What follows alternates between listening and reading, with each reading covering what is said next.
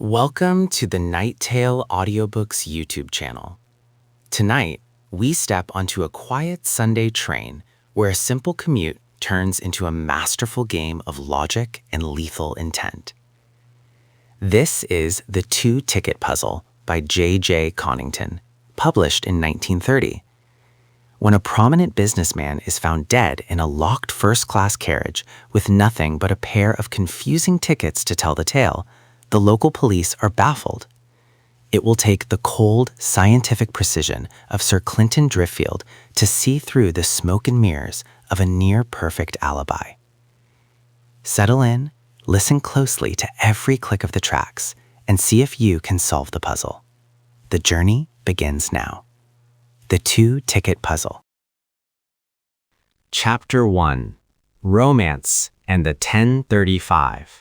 No luggage had come by the midday local, and George Mausley, foreman porter at Kempsford Junction, watched the passengers straggle past the ticket collector and off the platform. When the last of them had gone, he sauntered up to the gate to continue an interrupted conversation. "This Kipling we was talking about," he resumed, "I've got another book of his out of the free library." The ticket collector showed no enthusiasm at the news.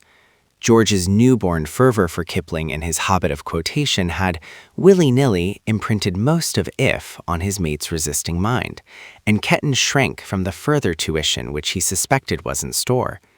He contented himself with an absent-minded gesture by way of response. "He mentions railways in this one," George hurried on, lest the conversation should peter out. "He says, 'Listen, Ketten,' he says, 'and all unseen, romance brought up the 9:15. "No 9:15 ever come to this junction," pointed out Ketten, who was a literalist by nature. "Not in my day, nor in yours either, George. You ought have known that timetable of ours better nor that." George, with difficulty, restrained a movement of impatience. "You don't get the idea, Ketten," he explained laboriously. "You're just one of the sort of people Kipling's writing about. What he means is that things may be right in front of you, and yet you never see them at all." As Ketten digested this, his glance traveled up the platform and was caught by the figure of the station master, who was standing with his back to them, peering into the mist which veiled the further parts of the junction. Ketten seemed to derive inspiration from the sight. "I get you," he admitted at last. "What you mean is something like old Boyson's shirt tail. It's there, right in front of you, but you can't see it nohow. I don't see much in that to make a song about, George." Much to Ketten's annoyance, George treated this with contempt and refused to discuss it. Instead, he approached the point from a fresh direction. "Look at this last train load of passengers, Ketten, and just think of what may be happening to 'em. I seen you having a good look at that pretty girl that lost her ticket. Engaged she is. I seen her ring when she took off her glove for the hunt in her bag. Dressed up so fine, probably off to meet the bloke she's engaged to when he gets out of his office. There's romance a-staring you in the face, you blind bat. And perhaps the cove alongside her is off after a job that'll bring him in £10 a week. That would be romance too. And the bloke I helped out of the front carriage, I know him by sight. He lost his peepers at St. Hubert. Romance again. And these two kiddies running up the platform to meet their daddy. Why, the whole train may have been packed with romance, and you'd never see it. For instance, just ask yourself, the last man would give up his ticket. Where was he going?" "To the bar," declared the literalist triumphantly. "I seen him make a beeline for it as soon as he got through the gate. I'd be there myself if I wasn't on duty to get something for to take the taste of this fog out of my throat." He paused to let this information sink in, then continued. "You're addling your brains with all this poetry stuff, George. I'm saying that seriously, and I'm saying it for your good. Romance brought up the 9:15, did he? Well, it must have been an express that didn't stop at this here junction. All the romance you get, George, is walking up and down the train singing out, 'Kempsford Junction, Kempsford Junction,' and varying that on the Bay platforms to Kempsford Junction, all change. There ain't no romance in that, not that I can see. And this if, that's just the same. How does it go? If you can talk with crowds and keep your virtue, or walk with kings, nor lose the common touch. When are you like to talk with crowds, George, I ask you? The only crowds you ever see are at football matches, and they wouldn't listen to you if you did talk to 'em. And the nearest you ever come to kings was once when the Royal Special went through here at 50 miles an hour, and nobody so much as looked out of the window to see you standing with your cap off on the platform. If you can keep your head when all about you are losing theirs and blaming it on you. That would be last week, like enough, when you pulled that silly old woman out of the wrong train just when the whistle went. She'd lost her head right enough, and she blamed it on you quite according to the book, for I heard her from halfway along the platform. But I don't see much romance in that. It might have happened to anyone. George's powers of repartee were feeble, and as he gave up the contest and turned away, all he could think of was, well, some of it seems to have stuck in your mind for all that, Ketten. Ketten's uncompromising rejection of Kipling was more of a disappointment than an annoyance. George regarded if as a most valuable moral tonic, although, as Ketten had pointed out, few opportunities of practicing its gospel seemed to come his way. And being of the type which wants to share good things with fellow creatures, he had done his best to make a convert of Ketten. The engine had been detached from the empty train and had gone over the points to take in water outside the station, so that only a block of deserted carriages faced George as he walked up the platform, brooding over his failure as a missionary of culture. He opened the doors of the forward third-class compartments, one after another, glanced inside to see if anything had been left behind, and all the time he felt Ketten's sardonic glance in his back. "Found any of that romance of yours this time?" Ketten would be sure to inquire when he had finished his inspection. "No? Why then I suppose they must have took and throwed it out of the window on the road here." He knew Ketten's heavy-handed kind of humor. The middle section of the train was made up of a first-class carriage, and as he came to it, George's interest increased. The first-class people often left newspapers behind them, and George had to do his reading on the cheap, if possible. The first compartment yielded nothing, but from the floor of the next, George rescued a copy of the Times. Then again he drew blank, and at last he put his hand on the handle of the rearmost first-class compartment and swung the door open. His routine was to glance first at the luggage racks. Finding them empty, he lowered his gaze and caught sight of a man's hat on the floor. Then, Times in hand, he involuntarily stepped back a pace on the platform. 2 streams of blood flowed from under the seat and soaked into the carpet of the compartment. George's nature had always inclined him to keep out of fights if possible, and he had a physical aversion to blood. At the sight of these ominous rivulets, he suddenly gulped and felt sick. His first inclination was to hurry off and put the responsibility of further proceedings on someone else's shoulders. But just as he opened his mouth to shout, the message of if floated up in his mind almost without his being conscious of the call. Here was the emergency. Now was the time to keep his head. He turned back towards the gruesome compartment, swallowed hastily once or twice, and forced himself to peer under the seat. One glimpse of the huddled-up figure there was enough for him. He stepped back off the footboard and glanced around for assistance. The station master had gone to his office. The guard of the train was nowhere visible, but Ketten still lingered beyond the gate, talking to the boy at the bookstall. "Here, Ketten, there's a dead man under the seat of this compartment here. Get the police, quick. He's been shot or something. Blood all over the place. Hurry now, hurry, man. Get a move on, you do, for heaven's sake, instead of wasting time over silly questions." This final sentence was a comment on Ketten's first reaction to the news.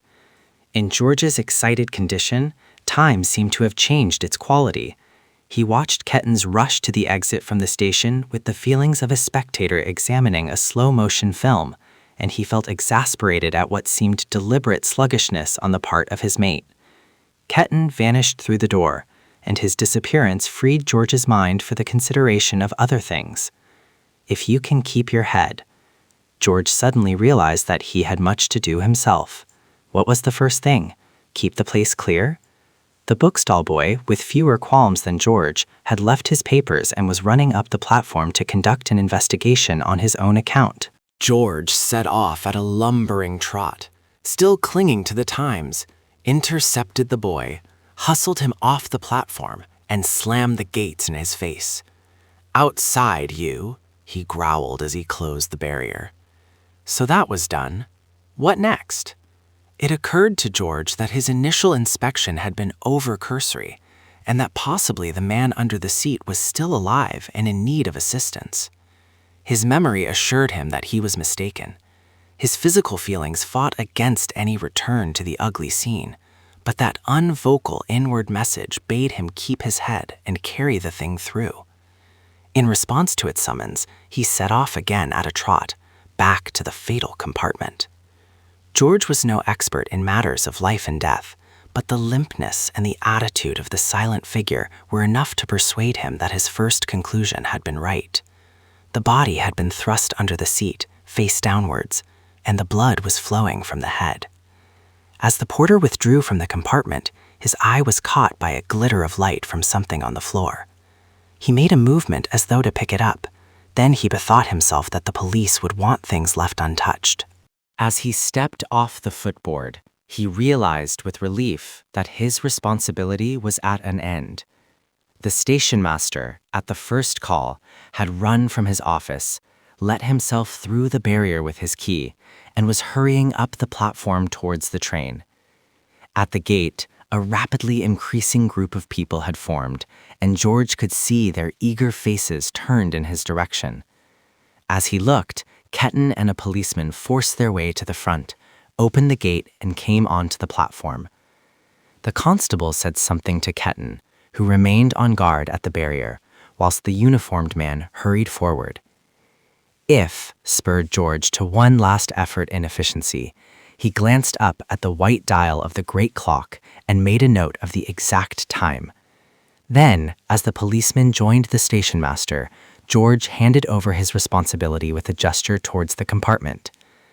"I feel sick," he said simply. "I'll go over there and sit down for a minute." He walked across to one of the benches on the platform, sat down, and watched the proceedings with a wholly unfamiliar sensation of curiosity and detachment. He wanted to see what they would find to do, and at the same time his personal interest in the affair had completely evaporated. What he most desired was to be left alone for a while until he had recovered control of himself. But something occurred to him, and he called across to the constable. "Mind that bit of glass on the floor, will you? It might be a clue or something." The constable nodded curtly, knelt on the footboard, and made a careful inspection of the interior of the compartment, while the station master craned over his shoulder to see anything he could. Evidently, they had stronger nerves than George. After a few moments, the policeman, yielding his place to the station master, withdrew and pulled out his notebook. "Nothing much to be seen yet," he mused aloud as he jotted down the essentials. Body of man thrust under forward seat of first-class compartment. Last first compartment in carriage. "Last in the train," the station master amplified. "There's only thirds beyond this down to the van." "I'll draw a picture of it," the constable assured him. "What train's this? Where does it come from?" "It's the 10:35 local from Horston," Boyson explained. It stops at every station on the road and gets in here at 12:04 by the timetable. Shade late today, of course, owing to the fog. The constable nodded and continued his note-taking. Brown felt hat on floor of compartment. Looks as if it had been knocked off in a struggle. Part of footmark and dust on the brim, and hat battered rather out of shape. Bit of glass on floor. Looks like spectacle lens. That ought to be a clue of sorts, for there's no sign of a gold frame or anything like that. Must have come from the murderer's glasses, or it looks like that anyway. No bag, no umbrella. He reflected for a moment before continuing. Body dressed in dark blue tweed with thin white stripe. Hair beginning to go grey. Wounds, 2 at least, in head. No blood from anywhere else that I can see. You don't recognize him, do you? The station master shook his head. Can't be sure till I see his face, of course, but I don't think it's likely. I don't place him. Cushions, pursued the constable. A hole torn in the covers. Looks like a bullet hole. We'll leave it alone just now. Windows, both shut. Glass frosted over so that no one can see into the carriage very well from outside, except at one small bit, here on the platform side window next the engine. Nothing else that I can see just now. By the way, what's the name of the man who found the body? George Mosley. The constable made a jotting, then closed his notebook. No firearms that I can see. Now I'll need to go off and ring up someone to look into the matter thoroughly. You'll see that no one gets onto this platform, and that this Mosley waits on the premises till the superintendent comes along. He'll be wanted then. What do you make of it? The station master demanded as the constable turned away. Much the same as you do, I expect. If I was committing suicide, I don't believe I'd tuck myself away under the seat to do it, and I'm pretty sure my dead body wouldn't get up and chuck the pistol out of the window afterwards. Somebody murdered the poor beggar, right enough, whoever he was. The station master nodded his agreement. Whoever did it, he must have had a good nerve, he commented. The longest clear run between stations that train makes isn't more than 7 minutes anywhere, and he must have done his job in that time, complete. Gosh, that's quick work, that is. Well, I'll be off to the phone, the constable concluded. With a final glance found the compartment, he turned away and passed George, still clutching the copy of the Times, as he followed the constable's figure with an incurious eye. Chapter 2. The Prize Ram. That's the best we can do for you, said Superintendent Ross. It should be enough, along with what you have already, I think, and if I were in your shoes, I'd be inclined to pull him in now, without waiting for anything else. You'll get a conviction, and if you wait much longer, he may clear out, and then you'll have a lot of bother in picking him up again. As though to mark the close of the discussion, he rose from his chair, crossed over to the fire, and bent down to warm his hands. Superintendent Camden blotted his last note and stowed away his papers in a drawer of the desk at which he was sitting. I think we'll risk it, he concurred. The matter on which they were engaged was a minor one, but it had been tricky, and Camden was relieved to find that his colleague's view reinforced his own. Ross's judgment had seldom been at fault. He seemed to have an uncanny knack of gauging exactly how evidence would look from the standpoint of the jury box, and when he was prepared to take a case into court, it generally meant that a conviction was as nearly certain as it could be made with the facts available. The superintendent from Horston never overlooked the human factor in the final arbitrament. Don't forget, he used to point out to his subordinates, don't forget that it's no good proving a case to your own satisfaction. That cuts no ice. What you've got to do is to prove it so that it will convince the jury. And jurymen are neither fools nor geniuses, usually, so far as my experience goes. Superintendent Camden closed the drawer of his desk and turned to the hearth. Thanks for coming down, he said. Beastly cold morning for the journey. I suppose the fog's made all the trains late. You came down on the express, didn't you? Superintendent Ross nodded as he straightened his big figure and turned his back to the fire.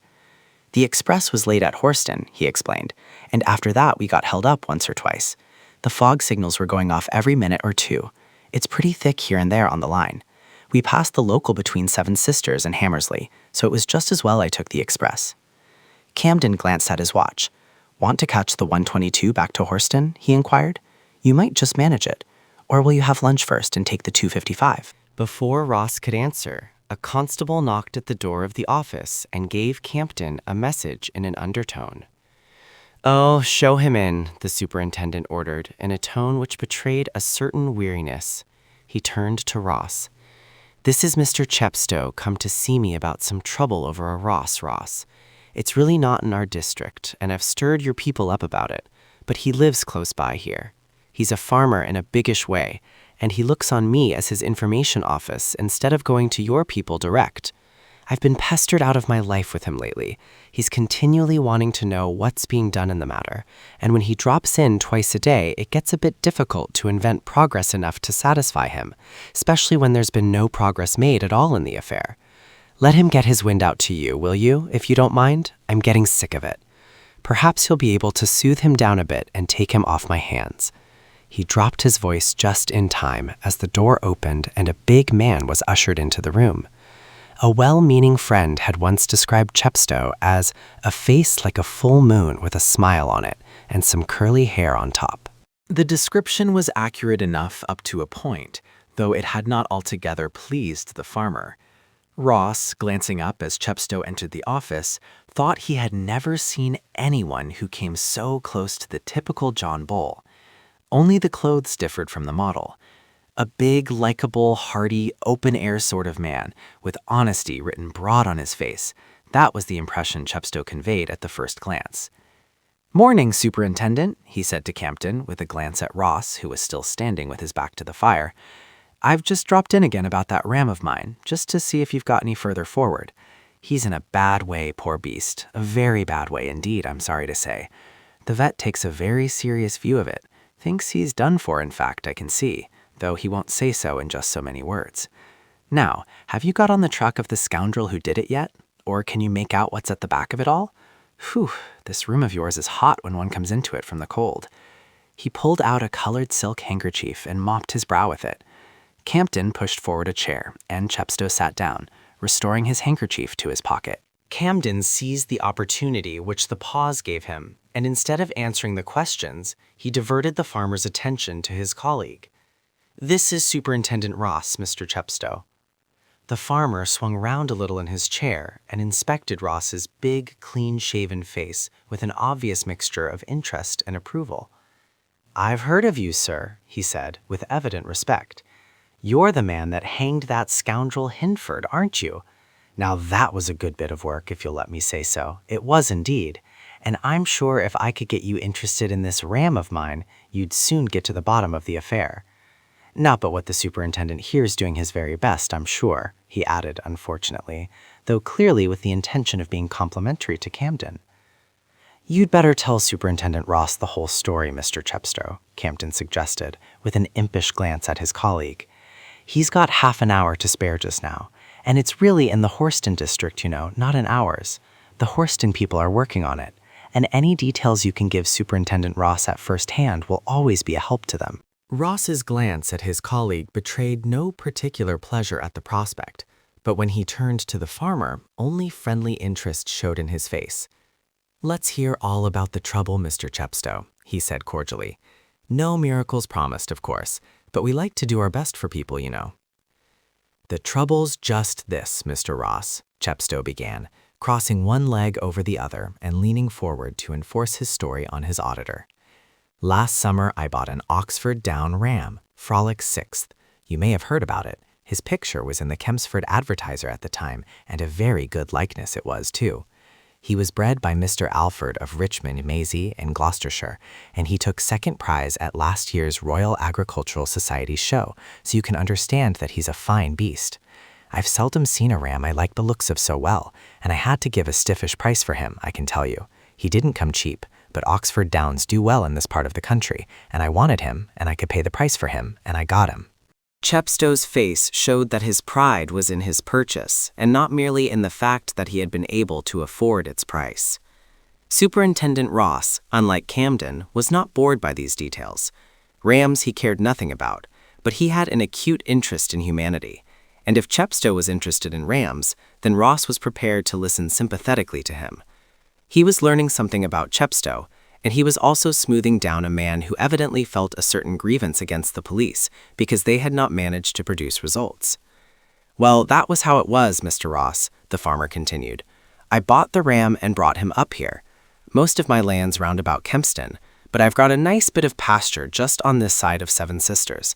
Likely you've seen it yourself, for the railway runs through it, and you must have passed it often enough. I've got a very good man there, and I put him in charge of Frolic 6th. Tarlin's got his head screwed on right, and I trust him just as soon as I trust myself. Thoroughly reliable, I've always found him. Now that was all right, and the ram did very well down there." Chepstow's face grew clouded as he continued his tale. It was clear that he was both puzzled and deeply wounded by the turn of events. "I've no enemies that I know of, Mr. Ross. I treat people well, and they treat me well, and I never had reason to think that anyone wished me ill. That's just the plain fact, and that's what puzzles me and worries me so much over this affair. This last week, I've turned it over and turned it over in my head and tried to think of anyone who could even think I'd done him a bad turn, and I can't bring to mind a single case, not one. I'm not saying that by way of a boast, you understand, Mr. Ross. It's just the honest truth. I don't know anyone that has a grudge against me. That's what makes it so perplexing. He broke off and stared at the two officials in obviously honest perturbation and bewilderment. Campton, who had heard the whole story before, hardly concealed his boredom, and the farmer turned directly to Ross as he continued his story. It was just a week ago today, on the 16th of November, Mr. Ross. Tarland has the ram in a field close to his cottage, and he says that he saw Frolic 6th about 11 o'clock in the morning, within a few minutes one way or the other, and Frolic was all right then, just grazing quietly somewhere between the house and the railway. Tarland was cutting down a tree in his garden that morning. It had got a bit shaken by a storm a day or two before, and he was afraid of it coming down altogether if the wind got up again. He was busy with thought, and while he was working, Frolic 6th moved a bit across the field and got out of his sight. Tarland went on with his job, and after a while he knocked off to rest himself and to keep himself from catching a chill. He was pretty hot, you understand. He took a turn up the garden. The wind was blowing pretty cold, he told me.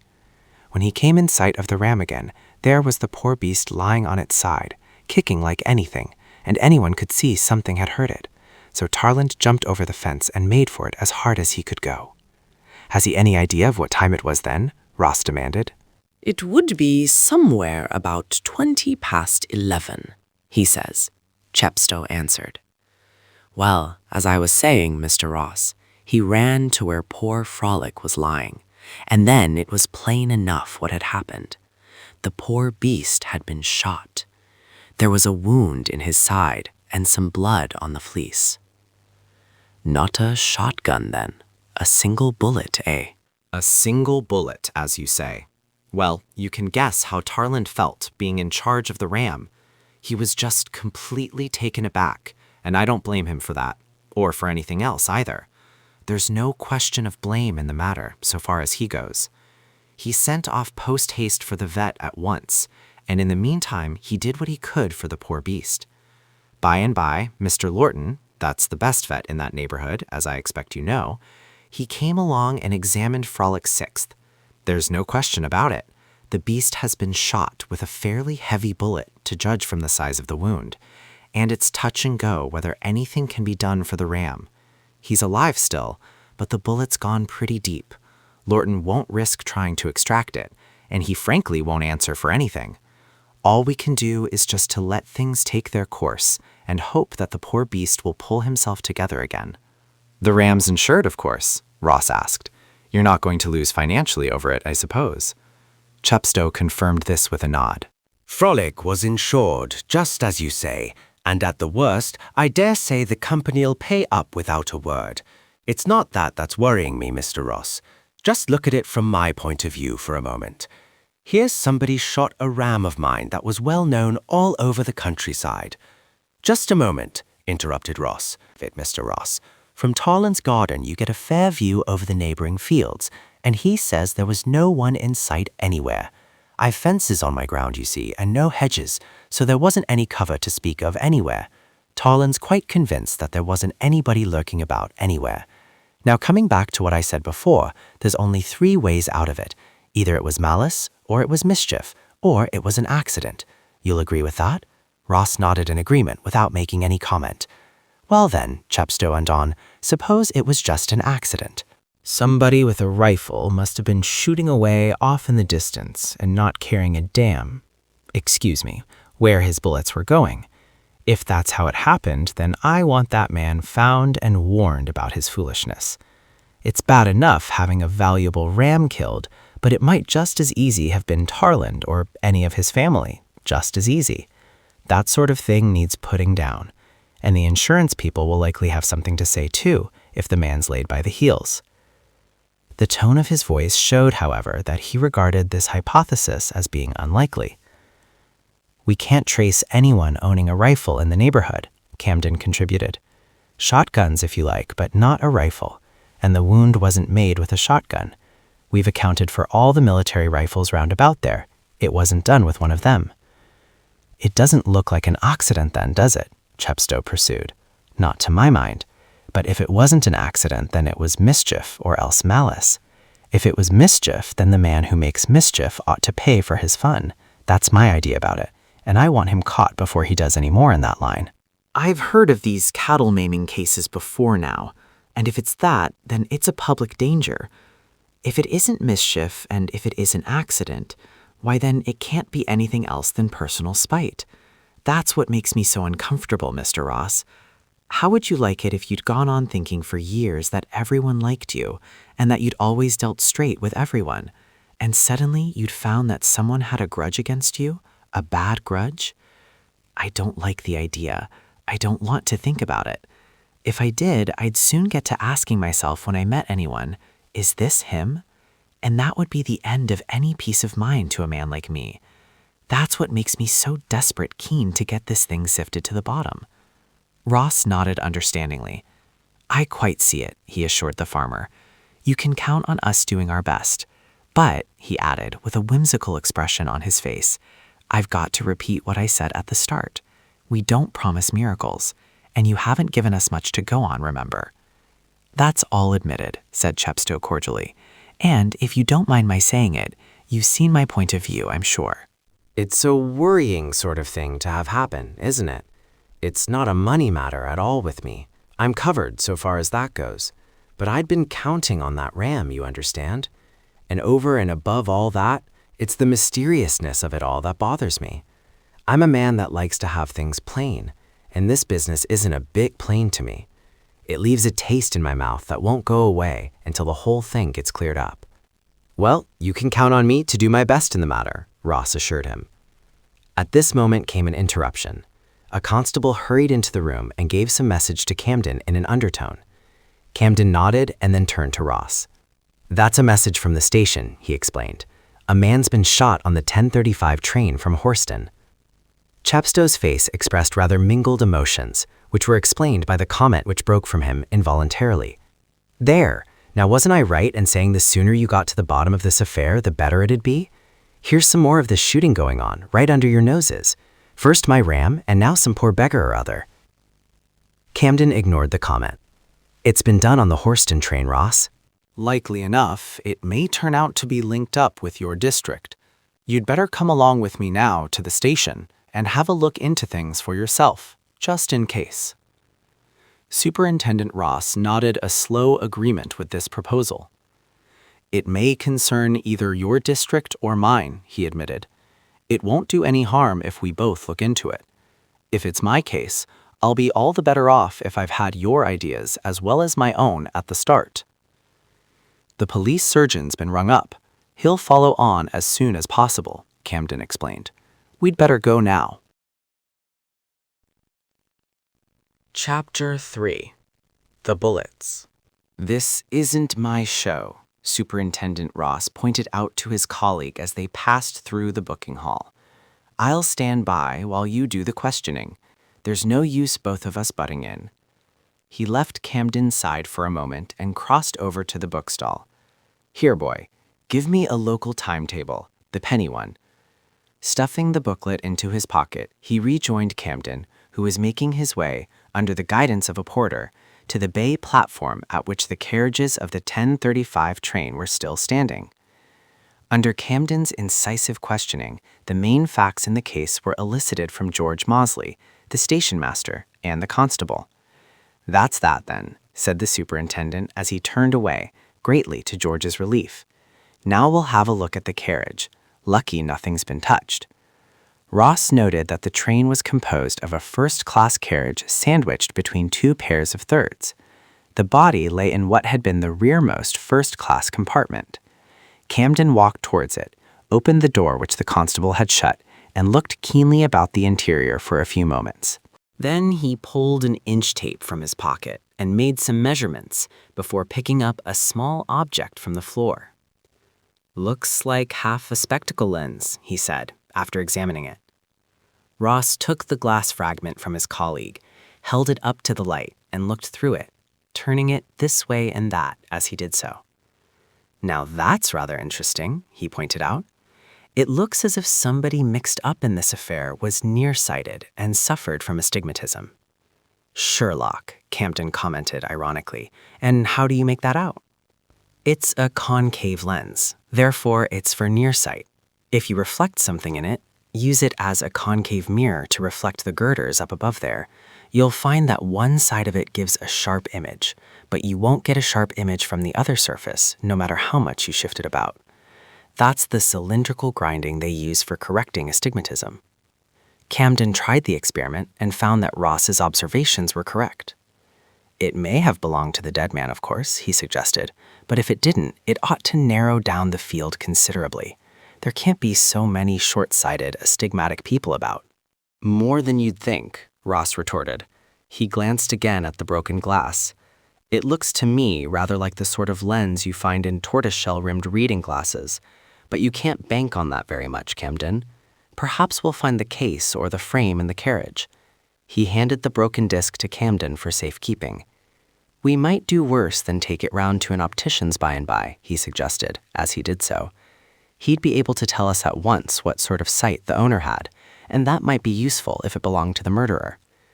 The next object to attract Camden's attention was the soft brown hot lying on the floor of the compartment. He picked it up gingerly, turned it over, and inspected the lining.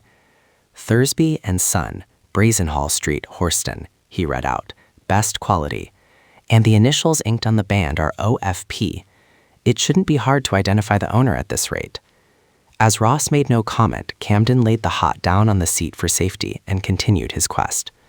Pulling out a pocket flashlight, he threw its light under the rear seat of the compartment. "Somebody's been burning paper," he reported. "The ash is all scattered about." Groping laboriously, he succeeded in retrieving 2 unconsumed fragments, which he handed up to Ross. "The rest's all burned away, so far as I can see," he said at last, straightening himself up. "Make anything of it?" "Not much," Ross confessed. "The irregular bit's out of today's Horston Advertiser.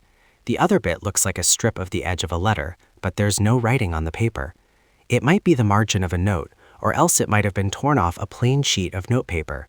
Torn off in any case, I'd say, and charred after it was torn, because it's singed on both edges." "There's nothing to be made out of the ash," Camden said regretfully. "It's all in flinders, impossible to patch together now. I'll have another look."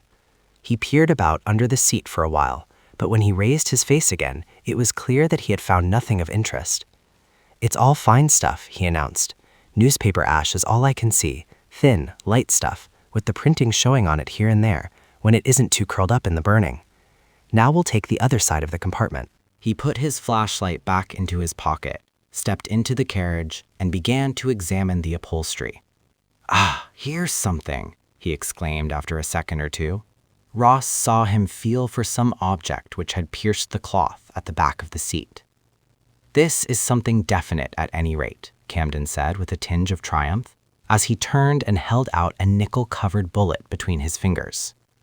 Ross inspected his colleague's find. "A .38 by the look of it," he commented. "The kind of thing that fits these automatic pistols. I wonder now." He stopped abruptly and continued in a rather different tone. "Are there any more of them about?" Camden was ferreting among the cushions. "Here's a second one," he announced. "I got it lying loose between the cushion and the side of the carriage. Same caliber as the first one, apparently." He handed it to Ross for comparison. "Yes, the same caliber," Ross confirmed, placing the 2 missiles side by side on his palm, so that the constable and the station master could inspect them. "Pretty things, aren't they? A bit dented at the point, but otherwise as good as new. Not a scratch on them. Have a good look at them in case you're asked to identify them," he suggested, with a faintly sardonic glance at his colleague, as the 2 spectators wrinkled their brows in an effort to memorize the appearance of the projectiles. "Now, I think we'd better get him out from under the seat," Camden suggested. "I've gone over everything that might have got disturbed while we were moving him, so we can do as we like. Here, porter." George Mosley woke suddenly from his torpor. "Get a long luggage truck," Camden ordered. Then turning to the constable, he added, "You'd better go and clear all these gaping idiots away from the gate there. Shove them right out of the station for a minute or two. We'll need to take him into one of the waiting rooms, and I've no use for a lot of rubbernecks pushing around as if it was a circus procession. Some people could do with a bit more manners and decency. Give them a lesson." The constable set off, nothing loath, and succeeded in dispersing the crowd of would-be sightseers who thronged about the gate of the platform. The last of them were still arguing their right of access to the station when the rumble of wheels announced George's return with the truck, and this stimulated the constable to more drastic measures. With the assistance of the grinning Ketten, he personally conducted the ultimate pair of Paul Pryes to the booking hall entrance, put them outside, and turned the key in the lock. By the time they reached the train, George Mosley had again retired to the bench on the platform where he sat with averted eyes, looking even paler than before. Superintendent Campton was covering the body on the truck with a tarpaulin. "I'll have one more look round," he said to Ross as he completed his task. "There might be something left under the front seat." Examination with the help of the flashlight, however, revealed nothing fresh. "No bag or umbrella or anything of that sort," Campton reported as he switched off his lamp. "We seem to have got all that's to be found. Now we'd better take him to the third-class waiting room." When the dead man had been transported there and laid out, Campton posted the constable outside to keep off intruders and dispatched Ketten to unlock the closed door. "We can go through his pockets while we're waiting for the surgeon," Ross suggested. "It may save time." "I'd just like to have a look at the wounds," Campton said, going over to the body. "The surgeon'll give us an expert opinion after he's done his PM, but we may as well see what's what before he starts on his job." He stooped over the body and scanned it closely, turning it as he did so. "5 wounds so far as I can see, and all of them in the head," he reported at length. "It seems to have been a fair bombardment the poor beggar went through. Slight wound behind right ear, like a glancing shot. Serious wound under left eye. The surgeon will be able to tell us more about it. Another wound on left forehead." He bent closer and passed his finger lightly over the dead man's face. "Look here, Ross. The bullet's lying just under the skin. I can feel it. It's just the same caliber as the ones I found in the carriage." "Is it?" said Superintendent Ross. If his tone sounded slightly absent-minded, Campton paid no attention to it, but continued his enumeration. "And 2 wounds below the left ear. One of them looks a good deal worse than the other. There's some sign of singeing, I think, round about the wound on the forehead." "Is there?" This time Superintendent Ross's voice betrayed quite clearly that something was puzzling him, but Camden had discovered a fresh detail which arrested his attention to the exclusion of other matters. "Poor devil," he exclaimed, startled out of his professional stolidity. "The shots, or some of them, seemed to have been fired from behind, and the poor beggar had pulled up his coat collar, trying to protect himself. See? The shot's gone clean through the cloth before it got into him. He was alive when that shot was fired anyhow. Lord, how helpless the average man is against a really determined murderer. Think of what the poor soul must have gone through in that carriage. And yet, if we get our hands on him, there'll be plenty of well-meaning blighters who'll sign petitions for a reprieve, you bet. Well, I'm all for the Frenchie who said, 'Let misters the murderers commence.' If they don't like hanging, then damn it, let them stop before they start murdering." Superintendent Ross had a more vivid imagination than his colleague. He could conjure up the scene well enough, the helpless victim shrinking from his assassin and pathetically sheltering himself with the collar of his overcoat, as though the bullets had been hailstones. "We'd better see if we can identify him," he said brusquely.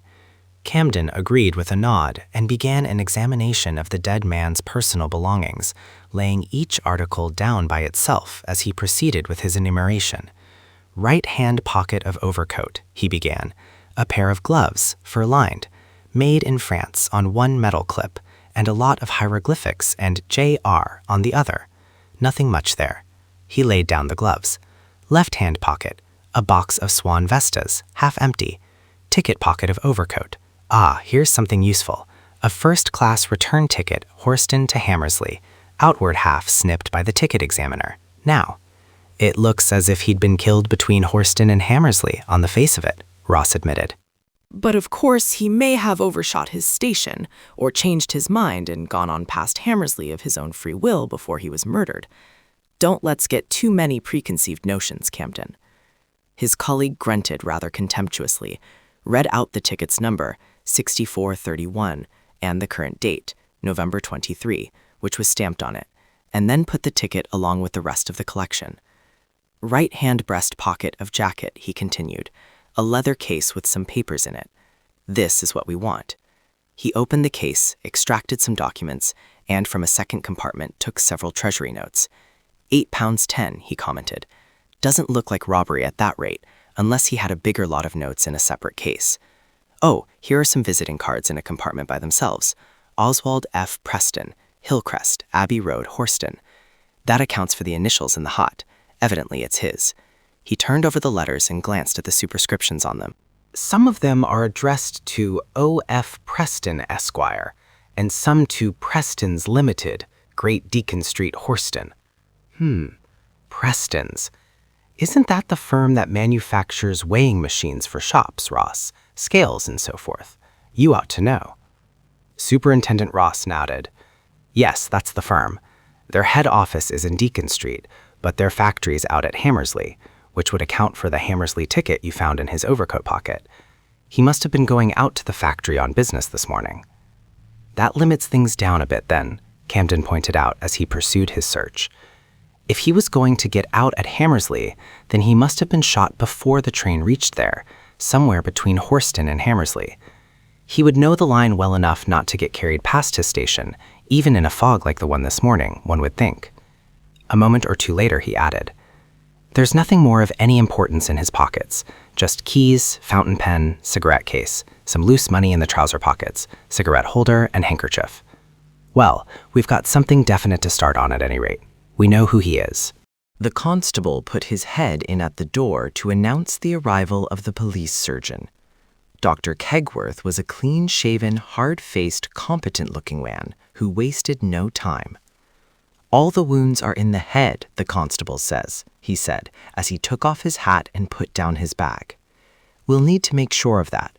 I don't want to be biased by suggestions, if you don't mind, Superintendent. I'll hand you my report as soon as possible. You don't want to stay now, do you? All right. And with very little ceremony, he dismissed them from the room. The constable here can give me a hand if I need it, I suppose, he said as he ushered them out. Superintendent Ross glanced round the station and picked out a remote bench on one of the platforms. Suppose we postpone lunch for a while, he suggested to his companion. I'm not exactly keen on food at this moment somehow. Let's spend a minute or two trying to pull this thing into shape first of all. Then I think we might do worse than drop into an optician shop and see what he can tell us about that bit of spectacle lens. By that time, perhaps, we'll be more in a mood for lunch. Campton made no objection, and they walked over to the isolated seat where they could talk without the risk of being overheard. As he sat down, Ross took from his pocket the timetable he had bought at the bookstall, opened it at the page showing the service between Horston and Kempsford Junction, and ran his finger across the columns until he reached the figures for the 10:35 a.m. train. Alongside them were the times for the express by which he himself had traveled that morning. Camden leaned across and examined the figures. Must have been pretty quick work, that murder, wherever it was done, he pointed out, after a few seconds spent in mental arithmetic. The longest time between stops anywhere on the line is 7 minutes. Less than that, Superintendent Ross corrected. Your 7-minute difference includes the stop at the station, and that would be round about a minute on the average, I should guess. Besides, he'd have to be well away from the station before he started, and he'd have to get everything cleared up by the time he ran into the next station. Allow another minute for these two items, and your maximum time allowance drops to 5 minutes. 5 minutes to shoot a man several times and then stuff his body under the seat? It's quick work. But hold on a moment. That fog held up the local, you said, didn't you? Perhaps he had more time than that, really. Possibly he had, Ross conceded. But whether he had or not, he's a cool card and he backed himself to manage it, even in the 5 minutes that the timetable allowed him. You seem to know a lot about him, Camden commented with a tinge of irony. An old friend of yours who took you into his confidence beforehand, perhaps? Superintendent Ross grinned broadly. Just for that, Camden, I'll leave you to worry this out for yourself instead of telling you now. I'll give you my views, just the inferences without the evidence. First, this affair was deliberately planned beforehand by a rather clever— No, I'll stop there. I'm practically sure of that much on the evidence we've got up to the present. And I'll be very much surprised if Kegworth's PM doesn't confirm what I say. Just wait till you see his report on the fatal wounds. I'll wait, said Camden sardonically. It'll be a treat to look forward to, won't it? A bright spot in my young life. Go on. Well, it's obvious enough that if the thing were planned in advance, the fog was outside the calculation. No one could predict that beforehand. A fog in town doesn't imply a fog all along the line, so that even if the preparations had been made that morning, the fog was an unforeseeable factor at the point on the line where the murder had been prearranged. But the preparations weren't made this morning, so the timetable was the schedule for the scheme. Ah, indeed. Camden interjected in a skeptical tone. Indeed, indeed, Ross retorted chaffingly. And if you admit all that— Not I, said Camden bluntly. I never was keen on fairy stories, not even when I was a child. Who's telling you fairy stories? I'm giving you the plain facts of the case in a way suitable to my hearers, leaving all the hard parts out. And the fact that this was a prearranged affair limits it a good deal. For one thing, the murder must have been done before the train reached Hammersley, because Preston's ticket took him only that length, and there was no foreseeable chance that he'd go past a station. Ergo, Camden, we needn't pay much attention to the strip of line between Hammersley and here, so far as the murder itself goes. All we can look for there is traces of people leaving the train after the murder was done. And that reminds me, you'd better arrange for an SOS on the wireless, asking all passengers to communicate with the police. That's our best chance of raking in evidence on that side. I'll see about that, Camden agreed. Go on with the fairy story. I'm beginning to get a taste for these things. I'll have a look at my little girl's Hans Andersen tonight, like enough. Superintendent Ross ignored this. If the murder took place before the train reached Hammersley, then it must have been done on one of 3 stretches of line, between Horston and Poppleford, or between Ingstone and Summerfield, or else between Hilton Le Gay and Hammersley. On all the rest of the line, the stops are too frequent to allow time for a man to be shot and stuffed under the seat, and a piece of newspaper to be burned to ashes. That newspaper ash puzzles me a bit, Campton admitted grudgingly. What would any man want to burn a bit of newspaper for? If it had been letters or anything like that, one could understand, but newspaper. Ross laughed at the expression on his colleague's face. I don't know why it was burned, he volunteered, but I can make a guess at it, perhaps. Suppose somebody got blood on their hands in manhandling the body when it was pushed under the seat. It needn't have been much blood if care was taken, but it would be safest to get rid of it. The natural thing to do would be to clean it off with a handkerchief if you were a man. A woman's handkerchief wouldn't go far in that job. But whoever planned this affair had brains, and blood on a handkerchief sometimes takes a bit of explaining away. Why not use a newspaper and burn it afterwards to destroy both the blood traces and any fingerprints you may have left on the paper? That's what I'd do myself, I think, and I should think that's just what happened in that carriage. That sounds all right, Camden conceded readily enough. In fact, it sounds pretty certain. I almost begin to think you've got your reputation honestly, Ross. Ah, but what do you make of the second bit of paper, the edge of the sheet of notepaper? That needs explaining too. You don't tell me the murderer wiped his hands on a bit of notepaper when he'd got newspaper handy. That won't wash. He glanced up and detected, with some irritation, a quickly suppressed smile on Ross's face. The notepaper? Ross retorted. You want everything explained at once, Camden. This case has hardly begun yet, you know. Did you notice anything interesting about the bit of notepaper by any chance, apart from its being singed? Camden pondered over his recollections for a few moments, as though he were trying to visualize the scrap of paper. It was about 1/2 inch wide, he announced at last, weighing each statement as he uttered it. It was plain white notepaper. It had a sort of curl on it, as if it had been rolled up into a spill, and it was singed at both edges. though the straight line of the paper edge wasn't burned into on the original edging side. Quite accurate, said Ross approvingly. You have a sound pair of eyes in your head, Camden. I'll say that for you. It's what's behind the eyes that counts, though, in a case like this. Meaning brains, I suppose? Camden said indignantly. I haven't the kind of brains that make up fairy tales, I admit. I suppose by your way of it, the murderer, after he'd done his job, felt he wanted a smoke. So he screwed a bit of paper into a spill, walked over to the drawing room fire, and lit his pipe with it. Funny world you must live in, with chimney pieces and railway carriages all mixed up together. That nasty sneering habit, said Ross deprecatingly. Don't let it grow on you, Camden. Here it's robbed you of another bit of priceless information. For now, I'll just wait till Kegworth's finished his job before I tell you what I think. I can't be quite sure myself till I see his results, so we're not losing anything by waiting, but I bet I'm right. He rose to his feet as he spoke. Now, what about an optician's shop? You know the nearest one where we're likely to get the information we want. Chapter 4. The Lens. As they emerged from the station, the sight of a telephone box suggested a fresh ramification of affairs to Superintendent Campton. Now that we're sure it's Preston, he pointed out, we ought to notify his relations, whoever they are. Someone will have to identify him, just to be on the safe side. Superintendent Ross had followed Campton's glance towards the telephone box. Before answering, he paused for a moment to make a mental calculation. Rather a brutal way to break news of that sort, he suggested, with a gesture towards the telephone box. It's not a pleasant job, but someone has to do it, and it may as well be me.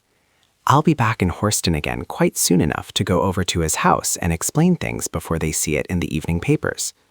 No one but ourselves knows who he is yet, and if a reporter tackles you, you can always forget that point for an hour or two, can't you? I dare say I could, Campton agreed. Then, with a change in tone, he added, Talk of the devil, here's one of them already. You can do your own lying, Ross. I'm off to ring up our people and get them to phone Scotland Yard about that SOS on the wireless. He walked off in the direction of the telephone box, but before he had taken half a dozen steps, he was intercepted by a middle-aged man who had just come up. Sorry, Mr. Wolvie, I can't spare a moment just now, Camden apologized. You'd better speak to Superintendent Ross here. He knows all about the affair. Ross, this is Mr. Wolvie of the Kempsford Herald. I won't keep you a minute, and then we must hurry along, he added meaningly as he turned away towards the public telephone. Ross had often been indebted to newspapers for help in his cases, and he believed in keeping on the right side of the press. He dictated to the reporter a concise account of the whole affair so far as it had gone, with the exception of the name of the murdered man. You can amplify that if you get hold of the porter who found the body, and the station master can probably give you further information. Of course, he won't mention anything specific in the way of clues. We don't want the murderer to learn how much we know, naturally. Who's the victim? Wolvie demanded. You forgot to tell me that. The body hasn't been identified yet by anyone who knew him, Ross said, covering his evasion with a firm tone. But I tell you what, Mr. Wolvie, the Herald's a morning paper, isn't it? And there's no evening paper in this place. Well, if you'll look up Superintendent Camden about 6 o'clock, I think we'll be able to give you the name. That'll be in plenty of time for your purposes, so you're losing nothing.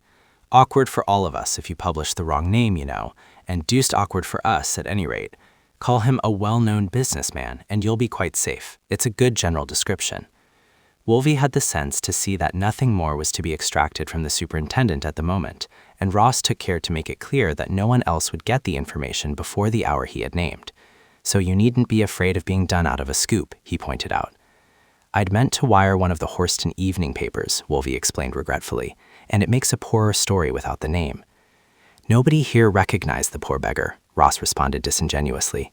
He doesn't belong to this neighborhood. Camden emerged from the telephone box and rejoined them. Well, what about it? He demanded. Time we were moving along, isn't it? He turned to Wolvie with a broad smile. No use sleuthing around, Mr. Wolvie, to see what we're going to do next. We are on the road to Palmer's restaurant, and then Superintendent Ross is going to take the first train home. Ross explained the matter of the 6 o'clock appointment to his colleague, who reassured the journalist. Come and see me at 6 o'clock, and I'll probably have some news for you. And now, Ross, I'm hungry. Wolvie went into the station to hunt for further details. "And now," said Ross, "what about this optician? I sort of gathered from your frank and honest statement that his shop's on the road to Palmer's restaurant." "It is. I'm always strictly truthful. We go down this street here." Their call at the optician's did not occupy much time. There was quite enough glass left to identify the type of lens. "Write down the technical formula for the thing, please," Camden asked the man behind the counter after the examination had been made. When the slip of paper was passed across to him, he read on it, 5.50 sphere plus 0.50 cylinder. "Of course, I can't say what the position of the axis may have been," the optician pointed out. "You need to see the thing in the frame to tell that." "What sort of sight would a person have who needed a glass of this sort?" Camden inquired. "From the look of the lens, I'd be inclined to think it came out of a pair of tortoiseshell-rimmed reading glasses. I can't swear to that, of course, it's just an opinion. But in that case, the lens would suit somebody with a fairly short sight and a quite perceptible amount of astigmatism." "I'm not quite clear about astigmatism," Ross interjected. "Suppose these are reading glasses. I take it that whoever wore them was short-sighted and would need other glasses for his ordinary use in the street. Now, would these other glasses have a cylindrical curve on them too, or would ordinary spherical lenses serve well enough?" The optician looked rather doubtful. "I think it's likely that both sets would need to be made to suit the astigmatism, but I shouldn't care to swear to it. You'd better try an oculist for an answer to that. All I do is to test people's eyes and give them the lenses that seem to fit their sight. I'm not an expert, really." Camden recovered the lens fragment, picked up the paper with the technical description on it, and bade the optician good afternoon. "Now we'll have some food," he suggested.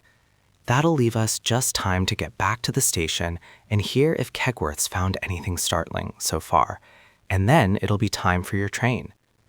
Their meal did not take long, and they reached the station again in plenty of time for the Horston train. Dr. Kegworth was still engaged on his gruesome task, but he had already a fair amount of information to give them. "All the wounds are in the head," he explained curtly. 5 of them. If only 4 shots had been fired, the man might have lived, though one of the wounds is serious. The 5th shot was fired from behind and below. The bullet went in behind the left ear and lodged somewhere in the anterior part of the brain. It killed him. As to the other wounds, one of them is purely superficial.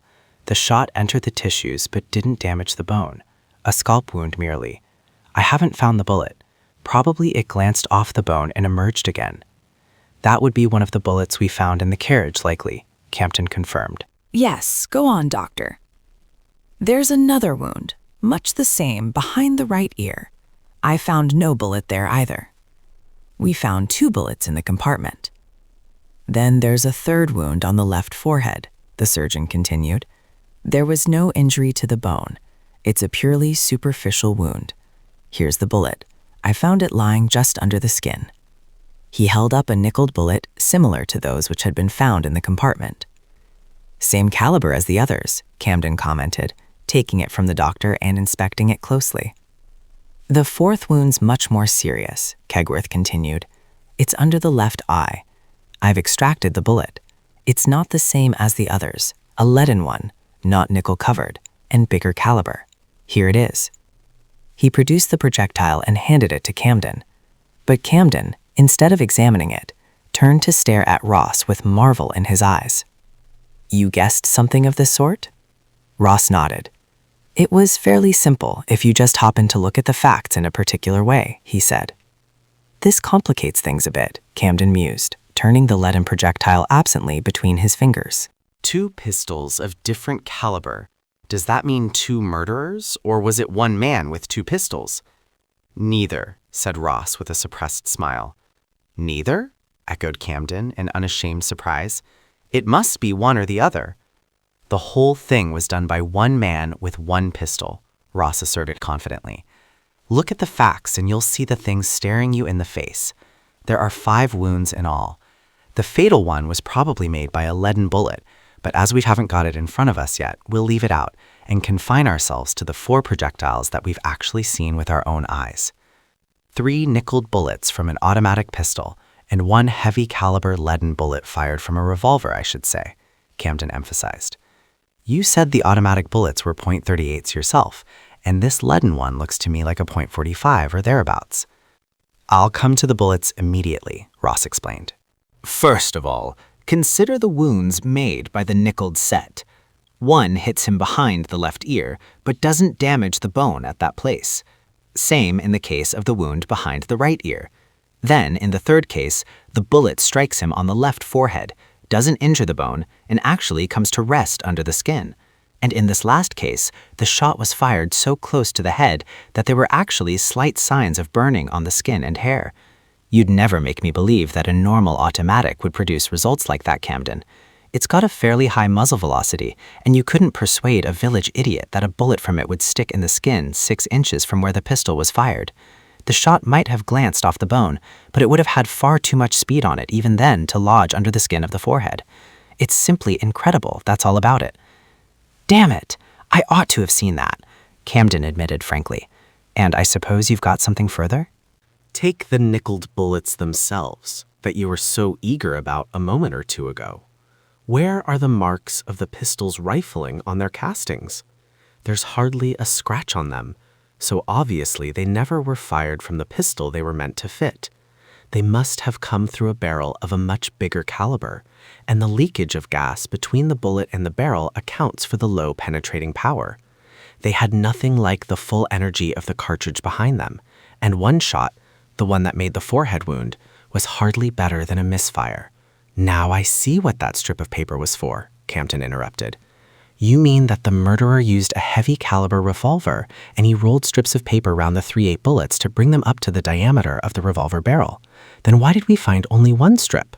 Perhaps he picked up the rest, or perhaps they stuck in the revolver rifling.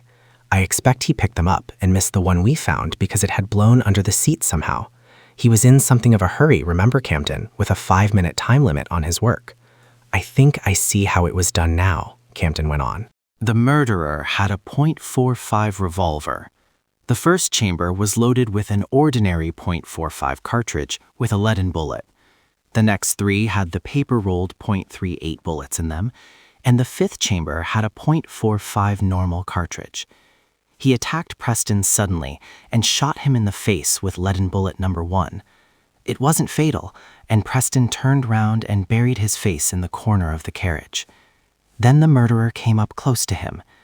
Preston instinctively turned up his overcoat collar, poor beggar, to shield himself, and the murderer blazed thrice at him at close range without doing much damage, since the .38 bullets had no penetrating power.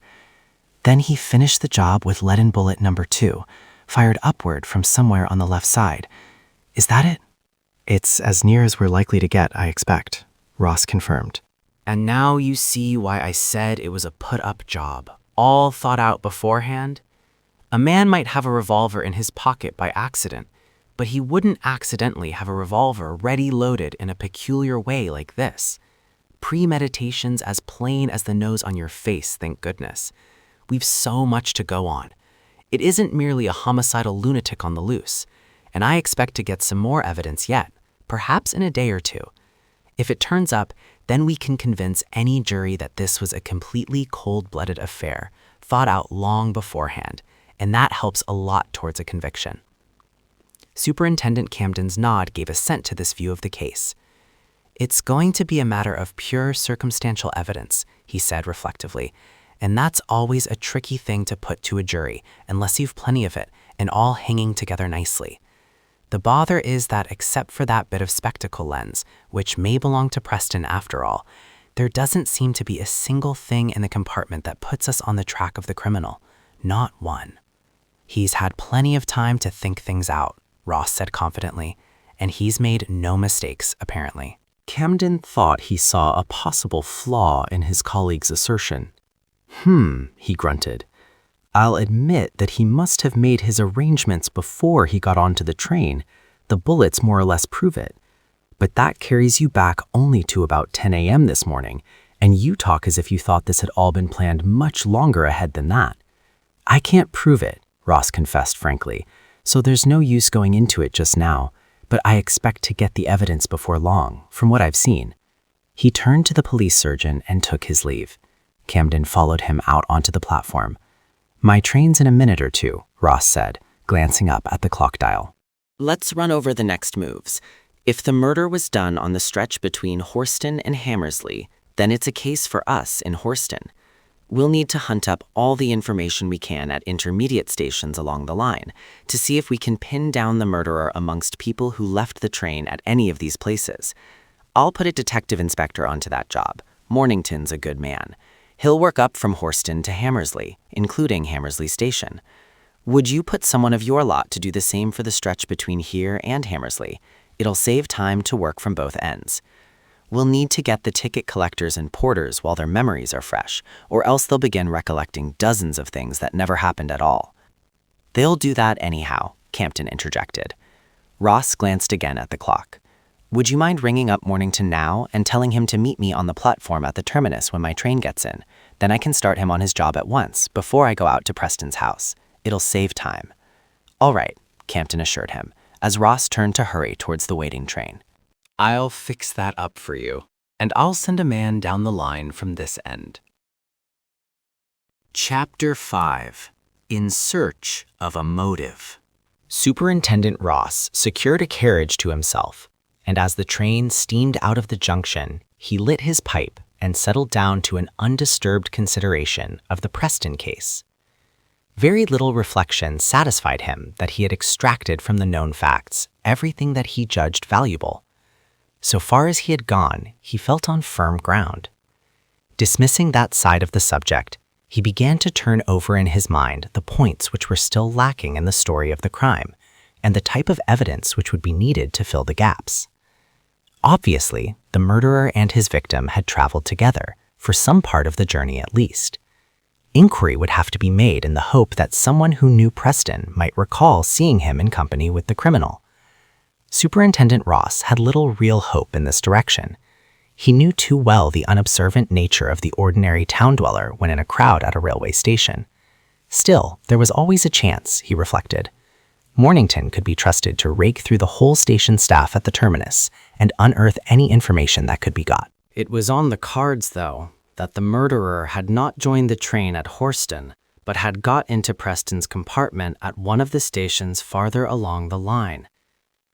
Putting himself mentally into the murderer's shoes, Ross felt inclined to dismiss this hypothesis. A man might pass unnoticed at a big terminus, but on the platform of some sleepy little wayside station, he would be conspicuous and easily remembered.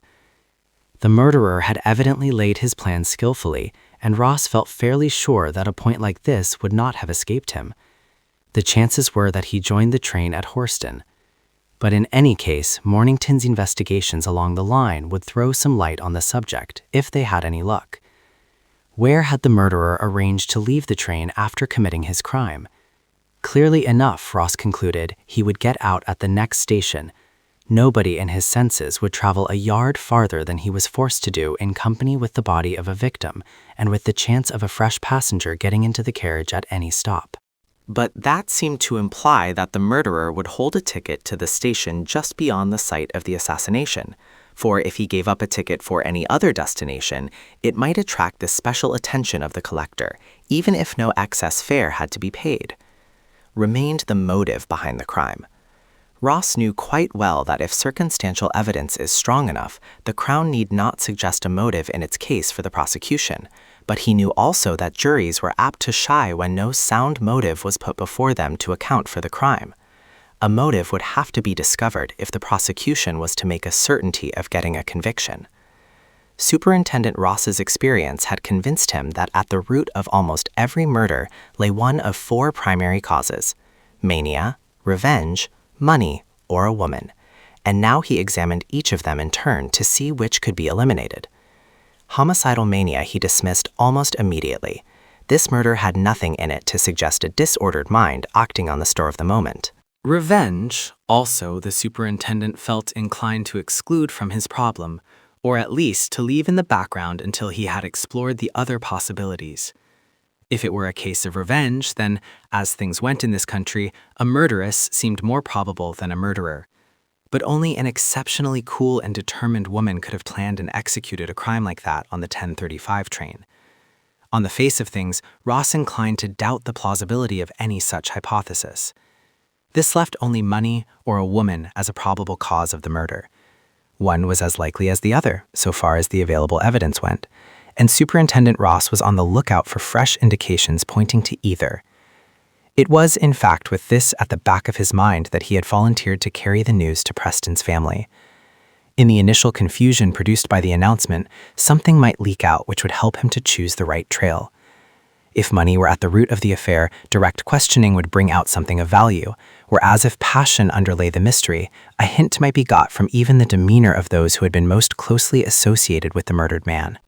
At the Horston terminus, Ross found the detective inspector awaiting him on the platform.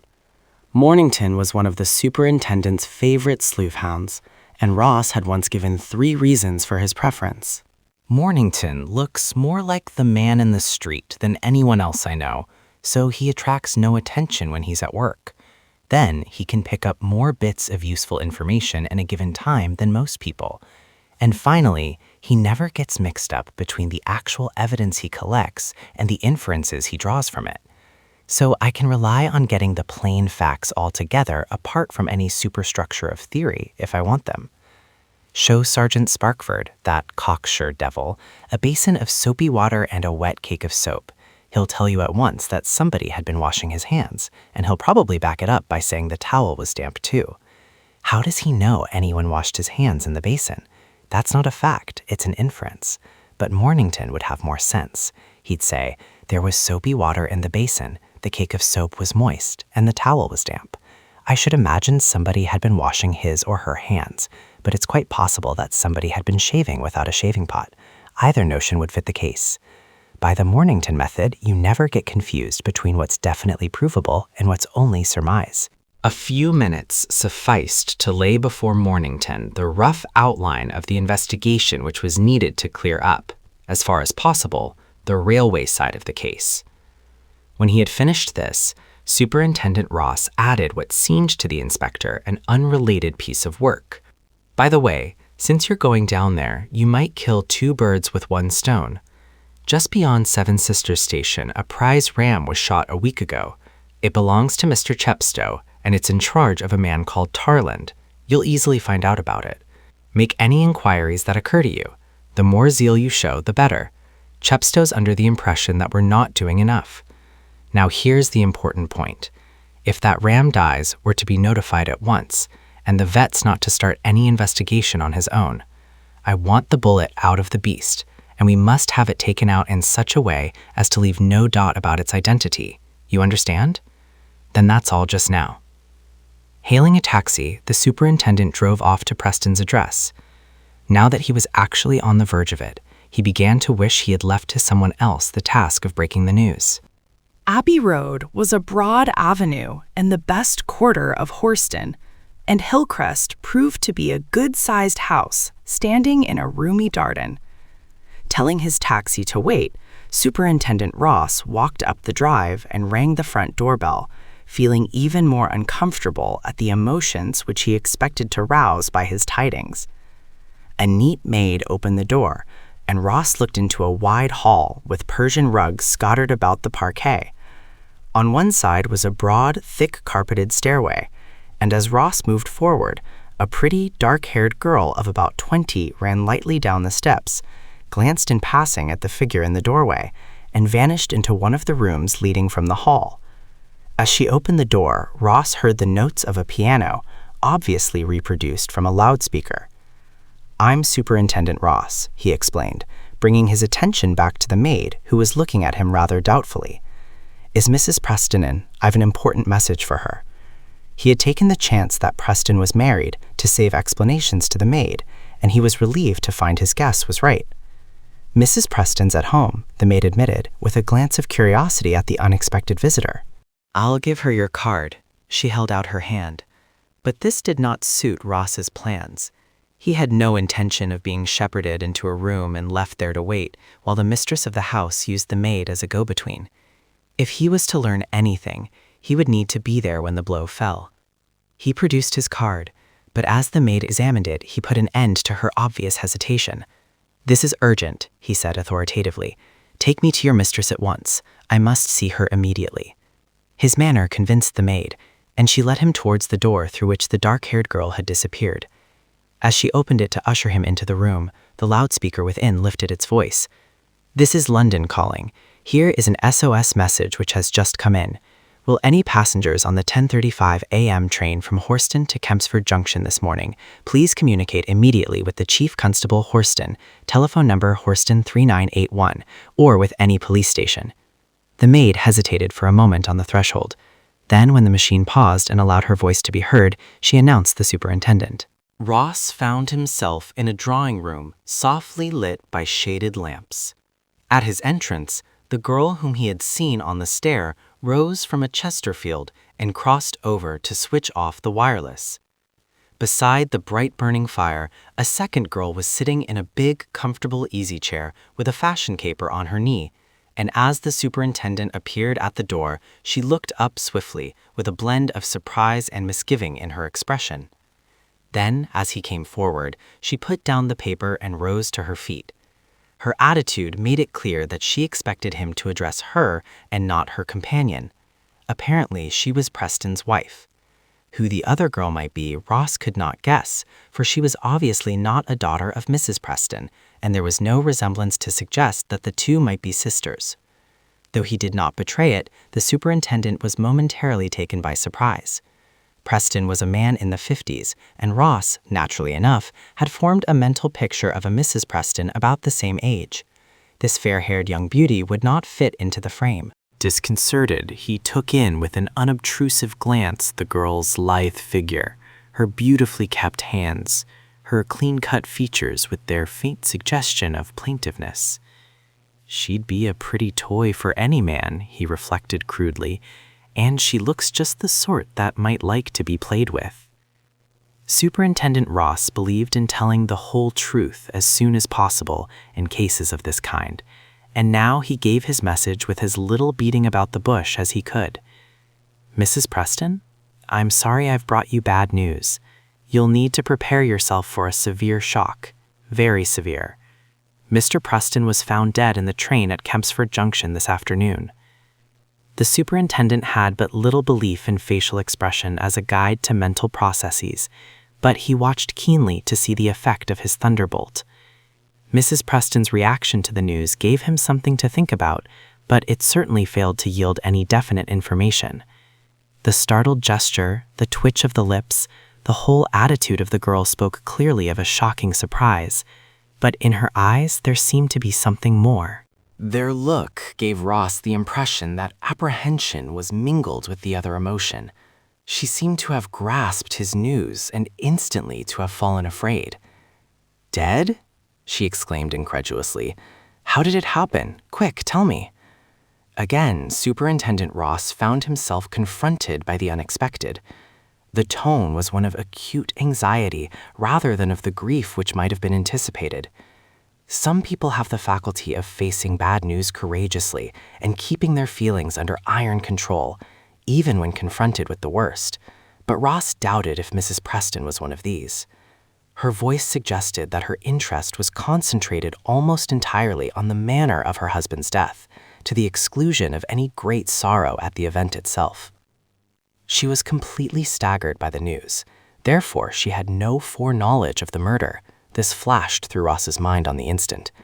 And yet, by the look of her, she must have had an inkling that something of the sort was on the cards, or at least within the possibilities. And what's more, she's afraid. Afraid of what? That someone she's interested in may have had a hand in the business? Superintendent Ross's attention had been so concentrated on Mrs. Preston that the personality of the other girl had escaped his attention.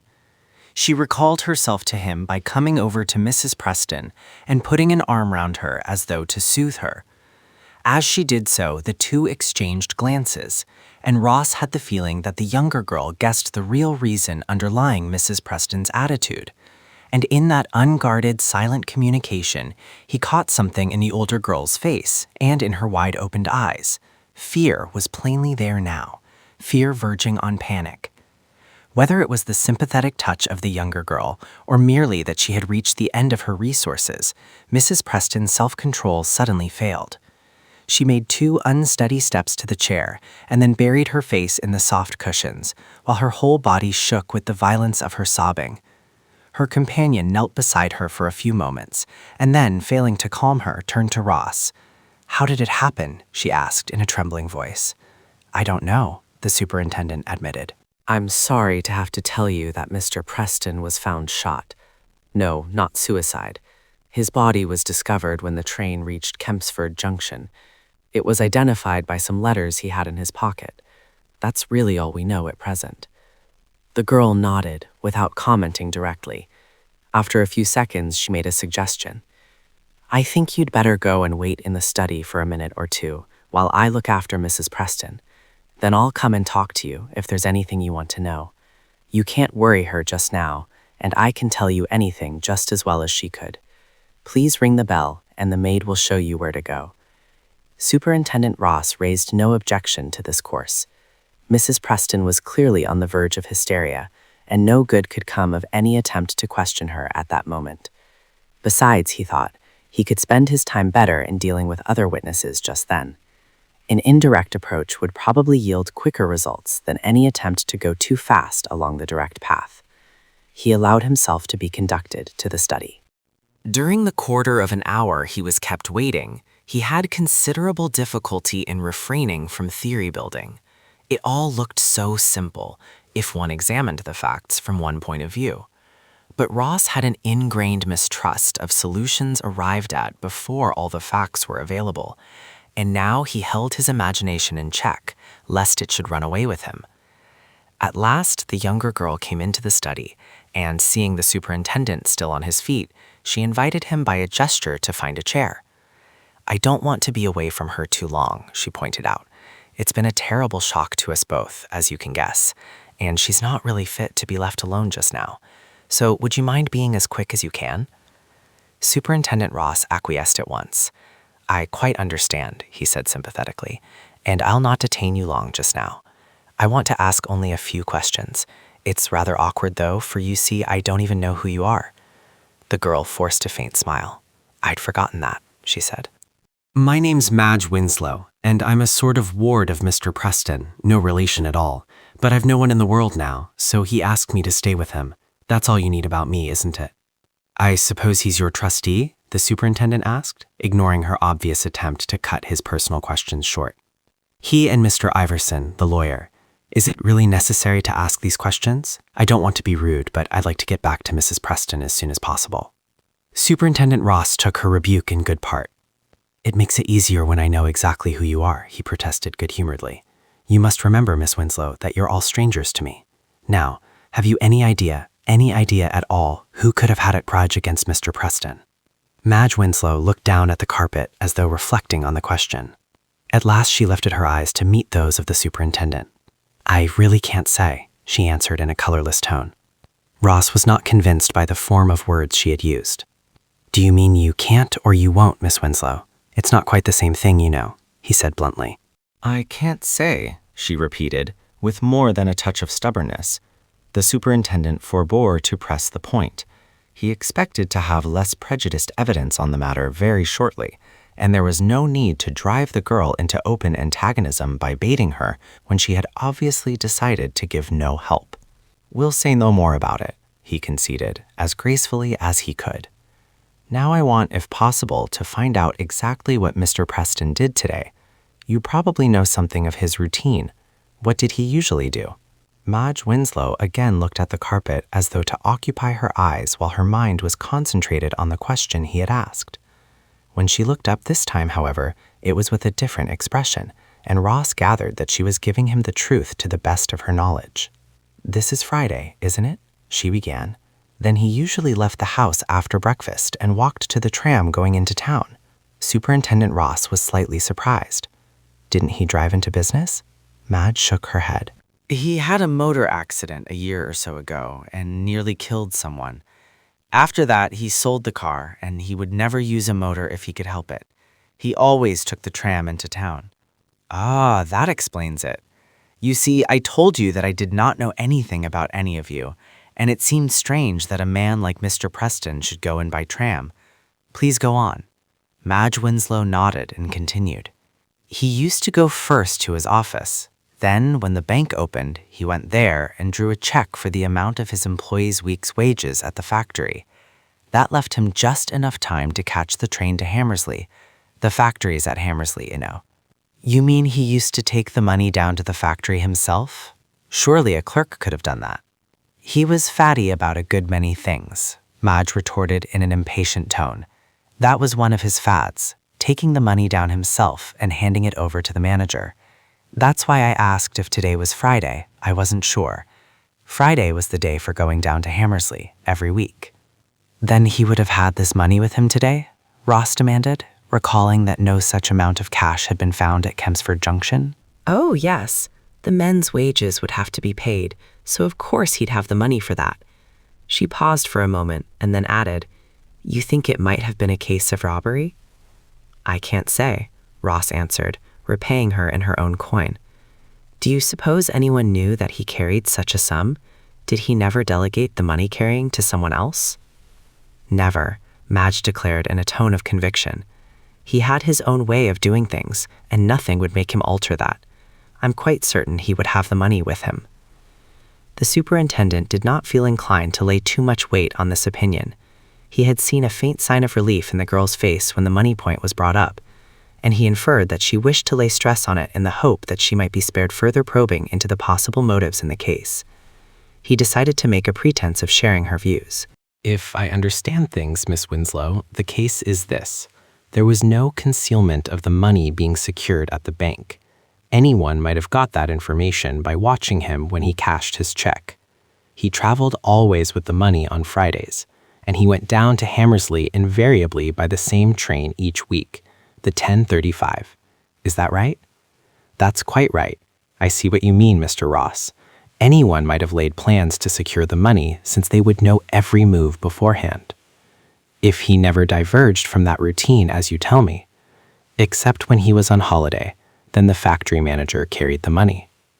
Ross had made up his mind that nothing of value was likely to be extracted from Madge Winslow. Quite obviously, she had decided to be guarded in her answers until she had time to consider the situation, and he had the impression, rightly or wrongly, that she had not been over-fond of her trustee. From the stress laid upon Preston's fads and adherence to routine, the superintendent suspected that he had been a person with but little give and take in his methods, and possibly he had antagonized Madge Winslow by making her conform to his ideas whether she liked them or not. Can you give me the name of his lawyer? He asked. There will be a number of things, legal affairs, which he could take off your hands. I don't want to trouble Mrs. Preston more than is necessary. It's Mr. Iverson of Arthur Street. Ross had no desire to detain Madge Winslow any longer. He had another source of information in reserve, and now he led up to this in such a way as to avoid suspicion of his real motive. There's just one question I wanted to ask Mrs. Preston, he explained. We must have every detail checked as far as possible, you understand? Now, can you tell me when Mr. Preston left the house this morning? I mean, within a few minutes of the exact time, if possible. Madge Winslow shook her head, and Ross was delighted to find that his excuse for questioning the servants was ready-made. Mrs. Preston would know nothing about that, the girl answered frankly. She always breakfasts in her own room and never saw him, she corrected herself hurriedly, in the morning at all. Then perhaps you could tell me? Ross asked. No, I can't, as it happens. I was at a dance last night and didn't get up for breakfast at the usual time this morning. That's a pity, the superintendent said in a regretful tone. You see, I must get the information somehow. Perhaps one of your maids could tell me? Quite possibly, Madge Winslow answered coldly, but she did not offer to summon the maid. Then, with your permission, I'll ring the bell, Ross said, suiting the action to the word, before the girl had time to raise any objection. And now, Miss Winslow, I won't keep you any longer. Mrs. Preston should have someone with her, as you said. The girl bit her lip. Quite obviously, she had intended to stay in the room while Ross examined the maid, but he had turned her own weapon against her so skillfully that she could not protest. After having laid so much stress on Mrs. Preston's need for her, she could hardly linger now that the superintendent had released her. She took her dismissal rather ungraciously, but when the maid appeared, she left the room, throwing a suspicious glance behind her as she went. Superintendent Ross believed in suiting himself to his company when he went in search of information, and if Miss Winslow could have watched him, she would have seen a sudden transformation in his manner when he came to deal with the maid, who now stood waiting in the doorway. Come in, he said genially, and shut the door, please. Don't be afraid now. It's nothing to do with you. Mr. Preston's met with an accident, a bad accident, and we're looking into the matter. He had made up his mind to keep the news of the murder from the maid for the present. Later on, he might be able to use it with effect. I suppose Mr. Preston left the house as usual this morning. That would be about, what o'clock would you say? It would be about 5 or 10 past 9. What sort of an accident has he had? I'll tell you all about it in a minute, the superintendent assured her. Just let's get things dear first of all. By the way, what's your name? Poole's my name. Thanks. 5 or 10 past 9. He made a note ostentatiously. By the way, what sort of a man was Mr. Preston? I mean, does he get on well with people and all that sort of thing? He's a bit fussy for that, the maid declared with some bitterness. It's not the sort of place I've been used to, not by a long way. I've given notice at the last, simply couldn't stand any more of it.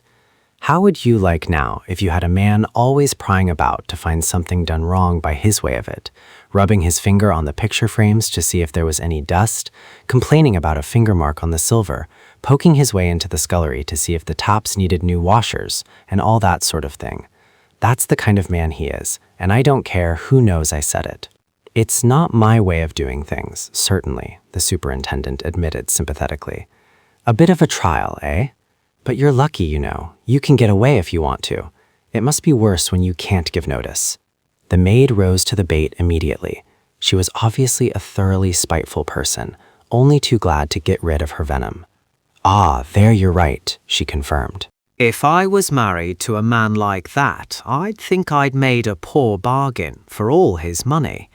Not but what there's ways of squaring the account, she added, with a sly glance. This is the kind of talk I like to hear, the superintendent encouraged her. It needn't go any further, of course, just between you and me, eh? I can make a guess at what you mean. Mrs. Preston's a bit younger than the man she married. Evidently, the maid's spiteful tongue carried her away.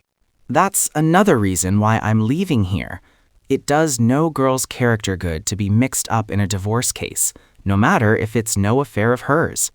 That's the way I look at it, and I don't see as how you can blame me for it. No one wants a maid that's been up in the divorce court giving evidence. Might be my turn next, they say, and whose fault's that? Not that I mind a bit if she amuses herself with that doctor. It's no affair of mine, and I wouldn't throw a stone at her, not me. Preston's just been asking for it with his rule-of-thumb way of doing things. Nice and convenient, isn't it, when you can tell to a tick when your husband's coming home? No chance of being caught out, is there? Fine goings-on there's been in this house, I can tell you. It's high time I left it, I think.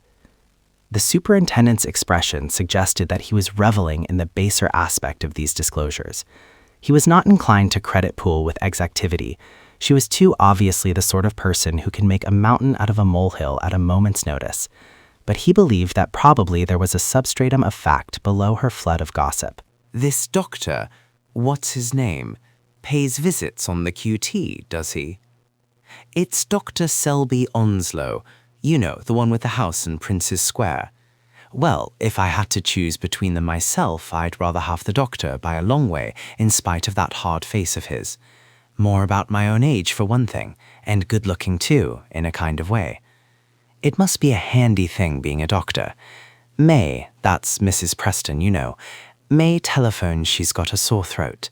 I'll just drop round and have a look at it. That's how it's done mostly. Real convenient, isn't it? Sometimes it takes an hour and a half to get that throat properly seen to. She tittered sardonically. Quite so, we understand, don't we? The superintendent assured her. But what about this Miss Winslow? Doesn't she spot the nigger in the woodpile? Oh, her. She's a bit of a fly-by-night herself, if you ask me. One of these cool ones, you know? She's out most of the time. Dance mad, if you ask me. All supposing that it's dancing she goes for.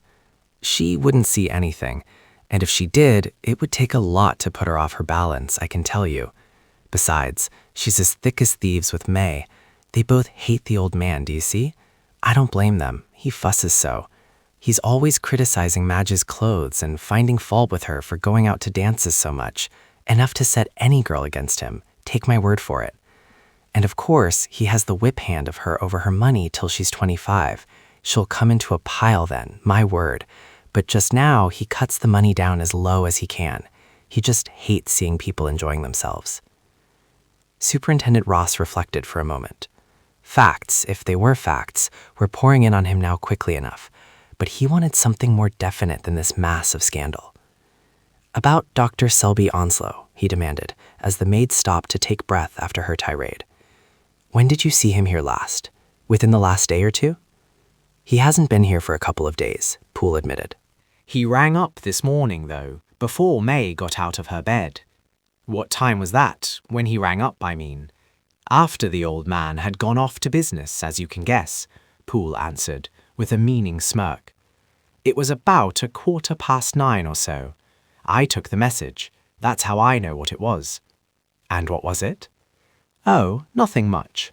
Just that he'd been called away unexpectedly to Morpledene and wouldn't be able to get back in time to see her this afternoon. She was more than a bit sulky when I took that message up to her room. A bit of a disappointment for my lady, that was. Superintendent Ross paid no apparent attention to the incident. Now, there's another thing I want to know, he pursued. When Mr. Preston left the house this morning, was he carrying anything? An umbrella, or a bag, or an attaché case, anything of that sort? He had an attaché case with him, a thing about that size. She illustrated with her hands.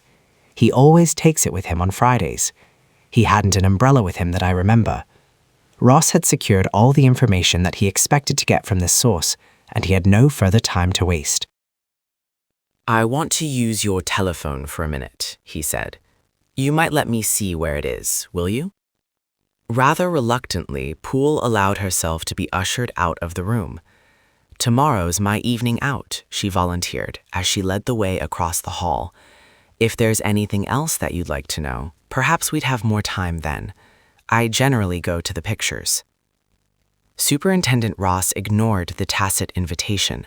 Poole, apart from her use as a mine of information, was not a very attractive personality. I'll let you know in good time if there's anything further, he said, leaving the matter apparently open. The telephone's in the cloakroom, in here, Poole directed. Rather to her obvious annoyance, the superintendent closed the door after him, leaving her outside. He had quick ears, and a smile twitched his lips as he realized that the maid was waiting outside in the hope that she might catch what he said over the phone. A bit dry for her, poor thing, he reflected whimsically as he took up the directory. She's welcome to all she hears. He looked up Iverson's address in Arthur Street, and from the next entry he obtained the lawyer's home telephone number. This is Superintendent Ross of the Central Police Station speaking, he explained when he had got his connection. Is Mr. Iverson in? There was a moment's hesitation at the other end of the wire. Then came the formal reply. Mr. Iverson is speaking. What do you want? I should like to see you for a few minutes, as soon as convenient, Mr. Iverson. The lawyer appeared to be considering this request. After a few seconds, he demanded again. What do you want? I can't explain fully over the phone. An accident's happened to one of your clients, and I must see you about it as soon as possible. It's a serious matter. Superintendent Ross had reverted to his more formal style of conversation. Again there was a pause. Then the answer came in a tone of some annoyance. I'm just going to sit down to dinner. Is it important enough to interrupt that? I'm afraid it is, Ross assured him, smiling sardonically to himself over the phone. The superintendent had no idea when he would get his next meal himself, and it gave him a faint satisfaction to disturb someone else. Very well, then, Iverson answered ungraciously. Come as soon as you like. With that, he put down the receiver. Fond of his food, apparently, this Iverson. Was Ross's not a natural reflection? Well, he'll just have to interrupt his dinner for once. Chapter 6. The Lawyer's Evidence. At the gate of Hillcrest, Superintendent Ross directed his taxi to drive to number 83 Warlingham Road, and in about a quarter of an hour he found himself outside a small villa set back from the street. Evidently, he was expected, for the maid admitted him at once, without asking either his name or business. An old-fashioned hat and coat stand in the hall attracted the superintendent's glance, and he noticed that it held only men's sticks and umbrellas. Bachelor, apparently, Ross inferred almost mechanically, as the maid led him to a room and switched on the light. "Mr. Iverson's at dinner just now," she explained. "He left a message that if you thought the matter urgent, he would come out and see you. But he's got 3 guests tonight, come to play bridge, and if it's convenient, he'd rather not be interrupted for 20 minutes or so." Ross glanced at his watch. After all, he reflected, what did 20 minutes matter? So far as he could see, there was nothing further that he could do that night. Mornington's fax would not be available till the following day. If he insisted in dragging the lawyer away in the middle of dinner, he would gain nothing vital, and he would certainly be faced with a man in a bad temper, who would be only too anxious to cut the interview short in order to get back to the dinner table. If anything of value was to be extracted from Iverson, it was worthwhile to fall in with his obvious wishes at this point. "Don't interrupt him on my account," he told the maid. "I'm quite prepared to wait till he's finished dinner." The maid had evidently received instructions which provided for this. "Mr. Iverson told me to ask you to smoke if you wished," she explained, bringing a couple of silver boxes from a table near at hand. "These are cigars, and here are cigarettes if you'd prefer them." She offered him his choice, but Ross declined both. He put his hand in his pocket for his pipe. Then, thinking better of it, he pulled out a cigarette case instead. "Thanks, I'd rather have my own," he said. "Mr. Iverson said perhaps you'd care to see Punch or some of the other papers. They're over on the table at the window if you'd like to look at them." "Thanks, I'll get them for myself." The maid withdrew, and Ross, left to his own devices, began to pass the time by examining his surroundings. His eye fell on the silver boxes, and he inspected their contents. Abdullah Cairo No. 2, Special. These must run him into about £1 a hundred. Imported Havanas, the cigars. There must be a lot more money in the law than I ever got out of it, if he can afford to splash that kind of stuff on a casual visitor. He lit his own gold flake cigarette with a satisfaction that was mainly moral. It was against his principles to accept any gifts while he was on official work, but Iverson's tobacco tempted him sorely. He turned away from the boxes and cast a glance round the room, which was lined with bookshelves. Superintendent Ross was one of those peculiar people who are fond of books, and the sight of this ample library made him even more envious than the cigars had done. Also, he guessed immediately that this was the library of a reader and not merely a collection of complete editions of the classics, bought as furniture and never opened after their purchase. Having time on his hands, the superintendent moved over to the nearest set of shelves, vaguely wondering what sort of books he would find there. Books, he believed, gave a fair indication of their owner's tastes and character, and it amused him to guess from an inspection of a library what sort of man collected it. The first tier suggested nothing except Iverson's profession, for it was stocked with purely legal works, among which Ross noticed a number of volumes on medical jurisprudence. Funny line that for a solicitor in private practice, he mused. He can't find much use for books of that sort in his work, one would think. Further along the shelves, he chanced upon something unexpected, a Newgate calendar, the first complete set he had ever seen. Close to this, his eye caught a row of yellow paper-bound books, Bataille's Cursus Criminals et Mondains, and beyond them stood Gross's Archive for Criminologie, cheek by jowl with volumes of the notable trials and some of the Scottish trials. Then came technical manuals by Gross, Hopler, Rice, and Locard.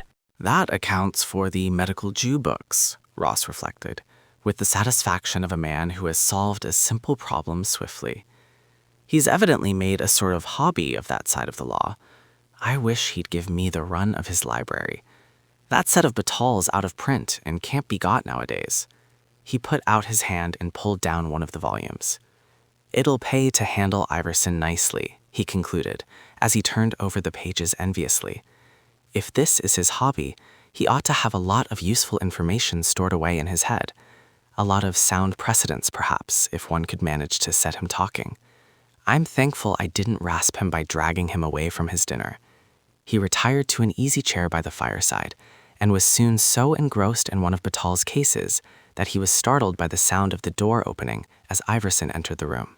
From the peculiarities of the lawyer's library, Ross had unconsciously pictured Iverson as a keen-faced man, with perhaps a suggestion of that spruceness which characterizes the fashionable surgeon, and it was almost a disappointment to find that his involuntary host was a very ordinary-looking person who would have passed quite unnoticed in a crowd.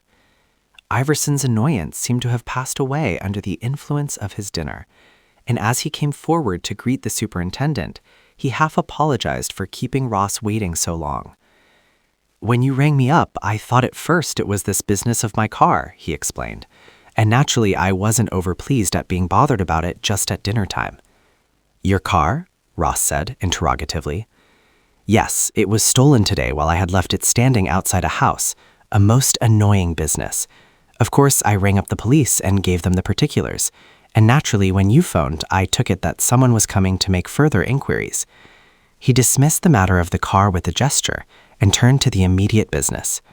"What's this about an accident to one of my clients?"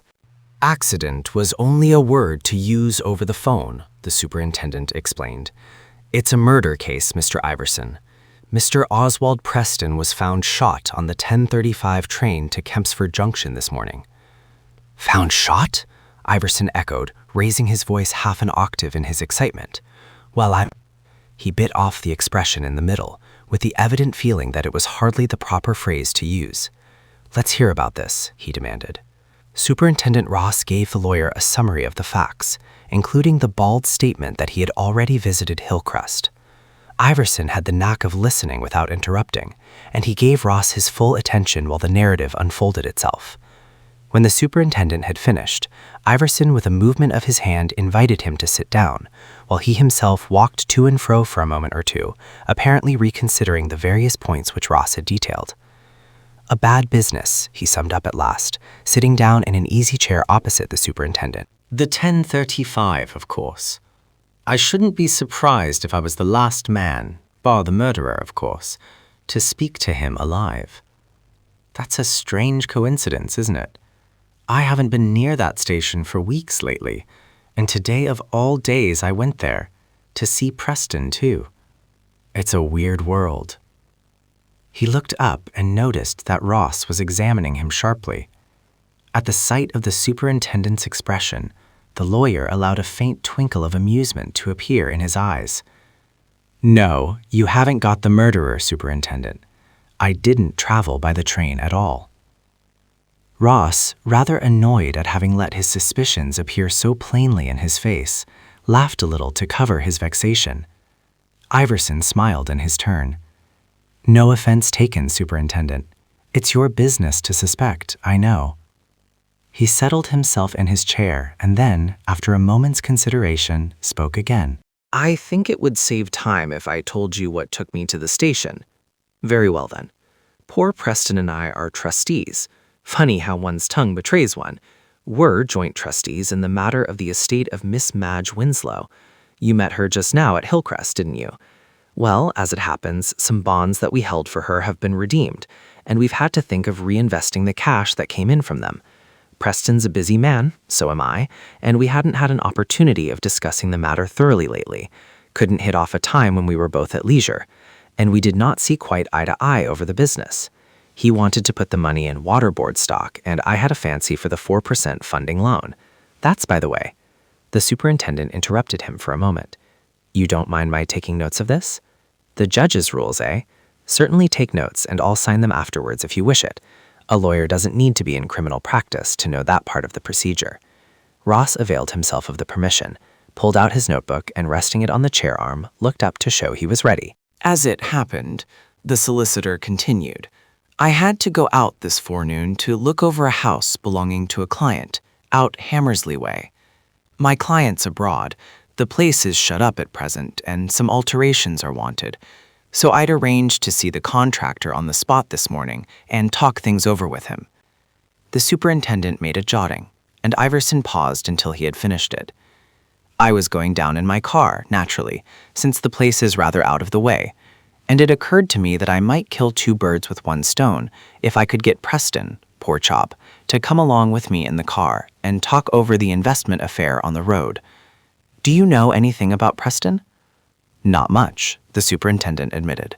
Well, one mustn't speak ill of the dead, of course, and I'm not depreciating him, but he was a creature of routine, a perfect slave to prearrangements.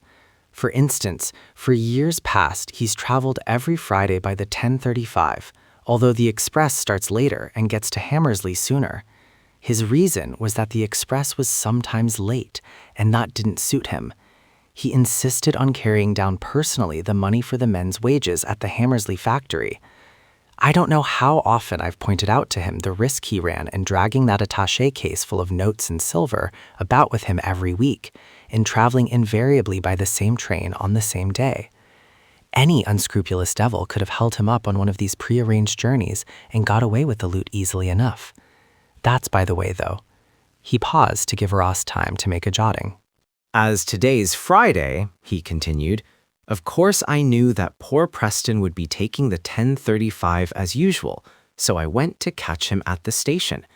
I meant to take him down to his factory at Hammersley, discussing the investment affair en route, and then, after dropping him, I intended to cut across to keep my appointment with Tenbury, the contractor, at Oxenden Grange, my client's place.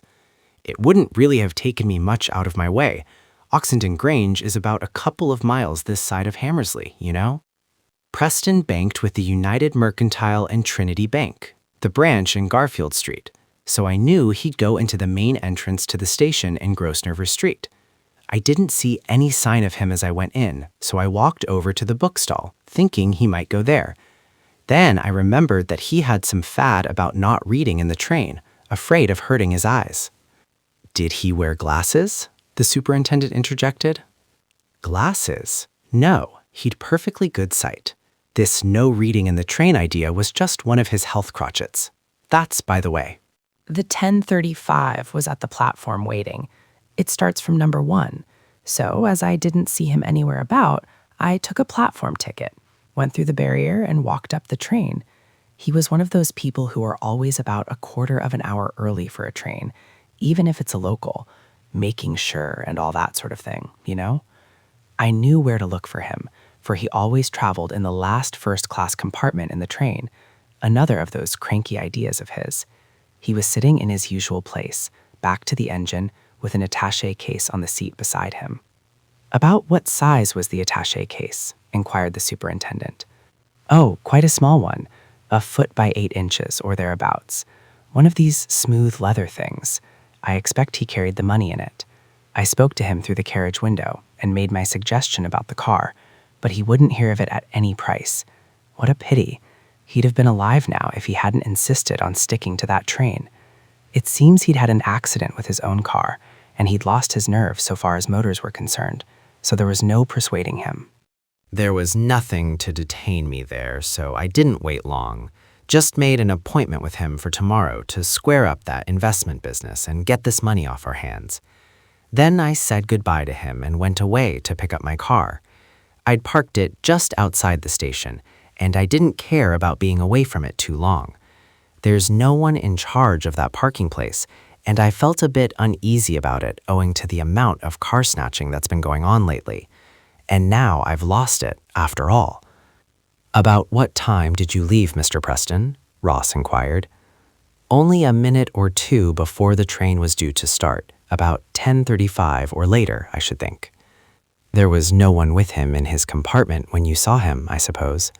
Iverson shook his head. No, he had the place to himself. Superintendent Ross seemed to consider for a moment before asking his next question. Did you see anyone you knew on the platform or on the train by any chance? The lawyer hesitated, as though doubtful about replying. Then something crossed his mind, apparently. I don't. Oh, well, I heard your SOS on the wireless tonight, so he'll be speaking for himself, no doubt. Just as I was turning away, I caught sight of Dr. Selby Onslow coming along from the front of the train towards me. He'd come in at the Campbell Street entrance, the one under the railway bridge, you know, at the other end of the platform from the main entrance. Now I come to think of it, I noticed him as he came up the stairs from that lower booking hall, just beside where the engine was standing. You didn't see him get into the train, did you? Iverson shook his head. No, he was a few doors away from me when I turned to walk back to the entrance. I happened to look around a second or two later, but by that time he'd found a carriage and got in. Had he gotten into the same carriage as Mr. Preston? Ross demanded bluntly. Can't say, Iverson retorted with equal bluntness. That's just what made me hesitate about answering your question at the start. I won't be made to suggest something that I don't mean to suggest, Superintendent. Take that for granted.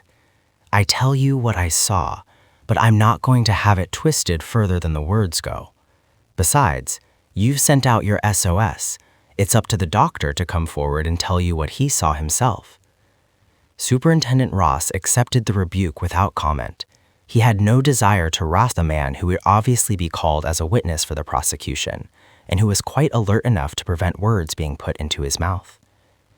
Was he carrying anything, an attaché case or anything of that sort? He inquired, as though to slip away from the contentious matter. He had an attaché case in his hand, Iverson admitted. A thing about 20 inches by 10 or so, rather larger than Preston's, I should say. But I won't swear to figures on the strength of a casual glance, remember? Superintendent Ross seemed to have gone off on a fresh line of thought. I don't know much about Dr. Selby Onslow, he explained. I understand, however, that he keeps a car and a chauffeur, too, perhaps. Rather curious that he should take the local train, surely, seeing that Morpeldine's only about 20 miles away. His car would have gotten him there more comfortably and just about as quick, one would think. Iverson looked up quizzically. You officials always try to pretend that your short suit is brains. I can't imagine that you've overlooked possibilities like a breakdown or an overhaul or even a car theft. Any one of these would account for Dr. Selby Onslow preferring to take the train, wouldn't it? Superintendent Ross turned the point by asking another question. Was the 1035 crowded this morning? Crowded? The lawyer said doubtfully. That's one of those words that might mean anything, really. If you want facts, I should say that I saw 1 or 2 empty compartments in the third class, and the first next to Preston's was empty when I turned away. Was it? The superintendent said with a touch of eagerness, as though he had got a fresh idea from the fact. He made a note in his book before continuing. You're supposing that the murderer may have been next door at the start and got along the footboard while the train was in motion? Iverson asked. Or vice versa, Ross amplified. One's as likely as the other, isn't it? I suppose so, provided the murderer kept his eye open for people entering the next-door compartment during the journey. He was quite sharp enough to do that, Superintendent Ross declared.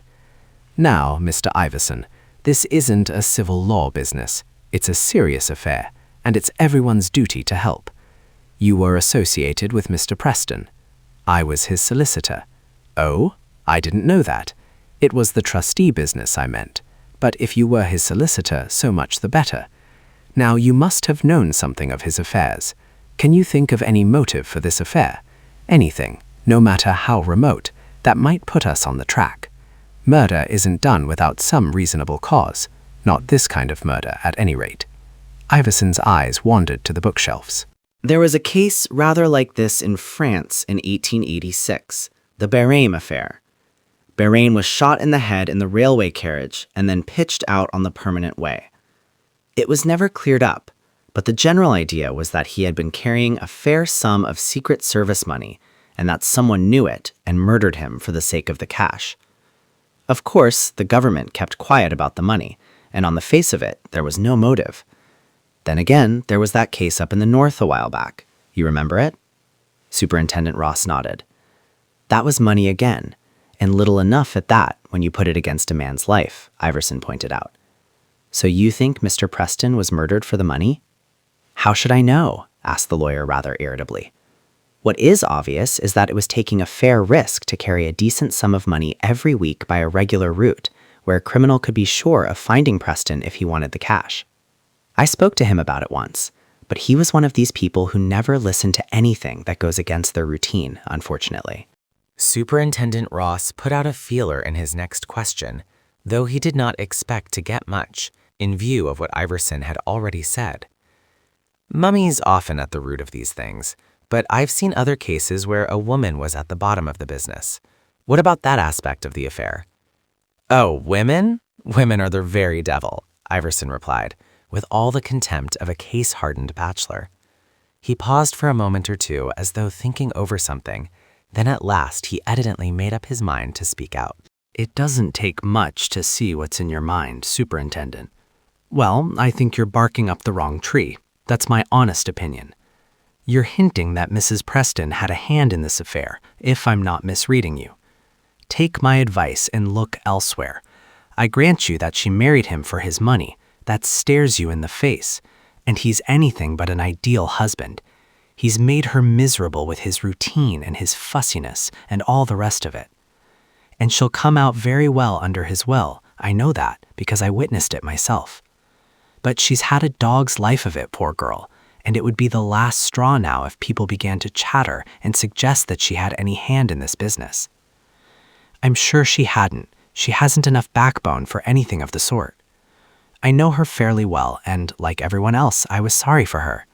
She couldn't stand up to Preston, even over trifles. She just caved in for the sake of peace, every time. Not that it helped her much. Superintendent Ross's eyes ranged over the bookshelves for a moment. I see you've got the Crumbles case and the chicken farm affair amongst these trials, up there, he remarked with apparent irrelevance. In both these affairs, a man murdered a girl because he couldn't screw himself up to tell her he was tired of her, found it too difficult to say no, and cut the knot by killing her instead. Human nature's a rum affair, Mr. Iverson.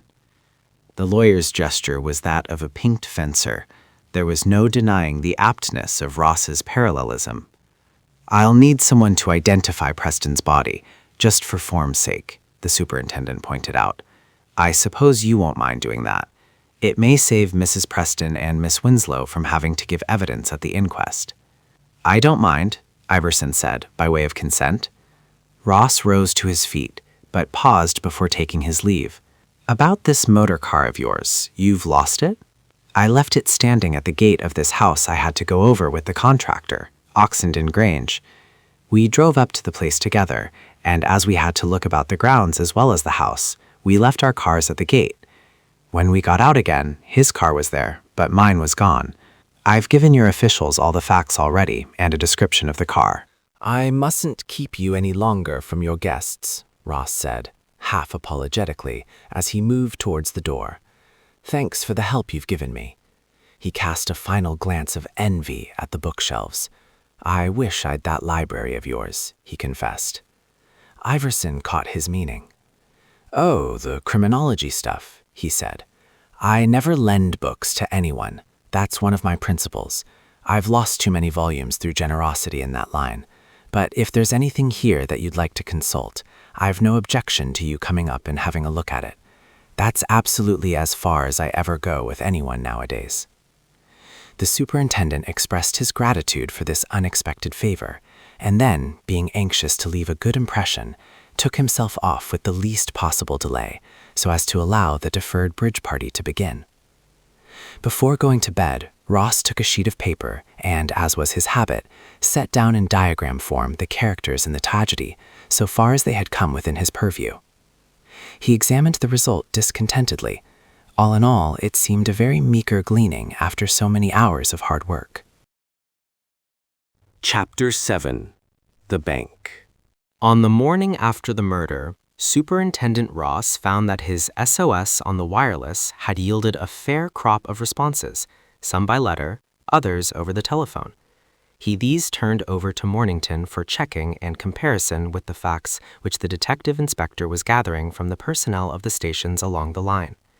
He himself proposed to follow up some of the lines of inquiries suggested by the facts he had acquired from Iverson and at Hillcrest.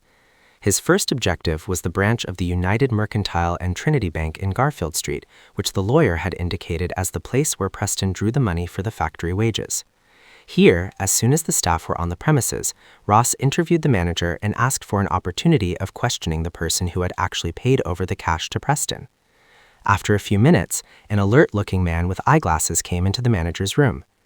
"Mr. Sancroft?" the superintendent inquired. I think you attended to Mr. Oswald Preston when he came in to cash a check yesterday morning. About what time was that? Can you remember? Between 10 and a quarter past. About 10 past 10 as near as I can make it. You see, he always came on Fridays almost as soon as the doors were opened. What was the amount of the check he cashed? He cashed 2 checks yesterday, Sancroft replied, to Ross's surprise. One of them he presented to me direct. The other one was brought me by the manager, Mr. Lindsay. Let's take them in turn, Ross suggested. What was the amount of the check he cashed with you across the counter? £133, 9 shillings, 6 pence. Here's the check he presented. I thought you'd like to see it, so I got it for you. Was that about the figure he used to draw weekly, his wages bill? It was. Can you remember how you paid him? I can. I gave him this. Sancroft produced a jotting on a scrap of paper, and Ross read, You haven't the numbers of the notes, I suppose? No, I have not. I have the numbers of the notes I gave for the other check. We'll leave it aside for a moment, the superintendent suggested. I want to keep this transaction by itself. Can you remember anything further about this £133, 9 shillings, and 6 pence? I can. I handed him the copper in a paper bag, like this one here. He produced a small square paper bag and handed it to the superintendent. The silver I gave him in a white canvas bag with the name of the bank on it, and please return this back as well. Here is a bag like the one I gave him. Do you always get these bags back? The superintendent asked skeptically. Not invariably. Then they may get into the hands of people who are not clients of yours. Then bags like these won't be much use as clues, I'm afraid. Now, what about the notes?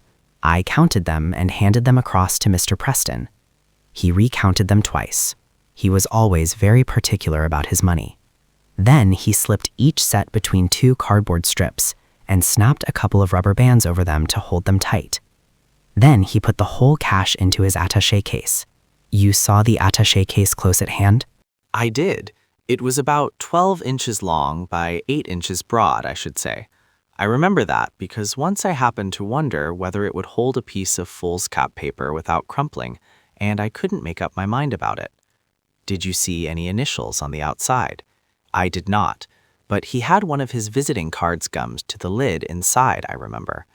And after cashing that check, he left the bank? He did. Had you any conversation with him during the transaction? We spoke about the fog that morning and the weather. That was all. Said Ross. Now, about this second check, what do you remember about it? That was brought me by Mr. Lindsay before Mr. Preston came to the counter at all. Mr. Preston saw Mr. Lindsay in his private room. Mr. Lindsay came out with the check in his hand and told me to give him notes for it and make a jotting of the numbers of the notes I gave him. He particularly asked me not to give him notes in a series. He wanted the numbers to be at random. What was the value of the check? Do you remember? I have it here for you to examine. It was for £5, 10 shillings. I handed over 4 £1 notes and 3 10-shilling notes. Here is the memorandum I made of the numbers. Mr. Lindsay took the notes away with him to his private room. Superintendent Ross refrained from asking any further questions on this point, since obviously he could get fuller information at first hand from the manager himself. He copied the 2 memoranda which the teller had presented.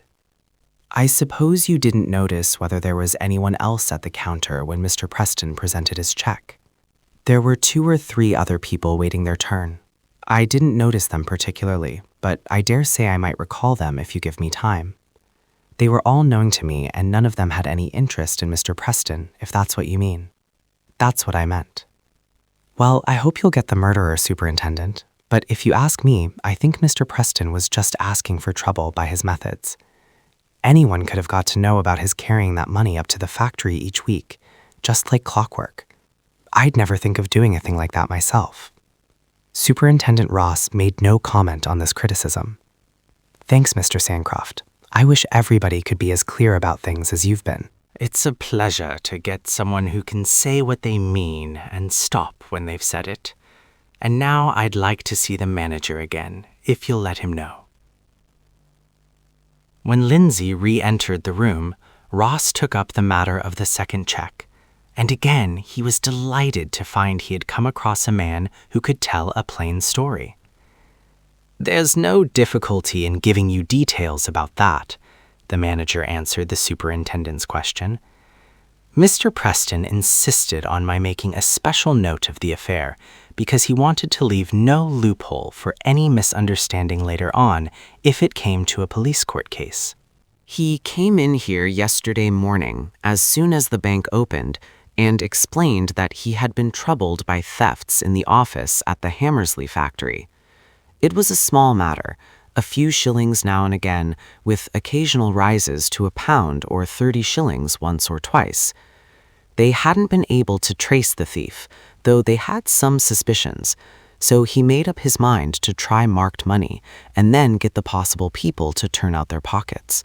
He was rather fussy in some ways, poor fellow, and he insisted on doing this sort of thing himself instead of leaving it to his subordinates. Well, the upshot was that he gave me a check for £5 10 shillings and got us to take the numbers of the notes. The teller has a list, but Mr. Preston insisted on my taking the numbers as well. Not only that, but he asked me to put private marks on the notes so that I could identify them even if the numbers were torn off. Quite excessive precaution, obviously. To please him, I put a pinhole through the eye of the horse on note number 809241, a blot of ink on the left-hand leaf on the back of note D50157-128, and so on. "I may as well make a note of them, since you have the list there," Ross said, picking up the paper. "What became of these notes, by the way? Did he put them in his note case?" "No, I remember that he opened his attaché case and dropped them in. I suppose he wished to keep them separate from any notes he had already in his pocket." Ross nodded. "That would be all right," he admitted. "The teller told me that Mr. Preston put the notes he got from him between bits of cardboard. That would keep the marked ones independent, since they were loose in the case, whilst the others were in 2 bundles. The bank manager made a gesture of agreement. "I read about the whole affair in this morning's paper," he said, dismissing the subject of the marked notes. "A shocking business, isn't it? I suppose you haven't got to the bottom of it yet." "Not quite," Ross admitted, in a defensive tone. "We're not clairvoyants, you know. We have to collect a few facts at the start to have something to go on. There's a lot in this case that I don't understand. For instance, why did he draw his check here every week and carry the cash all the way to Hammersley?" "You have a Hammersley branch, haven't you? He might just as easily have cashed his check there and saved lugging all that money about with him in the train." "He had a disagreement with the people at Hammersley a long time ago," Lindsay explained, "and after that he boycotted the Hammersley branch completely, wouldn't deal with them even for the sake of convenience." The manager's tone showed that his sympathies in the matter lay entirely with his colleagues, and Superintendent Ross noted mentally that so far as he had gone in the case, Preston's death had yielded only the most perfunctory expressions of regret from those whose evidence had been taken.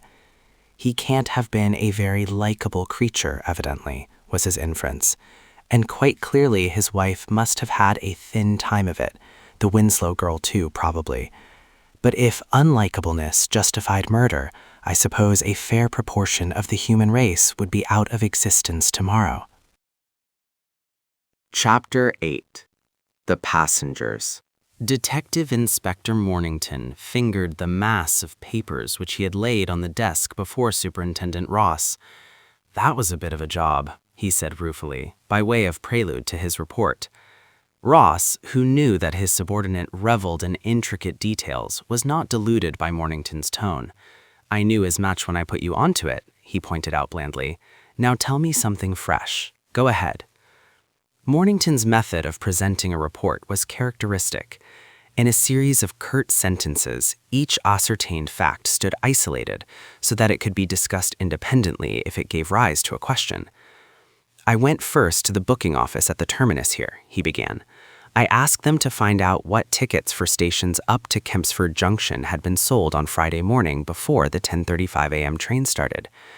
They were able to tell me that they had sold 47 third-class tickets and 5 first-class tickets. That total includes the sales at the main booking office on the platform level and also the sales at the low-level booking office under the bridge at the Campbell Street end of the platforms. That makes 52 people who could have traveled by that train. 52 people at least, Ross interrupted. Some others might be using the return halves of tickets bought the day before at Kempsford Junction and the other stations on the line. I'm coming to that, Mornington explained. Next, I got hold of the ticket collector who was on duty at the far end of the platform where the stairs come up from the lower booking office. Rather a stupid chap called Smith. He could remember nothing about anyone who had passed the barrier. He was quite certain that he'd punched no return halves of tickets. My impression was that he was probably accurate. Then I got hold of the collector who was on duty at the other end of the platform. He's quite a live wire, but he might be inclined to embroider a bit, I think. He'd punched no return halves either. That disposes of return halves. Mornington allowed himself a faint expression of triumph as he refuted the superintendent's suggestion. Then his face relapsed into its customary woodenness, and he continued. The second ticket collector is James Hutton. I questioned him about the ticket holders who had passed his barrier. In addition to ordinary tickets, 2 platform tickets had been presented. I asked him if he could describe the holders. One was a man in a brown suit. Hutton remembered him because he saw him bump into a man just at the gate. The man in the brown suit was looking back as he came to the barrier, and he ran full tilt into a passenger entering through the gate. I had some difficulty in identifying the man in the brown suit. I find he's a lawyer of the name of Iverson. The collector remembers him passing the barrier outwards. Iverson confirmed this without knowing I'd seen the collector. The other holder of a platform ticket was a girl, Hutton says. He can't describe her accurately. Dark-haired, smartly dressed, that's about as far as he goes. He didn't see her after the train left. I haven't got her identified. Superintendent Ross's face betrayed a slight disappointment at this admission, but he made no comment. Mornington, he knew, had done his best.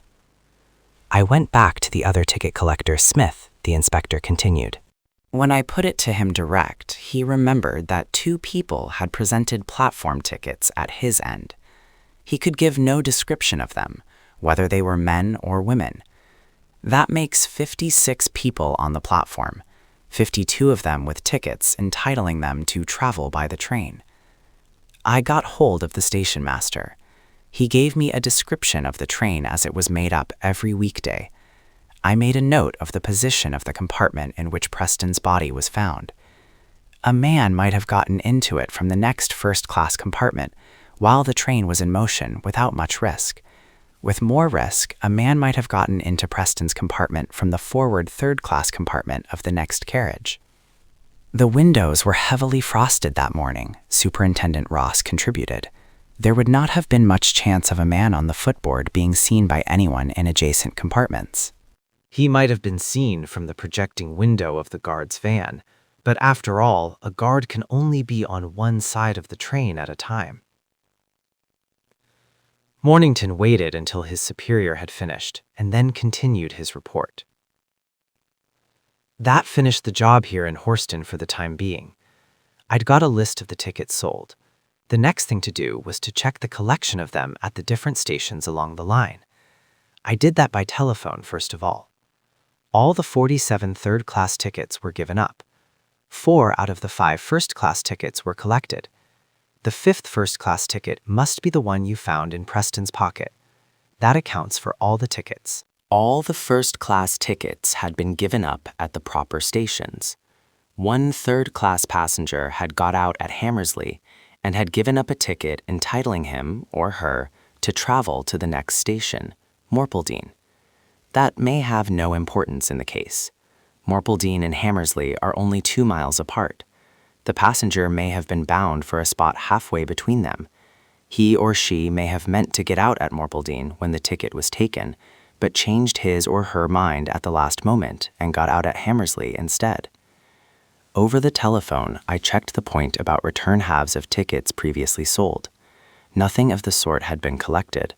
All tickets surrendered bore that date of Friday. Any return tickets were outward halves. That checks up with the statements by the ticket punchers at this end. No excess fares had been paid by any passengers on that train. I made inquiries about tickets sold at intermediate stations along the line. No first-class tickets had been sold for the 10:35. Here's a list of the third-class lot. I've checked the collection of them also. They've all been collected at the proper stations. They throw no light on the matter, as you'll see immediately. Wait a moment, Ross interrupted. Let's see if I've got this right. Leave the intermediate station tickets out of account just now. The Horston booking offices issued 52 tickets at all for the 10:35. One of these was Preston's. That leaves 51. 50 of these were given up at the proper stations, and no excess fares were paid. One ticket for Morpledine was given up at Hammersley instead. That's right? That's right, echoes Mornington. Now about the pistol. While I was on the telephone, I got all the surface men warned to search for it. It hasn't turned up anywhere on the permanent way or within throwing distance of the line so far as we've gone.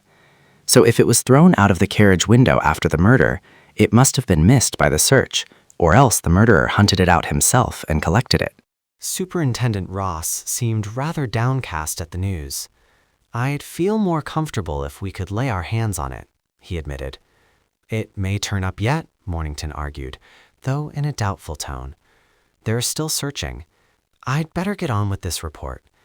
I went down to all the stations between here and Hammersley and questioned the staffs. Dice from Kempsford covered the ground between his end and Hammersley. We got nothing suspicious. Barring Hammersley, they're all tiny wayside stations where the porters know everybody in the neighborhood by sight. No strangers, except Dr. Selby Onslow, joined or left the train at any of these places. Dice and I got lists of everybody. There's nothing in it.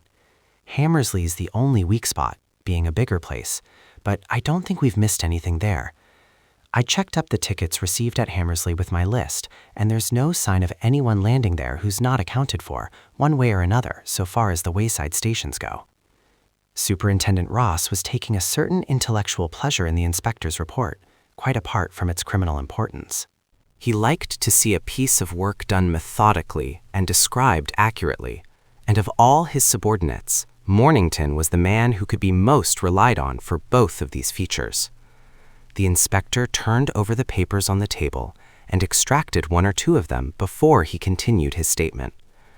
I concentrated on the people who joined the 10:35 at Horston. 52 passengers, 51 plus Preston, had to be accounted for. That's a bit of a job, but I had a fair amount of information. First of all, the SOS on the wireless brought in 17 messages.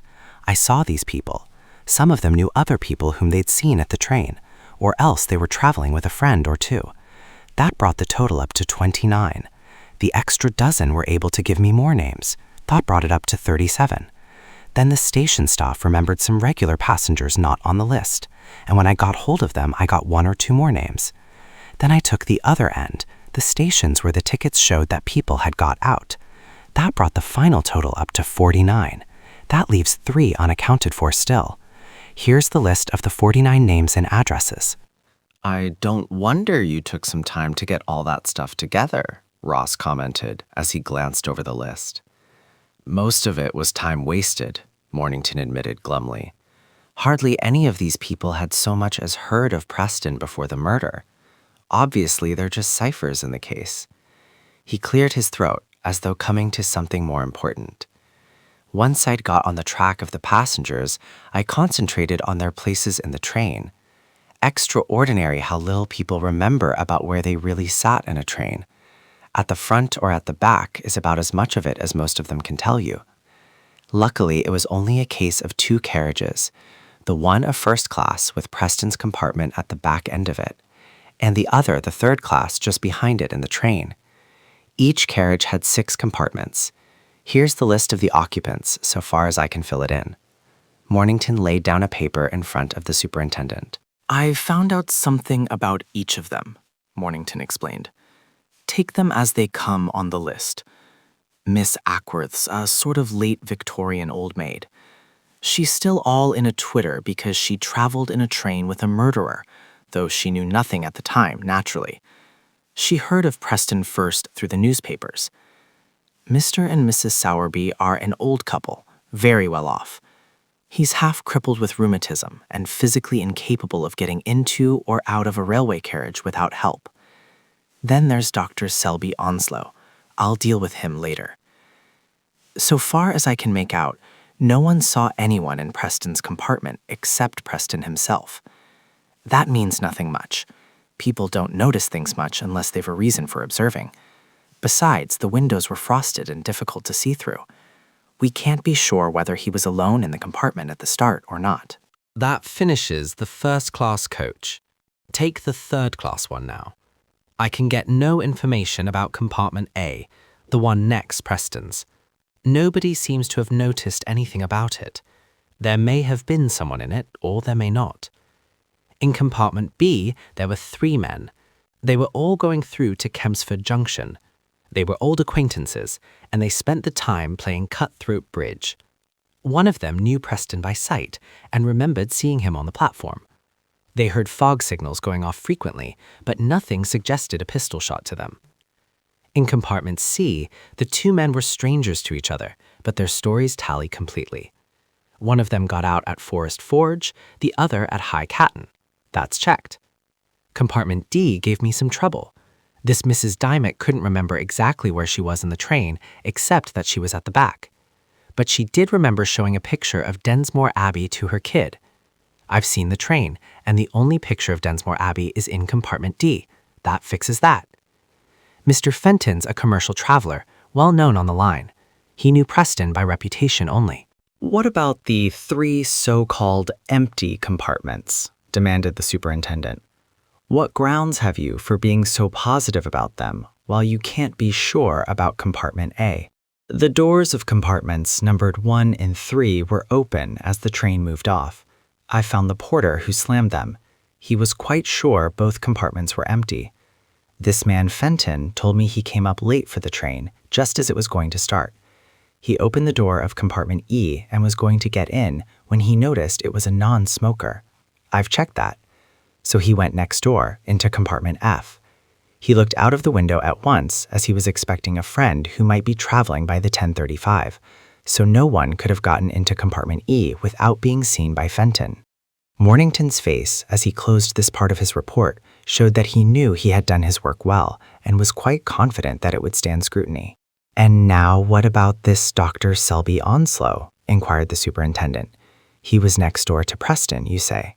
"I'll give you facts, first of all, if you don't mind," the inspector suggested. I'd rather keep the inferences separate. It was Iverson the lawyer who put me on to Selby Onslow being at the station. He'd caught a glimpse of him as he was looking back towards Preston's carriage, just when he ran into someone at the barrier, you remember. No one else recognized the doctor at the station. He's a fashionable physician. He holds no hospital appointment and doesn't come into contact with the working man much, except by accident. Naturally, no one would pick him out, unless a patient of his happened to be traveling or a friend of his happened to be on the train.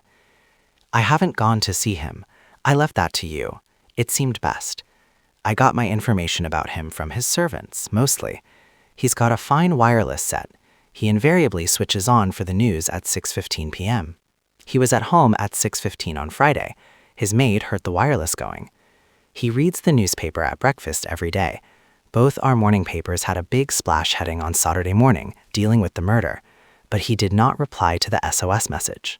And he did not trouble to let us know that he was a passenger on the 10:35.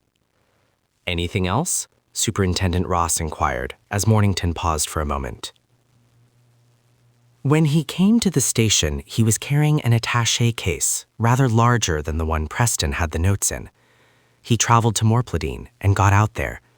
The station staff didn't know him personally, but they noticed him particularly. After he gave up his ticket, he hung about for a while. They say he looked worried about something. Then, after a while, he crossed the line and waited for the next up train. When it came along, he traveled in it back to Horston. Rather curious was all that Ross thought necessary in the way of comment. I've made some inquiries about his personal affairs, the inspector went on. He's got a fine, expensive practice, makes a big income, and spends every penny of it. He's a bachelor. He knew Preston. He knew Mrs. Preston even better. Rumor is that she's his mistress. Facts are that he and Preston were on bad terms, though not openly enemies. "And your inferences?" Ross inquired, as the inspector seemed to have completed his summary of the facts. "Well then, number 1. He hoped he hadn't been spotted on the train and identified, so although he knew we wanted every passenger, he decided to keep quiet. That's not inconsistent with innocence, of course, but it's a rum procedure, and he can't complain if it leads him into trouble. Number 2. His attaché case was a bit bigger than Preston's. Preston's case is missing. It might have gone inside of Selby Onslow's, and no one would have been the wiser. Even if it wouldn't go in whole, a surgical knife would make short work of it, and the bits would fit into the doctor's case all right. In other words, he could have carried off the case and left no trace, and if he did that, the affair would look like a murder for loot. Number 3. He's got a motive for clearing Preston out of the way. I'd prefer a safer method myself, but nothing surprises me when a man gets mixed up badly with a woman." They seem to lose their heads, poor blighters, the inspector concluded in an almost sympathetic tone. Superintendent Ross made no remark for a few moments. He seemed to be reconsidering the evidence which Mornington had laid before him. "I don't say anyone could have done more," he said at last, "but we're left still with a loophole in the business. 3 passengers unaccounted for, one of whom may have been the murderer, and the matter of that third-class compartment next Preston's. It's unfortunate. Still, we're lucky even in getting as much as this. If it had been an express instead of a local, the passengers would have been scattered to the 4 winds by this time, and half of them quite untraceable." He paused again, while Mornington waited stolidly. Then, in a doubtful tone, he made a suggestion. "I suppose there was no hanky-panky between the local and the express. I was on the express myself, and I remember that it was held up alongside the local just as we were passing." He shook his head, rejecting his own idea almost as soon as he had voiced it. "That won't wash. If anyone had done the murder and slipped over into the express, there'd be a ticket missing amongst the local set, and the other way's impossible. No one would have had time to cross from the express to the local, kill Preston, shove him under the seat, and get back into the express again before the 2 trains separated. There simply wasn't time for that, from what I remember of the length of the stop the express made when it was held up by the signal." Mornington made a gesture of agreement. "It was done by someone on the local, that's my view. Then we're down to 3 possibilities. It must have been done by the doctor in the next carriage, or else by someone who was in Preston's carriage, or else by someone in compartment A. It's damned annoying we can't be certain about compartment A, Mornington. One can't ask for impossibilities, but it is an infernal nuisance that the one vital spot is the one we can't get sure information about." It hadn't been for the frost that morning, someone would have looked into the compartment window, and we'd have had the evidence. "It may have been someone in Preston's own compartment that did the trick," Mornington contributed. "I did my best to find out if anyone joined the train at the very last moment, but no one had bothered to note that, of course. According to the guard, 2 or 3 people were hanging about on the platform till the last moment and jumped in just as he blew his whistle, but he couldn't tell me exactly which carriages they got into. That's the botheration of dealing with the public. They never seem to use their eyes except at the pictures." Superintendent Ross shrugged his shoulders. The deficiencies of witnesses were all in the day's work. He turned to a fresh subject. "What about that prize ram of Chepstow's, the one that got shot? Camden up at Kempsford shunted the whole affair onto our shoulders, and Chepstow has been ringing up here, wanting the blood of the man who shot it." "Did you find anything special when you went down there?" Mornington shook his head definitely. "Nothing whatever," he admitted gloomily. "It seems to have been either an accident or a bit of wanton mischief. The ram was a sound article, so it wasn't insurance that Chepstow was after. The man Tarland has an excellent character. Quite above suspicion, I should say. Chepstow's in a great state with all the signs of working up further if nothing's produced to satisfy him. What about the ram? Isn't it dead yet? Not yet, Mornington explained. But if it recovers, it'll give the vet the surprise of his life, I'd imagine. I made it quite clear that if it died, we'd send a representative to the autopsy.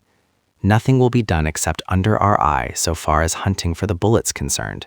They understand that quite well. He looked inquisitively at the superintendent. You've got some notion about this ram, I can see that, or you wouldn't have given me that job on top of all this other stuff. Anyone could handle the ram case for all that's come out of it so far. There's something behind it, isn't there? Superintendent Ross's good-humored face showed a faint smile. Between ourselves, he confided, I'm practically certain that Chepstow's ram was shot with the same revolver as Preston. That's why I want the bullet, for comparison. But I'm not sure about it, and to cut up a prize ram, even a deteriorated one, might come a bit expensive. So we'll have to wait till the brute dies, as it seems likely to do. If it doesn't, the bullet's always there, ready to be fished out and used as evidence when we've laid hands on our friend with the revolver. But the ram was shot a week before the murder of Preston, Mornington objected. Of course it was, Superintendent Ross conceded gracefully. That's what gives me some notion of the murderer's character. He was a person, Mornington, who was prepared to take devilish big risks, the biggest, in fact. But he didn't take any more risks than he absolutely had to. Hence the ram shooting, a sort of preliminary canter. Oh, indeed, said Mornington in a blank tone, as though the superintendent's words had given him a good deal to think over. There's another point you'd better look into, Ross directed. You spoke about a girl on the platform. Dark-haired, smartly dressed was the description you got. Suppose you go and have a look round Preston's house, Hillcrest its name, in Abbey Road. There's a dark-haired, smartly dressed girl lives there, a Miss Winslow. See if she was at the station that morning, and you can have a talk with the maid Poole, too, about the fine goings-on, as she calls them chastely, at Hillcrest in the past. She'll open her mouth wide enough if you give her half a chance, and probably throw in a trip to the pictures as well. That's a treat for you. I'll see about it, said Mornington in a sour tone, which augured ill for Poole's chance of visiting a picture house in his company. Let's see now what else there's to do, the superintendent went on. I'll take over Dr. Selby Onslow myself. You needn't bother further about him. I suppose you're still trying to trace these unidentified passengers on the 1035? We ought to get every name if it's possible at all. And finally, I think you'd better make a big hunt for any news of these marked notes getting into circulation, the ones Preston had in his attaché case, along with the wages money. If it really was a murder-robbery business, they're almost sure to drift out amongst the general public sometime or other. Very good, Mornington agreed, checking over the items. See Miss Winslow, interview the maid, finish up the list of passengers, and keep the hunt for the notes going. That's all? Something in the inspector's tone showed that he thought he had quite enough on his hands, and Ross saw that the implied criticism was sound. You can drop Miss Winslow and the maid, he revised. I'll look into that part of the affair myself. Chapter 9. The Doctor's Evidence. In the collection of evidence, Superintendent Ross bound himself by the judge's rules, but by no others. In some cases, it paid best to give a witness due warning so that he might have time to put his ideas in order before examination. In other circumstances, a sudden pounce on an unprepared man was more likely to elicit the truth. Ross considered that Dr. Selby Onslow stood in the second category, so he descended on him without warning at a time when he knew the medico would be at home and disengaged. His card gained him immediate admission to the house, and he was shown into the doctor's study without delay. If Dr. Selby Onslow was surprised by the superintendent's unheralded appearance, he showed no outward sign of it. In his student days, he had read Osher's Equanimitas, and from that essay he had drawn the lesson that one of the best weapons in the medical armory was a mask-like facial expression, behind which a man could conceal his real nervousness or uncertainty. A doctor may permit himself to look grave at times, that impresses his patient's relations at the moment and enhances the credit of the ultimate cure if one be achieved. But no medical man can risk appearing unmanned or embarrassed if he wishes to retain public confidence. Still less can he afford to be obviously puzzled.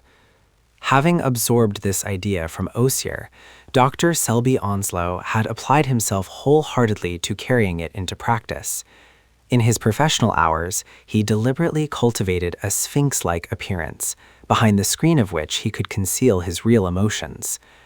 The battered copy of Equanimitas still stood on his bookshelves, for even now he had recourse to it from time to time. As the superintendent was shown into the room, Dr. Selby Onslow put down a book and rose to his feet. Before greeting his visitor, he deliberately removed a pair of horn-rimmed reading spectacles, deposited them on the mantelpiece beside him, and replaced them by gold-rimmed glasses. Through these, he inspected Ross with a certain professional gaze which was among his assets. "Well," he inquired at last, in a perfectly non-committal tone, which was something of a masterpiece. The superintendent guessed that Dr. Selby Onslow preferred, in this case at least, to let the other man do most of the talking. Dr. Selby Onslow? We haven't met before, Doctor. No. The tone faintly suggested that the doctor would have felt it no loss if the superintendent had never come across his path. Quite obviously, the underlying suggestion was that Ross should get straight to business and not waste time over preliminaries. The superintendent took the hint.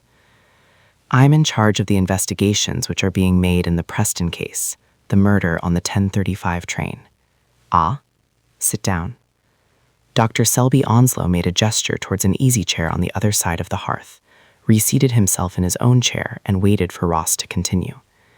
If the superintendent had expected to surprise anything in Dr. Selby Onslow's expression, he was completely balked by the sphinx-like mask which had served the doctor so well in his career. For a moment or two, Ross considered whether he should hold up his trump card and keep the doctor in ignorance of the fact that he was known to have been on the 10:35, but finally he decided on more direct methods. "You were a passenger on the 10:35 train that morning, I believe, Doctor. Who told you that?" Dr. Selby Onslow demanded, though with no particular emphasis.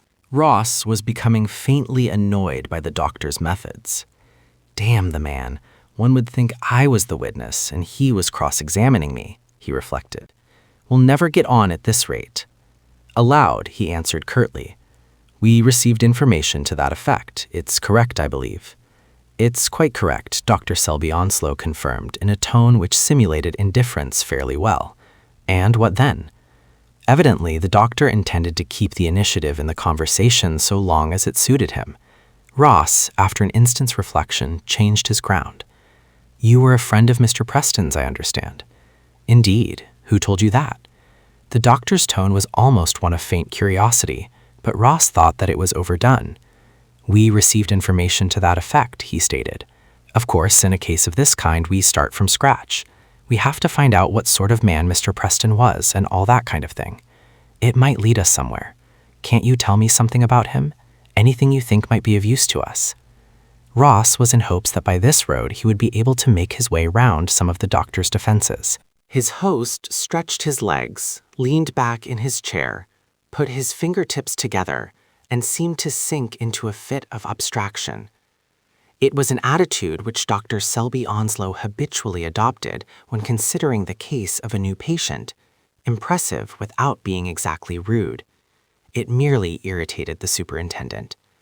At last, after a brief period of brooding, the doctor pronounced his opinion. Preston was a crank, a disagreeable crank. He wasn't a patient of mine, though his wife was. He was a homeopathist, a vegetarian too, of the propagandist type. Suddenly, the doctor became almost communicative. That man's mind was simply a confusion of complexes. He had a money complex. A penny out in his accounts would have sent him half crazy till he'd found the error. He had complexes about his food. He lived almost entirely on fruit and raw vegetables and quarreled acrimoniously with anyone who didn't share his ideas. He had another complex about routine. He seemed to live by timetable and expect everyone else to do the same. And he had on a dozen other complexes as well. He was hag-ridden by them. I wouldn't have shared rooms with that man if you'd paid me $5,000 a year. It wouldn't have been worth it. The superintendent noted that the doctor had not taken the trouble to feign any regret at Preston's tragic end. After all, he reflected, the affairs of Dr. Selby Onslow and Mrs. Preston were evidently sufficiently obvious, and in such circumstances any expression of pity for Preston's death would have rung false from the lips of the doctor. That meant neither one thing nor another, except that it showed Dr. Selby Onslow to be something better than the worst brand of hypocrite.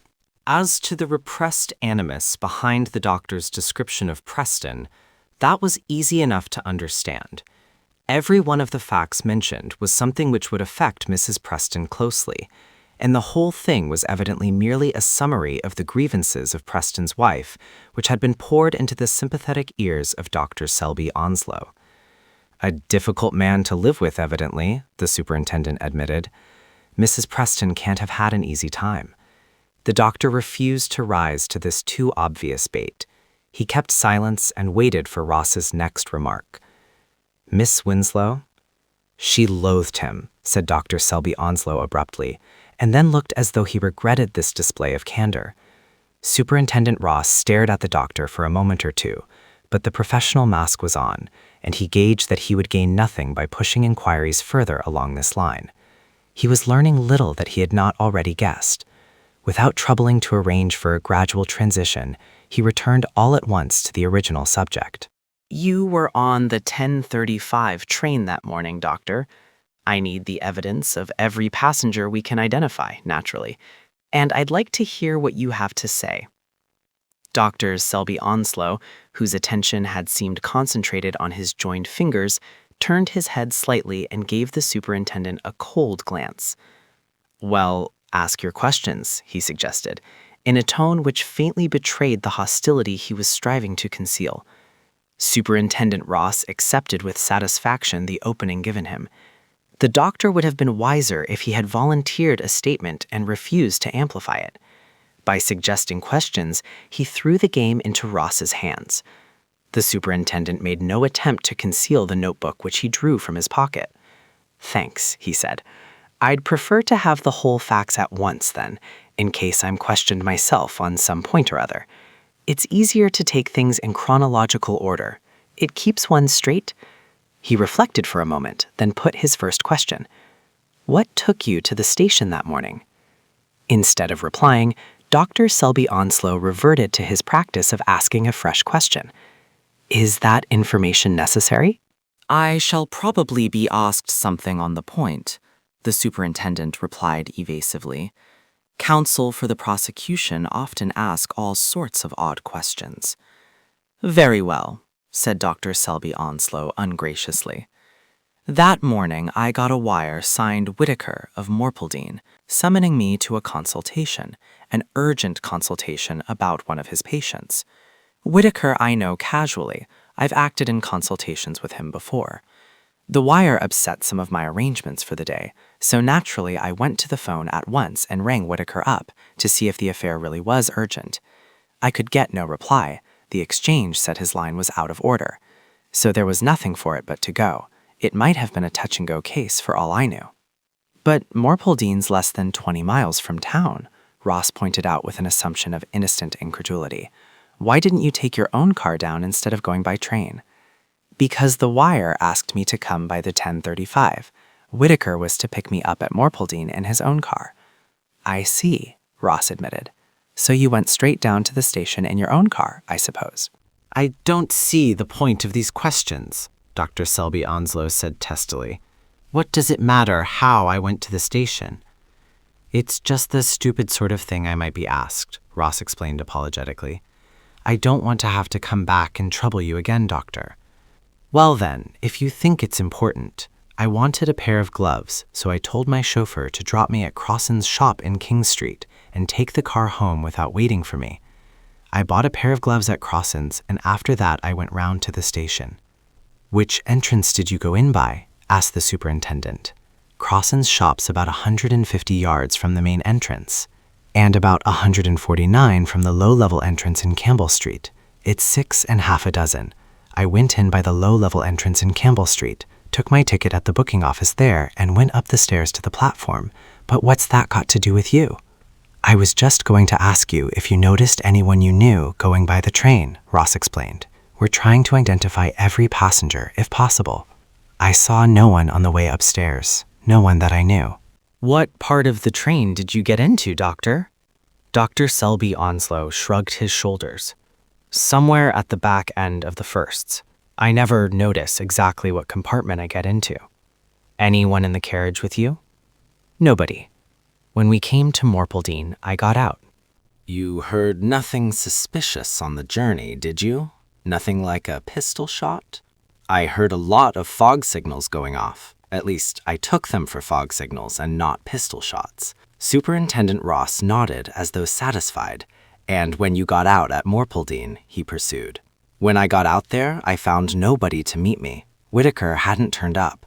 Naturally, I was angry. I'm not used to having people let me down in that way. I waited about for a long while, expecting his car to come. It was a cold morning, bitterly cold. I went into a telephone box and tried to get on to Whitaker. He lives 3 miles out of the village, but his phone was still out of order. I couldn't leave the station for fear he turned up. I didn't know the name or address of his patient. At last, it was pretty clear he wasn't coming, and by that time my temper had gone.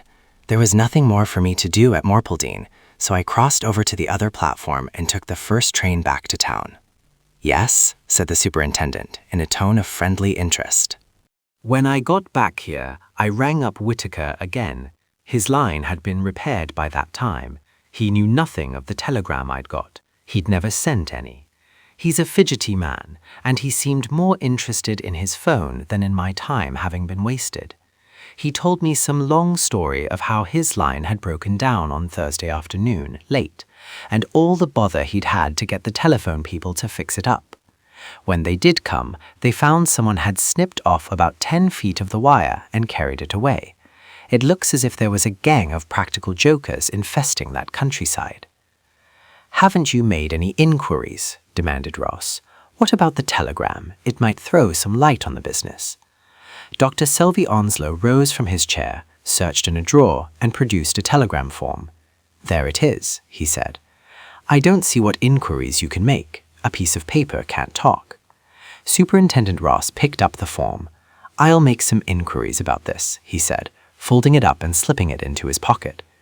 People have no right to use the post office for practical jokes. He watched Dr. Selby Onslow narrowly as he spoke to see how his proposal was received. I'm not sure I want that done, said the doctor in a hesitating tone. I've kept the thing to myself. I don't want it to get about. It makes me look rather undignified, having been hoaxed like that. I think you'd better let the matter rest where it is. He put out his hand for the telegram, but Ross affected not to see the gesture. I'll take good care it doesn't become public property, he said reassuringly. You needn't be afraid of that. On entering the doctor's study, the superintendent had noticed a typewriter standing ready for use on a side table, and now his glance swung in its direction. He seemed to find himself in trouble with his fountain pen. The trouble was genuine enough, since he had taken care to rub his forefinger over his hair as though by accident, and had then surreptitiously transferred some of the film of natural oil to his pen nib. I see you've got a typewriter there, he said. My pen seems to have gone wrong. Do you mind if I use your machine to copy this wire, and then I needn't take it with me? Without waiting for a refusal, he stepped over to the typewriter and, taking up a sheet of paper, did as he had suggested. Dr. Selby Onslow's face was not sufficiently mask-like to conceal what he thought of the superintendent's manners. Having completed the copy, Ross turned back to the fireplace and handed the official form to the doctor, who received it with a bad grace. Then, instead of reseating himself in his chair, Ross turned his back to the fire and rested his elbow on the mantelpiece for a moment. An apparently unconscious movement of his arm dislodged the doctor's reading glasses and sent them tinkling on the tiling of the hearth. The superintendent seemed completely taken aback by the mishap.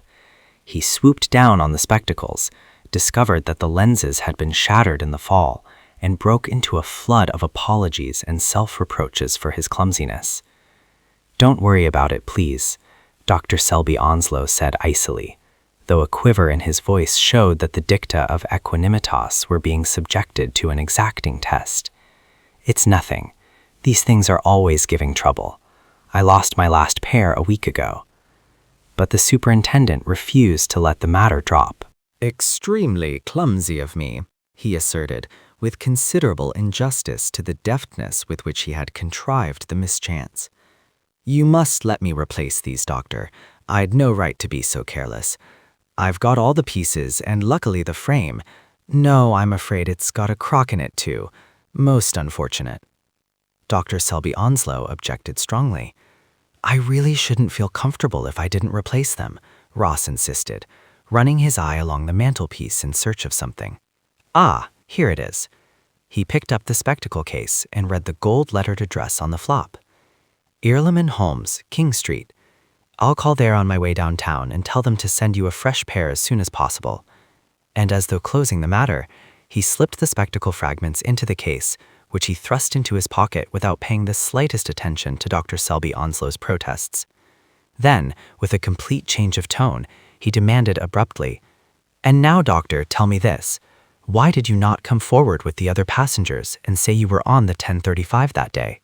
Dr. Selby Onslow's practice of the principles of equanimitas came to his rescue under this direct attack.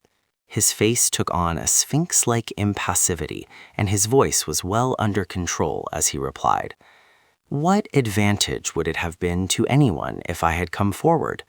You've questioned me for a considerable time, and you've secured absolutely nothing that helps you in the case, obviously. We've both wasted our time, to put it bluntly. I knew I had nothing worth telling, so I didn't volunteer evidence which had no value. No value in your eyes, perhaps, but it had some value to us," Ross pointed out. "We have to identify every passenger if possible. Preston's murderer must have been on the train, and if we have a complete list, his name will be on it. By not coming forward, you left a blank on my list." Dr. Selby Onslow glanced shrewdly at the superintendent. "But before you came into this room, you knew I was one of the passengers. Therefore, my not coming forward didn't hinder you in any way. And since you came here, you've learned nothing of the slightest importance." He suddenly changed his tone. If I'd had anything to tell, I'd have rung you up at once. I'd nothing to tell. And if I went to you, then I'd have had to explain all about this hoax which someone has played on me. I'd rather have kept that to myself, obviously. People talk, even the police, and it's the sort of story that would make me look ridiculous. I can't afford to look ridiculous in my position." Ross had to admit that the doctor had the logic of facts on his side, from a purely personal point of view, but he inferred that Dr. Selby Onslow must be a peculiarly self-centered man if he weighed factors of this sort when murder was in question. There was something rather repulsive in the doctor's solicitude for his own reputation at that particular moment. It was clear that any further inquiries would be useless. He had gotten all the information that Dr. Selby Onslow intended to yield, and there was no point in prolonging the interview. After leaving the doctor's house, Ross's first visit was to Earlham and Holmes's shop in King Street. "I've broken a pair of reading spectacles," he explained to the assistant behind the counter. "Here are the bits. I suppose you can make me a new pair?" He displayed the broken lenses, and the shopman pieced them together roughly on the glass-topped counter. Fortunately, they were not badly smashed. "Could you write me a copy of the prescription for these things?" Ross inquired. "It's handy to have it in case of another accident." The assistant picked up the fragments and took them away to the testing room. In a few minutes, he came back with a piece of paper. Ross took it, and a glance showed him that the first figures were the same as those he had got from the optician in Kempsford. RE 5.50 sphere plus 0.50 cylinder. LE 5.50 sphere. "Thanks," Ross said, slipping the paper into his pocketbook. "You might send the new glasses to Dr. Selby Onslow as soon as possible. You know his address? I'll pay for them now." Chapter 10. The Marked Notes. On most official occasions, Inspector Mornington's face suggested that he, like Dr. Selby Onslow, had once been influenced by equanimitas. but at times, when he had scored an obvious success, his expression relaxed considerably. As he entered Ross's room, the superintendent saw at a glance that Mornington had good news for him. The detective inspector made his report in his customary staccato fashion, isolating facts from inferences. It's the Preston case. The Bank of England £1 note numbered D50157128 has turned up. It was reported to us by a pawnbroker, Leo Allen. He got it from a man who was redeeming some pledges. Allen handed it over to me. I took it to the United Mercantile and Trinity Bank in Garfield Street. The manager identified it at once by a blot of ink he'd made on the back. The teller confirmed this from his list of the numbers of the notes in Preston's packet. There's no question about it being one of the notes Preston had in his attaché case that morning. Allen knew the man who handed it in by sight. We got the fellow identified after some trouble. He'd been pawning things under a false name. Nothing much in that. Lots of people do it. His real name's Maddox. John Henry Maddox. I went over the records in Allen's books. So far as I can trace, Maddox began pawning stuff on September 10th, and he went on pawning one thing after another right up to November 28th, 5 days after the murder. He was hard up, obviously. Amongst other things, he'd pawned his wife's engagement ring, a suit of clothes, boots, some silver spoons, things he could take to Allen's without anyone knowing, light stuff. 5 days after the murder, the pawning stopped. Then, a couple of days ago, he came round and redeemed a lot of things at once. His wife's ring, his clothes and boots, the spoons. Amongst the money he handed over in payment was that marked Bank of England note. When I got him identified, I went round the shops where he'd been dealing and got them to let me look at any notes they'd taken over the counter lately. I found a treasury note amongst them, a pound note, numbered S1 85809 The horse's eye had a pinhole in it. The bank officials identified it as one of those in Preston's packet. That seemed pretty fair. I made inquiries about Maddox. He was a clerk in Preston's Hammersley factory. It appears Preston suspected him of thieving and dismissed him without a character in August. That's confirmed by the factory manager so far as the dismissal without a character is concerned.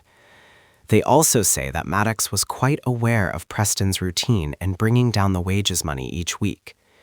Maddox and his wife used to live with an aunt of hers at Morpledene. After he was dismissed, they came up to Horston. No one at Hammersley Station recognized him if he traveled by the 10:35 that day. He wasn't a regular traveler at any time. He walked over from his aunt's house to the factory when he was at work there. I've identified every passenger on the 10:35 now, bar one. None of them traveled in the third-class compartment next Preston's. If Maddox was on the train, then he may have been in that compartment. Even if he was, that doesn't prove that he was the murderer, Ross cautioned his subordinate. No, Mornington admitted, it doesn't. But at any rate, I've got 51 out of the 52 passengers identified. That's better than I expected at the start. And since the notes were on the train, and one of them at least was in Maddox's possession, there's a very fair likelihood that he was number 52. Well, go ahead, the superintendent suggested. What else do you know about him? Today, I went round to his house, Mornington continued. I asked him to account for the note D50157128, which he had had in his possession. He turned white about the gills as soon as I mentioned it. Apparently, he thought he'd gotten away with it, and it was a bit of a shock to find the game was up. I suggested he might like to make a statement to you. At that, he pulled himself together a bit. I suppose he'd expected to be arrested at once. So as soon as he'd got his boots on, under my eye of course, I brought him along here. He's outside now if you'll see him. Bring him in, the superintendent directed. Mornington went out and in a few moments ushered the suspect into Ross's room. The superintendent was case-hardened to situations of the sort, and his swift examination of the newcomer's aspect was untinged with any obvious prejudice. Maddox was a little man of about 35, plainly of the clerk class. He was neatly but rather shabbily dressed, and his stiff collar was slightly frayed and obviously home-laundered. It needed no second glance to diagnose him as a man down in his luck. He was, naturally enough, very nervous, and seemed hardly to know what to do with his hands. "Sit down, Mr. Maddox," the superintendent directed, with a gesture towards a chair facing the light. "Inspector Mornington tells me you wish to make a statement. I'm going to have your statement taken down in writing, and after it's finished, I'll give it to you to read over and check. You understand? Good." Now, what we want to know is how you came into possession of a Bank of England £1 note numbered D50157128, which you handed over to Leo Allen, the pawnbroker. Maddox, like a trapped animal, glanced mistrustfully from the face of one official to the other, and his Adam's apple worked convulsively once or twice before he could find his voice. "I don't quite know where to begin," he said faintly at last. "Then we'll go back to the beginning," Ross suggested in an encouraging tone. "Not a bad place to start from, usually, Mr. Maddox. Let's see. You were employed in the office at Preston's factory down at Hammersley, weren't you? And at that time you were living, you and your wife, with a relation of yours at Morpledene? Then there was some trouble at the factory, wasn't there?" "Suppose you tell us about that." The kindliness of Ross's tone seemed to take Maddox by surprise. Evidently, he had not expected to be handled in quite this fashion, and though it by no means put him at his ease, it took the sharp edge off his alarm. "It was this way," he began, clearing his throat and speaking with some difficulty. "I mean, I was a clerk in the office there, and there was some thieving going on. Money was missing now and again. Not big sums, but just a few shillings now, a few shillings again. I had nothing to do with it. I'll swear that any time you like. I was as innocent as you are. That's the honest truth and nothing but the truth, really. Mr. Preston got it into his head that I was to blame, though he hadn't an atom of proof to show for it. And he was that sort of man that if he once got an idea into his mind, nothing would ever get it out again, nothing. He was a hard man, Mr. Preston, just as hard as a bit of stone if you came up against any of his notions. So one day he called me into his office and he said, 'Maddox, I shan't require your services after today. The cashier will pay you instead of notice.' And, says he, you needn't send anyone to me about your character." In the recital of his grievances, Maddox had lost some of his nervousness, and his repetition of Preston's speech was evidently a not wholly unsuccessful attempt at mimicry. "Well, that was a nice tale to take home to the wife," he went on, "wasn't it now? Discharged without a character. I knew pretty well what would happen, I can tell you. Preston was a vindictive swine. Oh yes, he was, even if he's dead now. And I knew pretty well he'd got it in for me. He wouldn't give me a bad character. Oh no. He was a bit too clever for that, and wouldn't risk me having him up for slander. He'd just look down his nose and say nothing if anyone asked if I was trustworthy. Just do the thing in the meanest little way it could be done. But if you look down your nose just the right way, you can say a lot without opening your mouth, can't you? Of course you can." He paused for a moment and moistened his lips. Now that he had got fairly into his tale, he showed no sign of cutting it short. "Well, there it was, and a nice affair for a man with a wife to keep and only a few pounds saved." What chance had I of getting another job in Hammersley after that? Just about as big as you could put in your eye and not feel it tickle you. I knew Preston well enough for that. He'd got it down on me because I told him what I thought of his methods when he flung me out, and he'd take mighty good care that Hammersley was closed so far as getting work went. I went home to the wife and we talked it over. Horston seemed the best chance, so we shifted in here so as I could look for a fresh job. When we got here, it was worse than we'd expected. What chance have I of getting a job when the town's full of clerks walking the streets looking for work, and all with good references behind them? Again and again I was nearly taken on, and then, "Where were you last?" And they'd make a note of it, and that was the end of it so far as I ever heard. They went to Preston, I expect, and Preston looked down his nose the way he used to do and said nothing at all. So they turned me down. And what could I do? Nothing. Just nothing. He broke off bitterly and stared at the floor, as though to allow his anger to pass before he spoke again. It seemed as if his original nervousness had been swamped by his rekindled rage against his late employer. "That's what Preston did for me," he went on in a quivering voice. "And what's more, he tried to stop my getting the dole, even though he didn't manage it. Wouldn't that sort of treatment turn an honest man into a Bolshevist most days? It would me, I can tell you, if it hadn't been for the wife, and no great wonder either. We got hard up. Our savings went, bit by bit, and we had to take and pawn things from time to time, just to keep things going. Then the wife says to me at last, 'There's nothing for us here in Horston, and we're spending money and getting nothing for it. What about getting Aunt Emma to take us in for a bit? She won't want to make a profit off us with things like this.'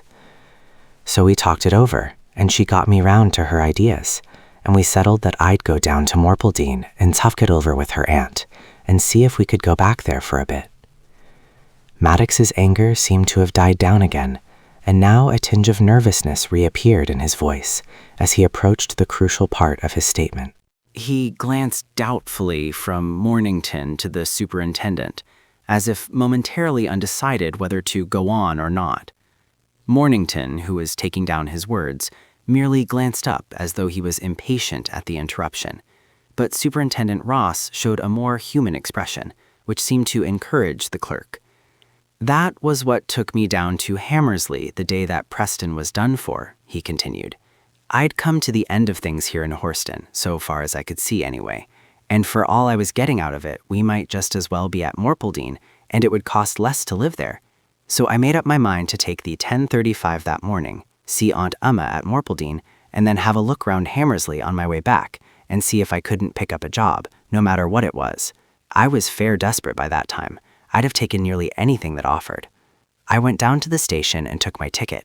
Then, as I was going along the train, I saw Preston coming along the platform towards me, carrying his little attaché case, and I remembered this was his day for bringing down the factory wages. I was up against it hard then, just about cracked up with the worry of getting no job. And when I saw him, I'd half a notion to stop him and sort of throw myself on his mercy. Anything to get a fresh start, you understand? That'll give you an idea of how bad things had got with us. But when he came abreast of me, he just looked down his nose, the way he used to do, and I could see him grinning in a sort of self-satisfied way. You know what I mean? Like as if he was saying, "Well, I fixed you, my lad." And when I saw that on his face, I knew it was no good, and I walked past him and got into the next compartment I came to, and he got into the first-class carriage next door to me, and that was the last I saw of him, or ever shall now. "Just a moment," Ross interrupted. "I want to be clear about this. You were in the third-class compartment immediately behind Preston's first, next door to him?" "Yes, next door," Maddox admitted. "There was nobody else in my compartment all the way. I don't remember anything much on the journey till we got past Seven Sisters Station, and then I happened to let down the window and look out." Just as well I didn't look out very far, for the next thing I knew was a big thing flying past my face along the train, and that gave me a bit of a jump, I can tell you. I'd just time to see what it was when it pitched amongst some bushes by the side of the track, but I didn't need 2 looks at it to know it well, for it was Preston's attaché case, the one he used to bring the cash down to the Hammersley factory, the one I'd seen in his hand when I met him on the platform. Maddox paused after making this last statement, evidently in the expectation that the 2 officials would voice their surprise, but neither the superintendent nor the inspector betrayed any special interest. Mornington took advantage of the interlude to scrutinize his pen nib and remove a minute hair from it. The lack of astonishment in his hearers seemed to excite Maddox's misgivings again, and it was in a more nervous tone that he pursued his narrative. "I was more than a bit surprised to see that attaché case flying out of the train that way," he went on. "My idea was that Preston had let it drop out of the window somehow, and I just wondered how he'd managed to be such a clumsy ass as to do it." Then he broke off sharply, as though he had sudden doubts as to the wisdom of going further with his story. Superintendent Ross seemed to wake up all at once. You'd better go on, Mr. Maddox, he suggested in a neutral tone. We have definite evidence that you got hold of that attaché case, so it's no use trying to pretend you didn't. You may as well make a clean breast of things while you're at it. Maddox apparently digested this advice for a moment or two before making up his mind to accept it. Well, that's just how it happened, he said, with a tinge of defiance in his tone. You may not swallow it, but it was so. I saw that attaché case flying through the air and landing in a clump of bushes, and I did some quick thinking on the spur of the moment. First thing I did was to pull in my head from the window in case Preston was looking out and noticed me. I'd marked the spot where the attaché case fell, pretty fairly. Then well, you know how Preston had treated me. I didn't owe him much except a grudge, and here was a grand chance to get square with him. If I could get out of the train at Hammersley and beat him back to where the case was lying, then I could collar it before he got on the scene and hold it up until he had to offer a reward for it.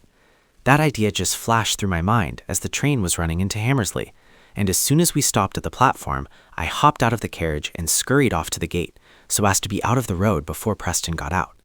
Naturally, I didn't want him to see me and be reminded of me at Hammersley Station, for then when the attaché case turned up missing, he might think of me.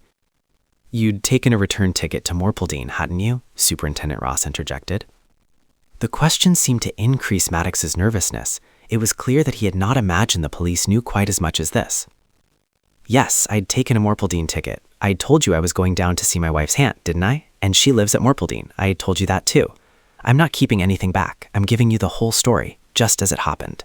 I know it sounds funny, but that's just how it happened as far as I can remember. Go on, Superintendent Ross ordered. What happened next? As soon as I got out of the station, I hurried round the first corner, for fear Preston was coming out behind me and might see me making a beeline back along the line. After I was out of sight of the station, I doubled back and took the road to Seven Sisters. It's about 2.5 miles from Hammersley to Seven Sisters, and I reckoned the case was dropped out of the carriage window about 1/2 mile or maybe 3/4 after we'd left Seven Sisters station. That meant I'd not more than a half-hour's walk in front of me, and to make sure of keeping ahead of Preston, I hurried for all I was worth. It was a misty morning, and I was pretty sure he couldn't spot me in front of him on the road, even at the bits where you can see a good bit ahead of you. How thick was the mist? Superintendent Ross asked suddenly. Oh, pretty thick here and there, and sometimes there was a clear patch. How far ahead could you see? I mean, when it was thick. Maddox reflected for a moment or two. Where it was thickest, you could hardly see a couple of yards in front of you, he answered at last. More like a ground fog than a mist, in parts it was, but patchy. Yes, go on, Ross directed, as though satisfied about the mist. Well, in 20 minutes, I guessed I was somewhere near the place where I'd seen the thing fall, so then I got off the road into the fields and walked over to the railway line. I started to walk along it towards Seven Sisters when I heard someone coming in my direction, so I slipped off the permanent way and slid down the embankment a bit. Just about there, the mist was very thick, and I didn't need to go far to be out of sight of the line. How far? Demanded the superintendent. Try to be accurate in that sort of thing. Maddox's nervousness increased at the sharp tone of Ross's voice. Oh, it would be about 10 feet or so, 3 or 4 yards, I should think. The mist was quite thick enough to hide me at that distance, unless anyone was specially on the lookout. Ross seemed satisfied with this and gave a nod to stimulate Maddox to further revelations. A man came up the line as I was saying, the clerk continued. He didn't see me because I was down the bank, and all I could see of him was just a sort of outline in the mist against the sky. I suppose he was a plate layer or something of that sort, going along the line to make sure things were all right. Or he may have been laying fog signals for all I know. I crouched down until he was past, and then I got up and went along again towards Seven Sisters. I'd hit the place all right, more by accident than anything, for I hadn't gone 10 yards farther before I came to the clump of bushes I recognized at once as the spot where Preston's case had dropped. So I began rummaging around after it, and it wasn't another couple of minutes before I stumbled right onto it amongst a lot of evergreens close beside the line. Wait a moment, Ross interrupted. How far was this clump of evergreens from the rails, as near as you can guess? Maddox rubbed his cheek as though rather perplexed by this inquiry. I'd say it was about 6 feet or 8 feet from the nearest rail, he hazarded at length. 8 feet perhaps, or, well, about 8 feet or 9 at the most, I should think. But you can find the place for yourself if you want to measure it.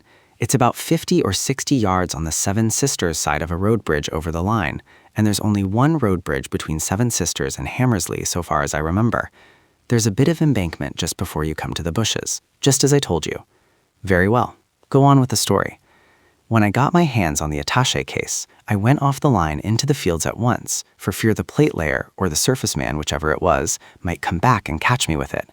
When I was well into the mist and out of sight of the line, I opened up the case, and there were the notes right enough. Besides, Preston's visiting card was stuck to the leather of the inside of the lid. I scraped that off with my fingernail. There weren't any initials on the outside of the case to give me away if I was seen carrying it. What about the notes? Some of the notes were done up in pockets with rubber bands around them, and some of them, just a few, were lying loose in the case, and there were a couple of bags of money as well. Out in the field, I opened them and found one had coppers in it and the other was full of silver. I thought for a bit what to do next. I didn't much care to carry the case back through Hammersley in daylight, for someone might notice it and mention they'd seen me with an attaché case. I knew there'd be sure to be a hullabaloo raised about it, and I wanted no risks. The best thing to do would be to hide it securely somewhere and come back for it later on, in the dark when no one would be likely to notice it in my hand.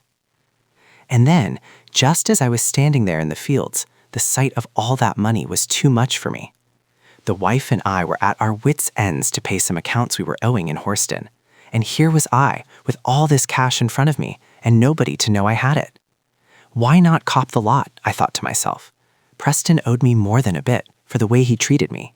Well, I stood there like a dummy for minute after minute, trying to make up my mind what I'd do about it. And at last it was more than I could do to go back to the wife with empty hands when there was all this stuff here, just for the picking up, as you might say.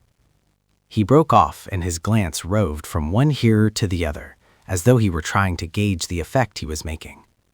Met by complete impassivity on Mornington's part, and a grave look from the superintendent, he hurried on with the rest of his narrative.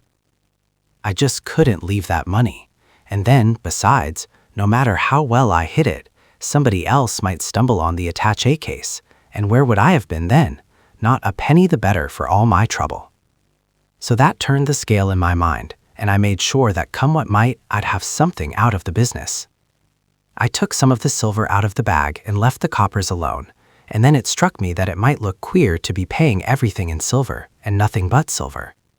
Preston would never know the numbers of the notes, I felt pretty sure, and it would be safe enough to take a few of them. So at last I helped myself to some of the loose notes, as well as 2 or 3 pounds worth of the loose silver, and then I hunted about till I found a good place to hide the attaché case in, somewhere safe.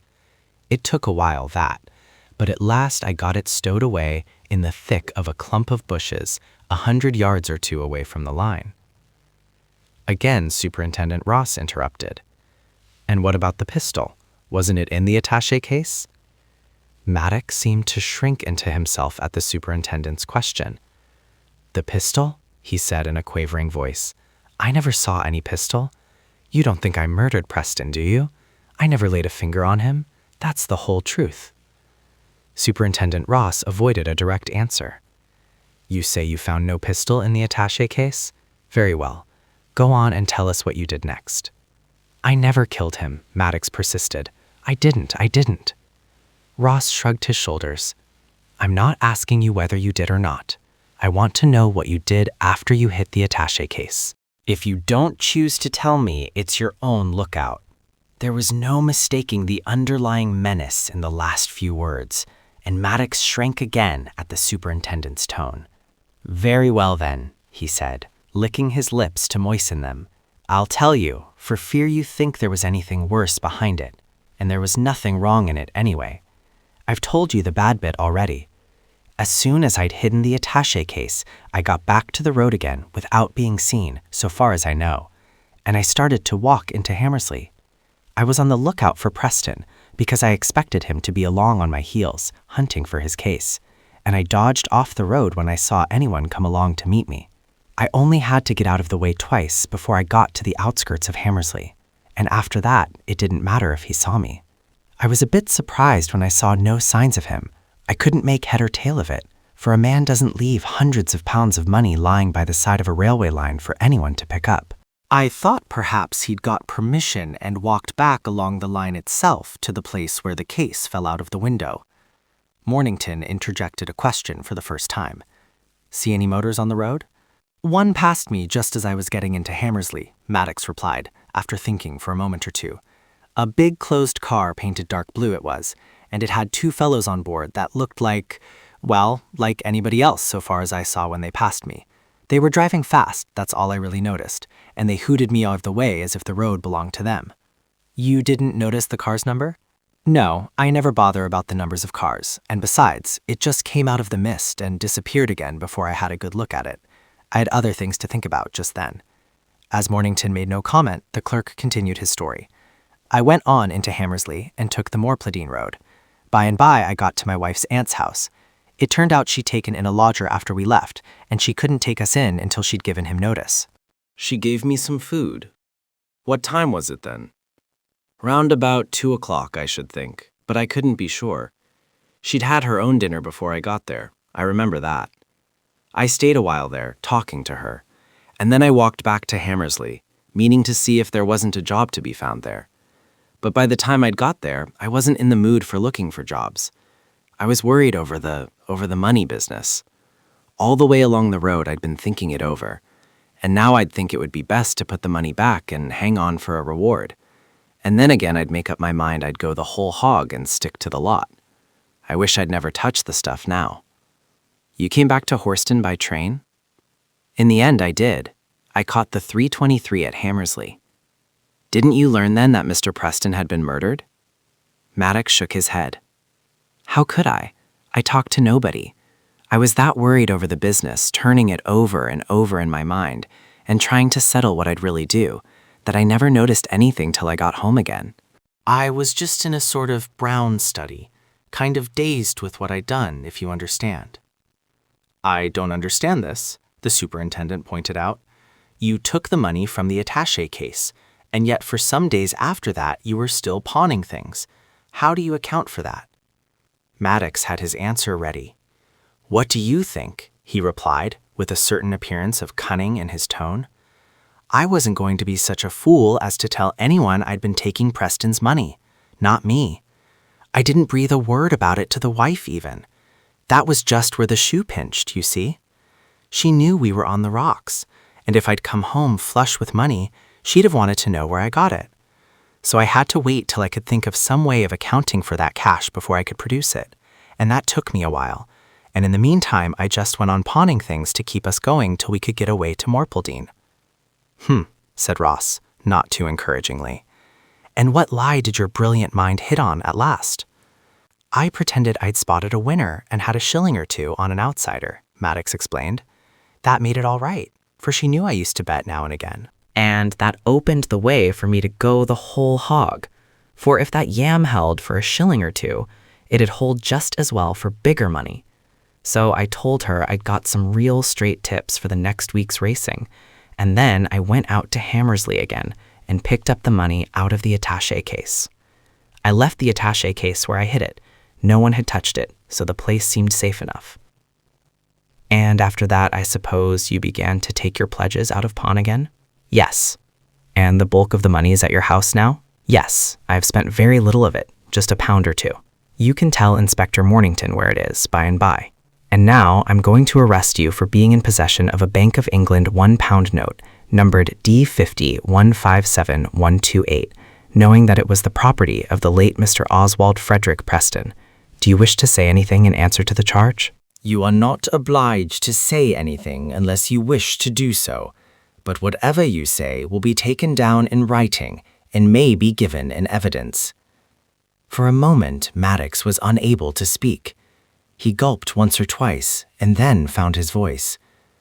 And that's all you're charging me with? He asked anxiously. That's the charge I'm holding you on, Ross answered. I never murdered him, I'll swear that. I never said you did, the superintendent pointed out. Now, Inspector Mornington will read over that statement to you, and you can check it. At a gesture from Ross, the inspector led his prisoner out of the room, and Ross settled himself at his desk. In a few minutes, Mornington returned. "You ran the judge's rules pretty fine, didn't you?" he suggested with a sardonic smile as he came into the room. "Did I?" How? Ross demanded, with an assumption of innocent surprise. Well, hadn't you made up your mind to charge him as soon as he confessed he'd taken the money from the attaché case? You don't generally jump to conclusions like this, the superintendent pointed out. He confessed to taking the money out, but until we got his whole story, we didn't know whether he'd thought better of it in the end and put it back again. Then someone else might have lied it on the attaché case and put the note in circulation, see? "You're too deep for me," Mornington confessed. "I never had any doubts about what he did." "Doubts come in handy at times," Ross said blandly. "Now, what do you think of that evidence of his? I have my doubts, but probably you've got none. A damned fishy story, if you ask me. It might be true, but it sounds like the other thing. I didn't like his manner much. I doubt if my own manner would be quite satisfactory if I felt someone was just on the edge of arresting me for a murder," the superintendent mused aloud. "It's always a rather trying experience from what I've seen. I shouldn't lay too much stress on that if I were you." Put yourself in Maddox's place, and you'll feel rather funny about the throat too, if you've any imagination. He reflected for a moment and then turned to a fresh subject. If this story of Maddox's is true, then that attaché case was flung out of the carriage window by the murderer. Unless Preston himself dropped it out when he saw the attack coming, Mornington suggested as an alternative. He seems to have been the sort of man who'd take care of his money in any circumstances. "It wasn't dropped out of the window," Ross asserted. "If Maddox's yarn's true, it must have been flung out with enough vim to carry it 9 feet away from the side of the train. The case itself weighed, say, 3 pounds. The silver must have ran to about another 3 pounds. And a quid's worth of coppers comes to somewhere around about 4 pounds weight, I should guess. That's 10 pounds in all, plus the weight of the notes. A 10-pound attaché case isn't a bit of paper that can drift on the wind. It must have been flung out by someone who wanted to land it well off the permanent way." That's clear. Mornington's gesture admitted the force of this. "I doubt if Preston was given time to throw things out of the window," Ross went on.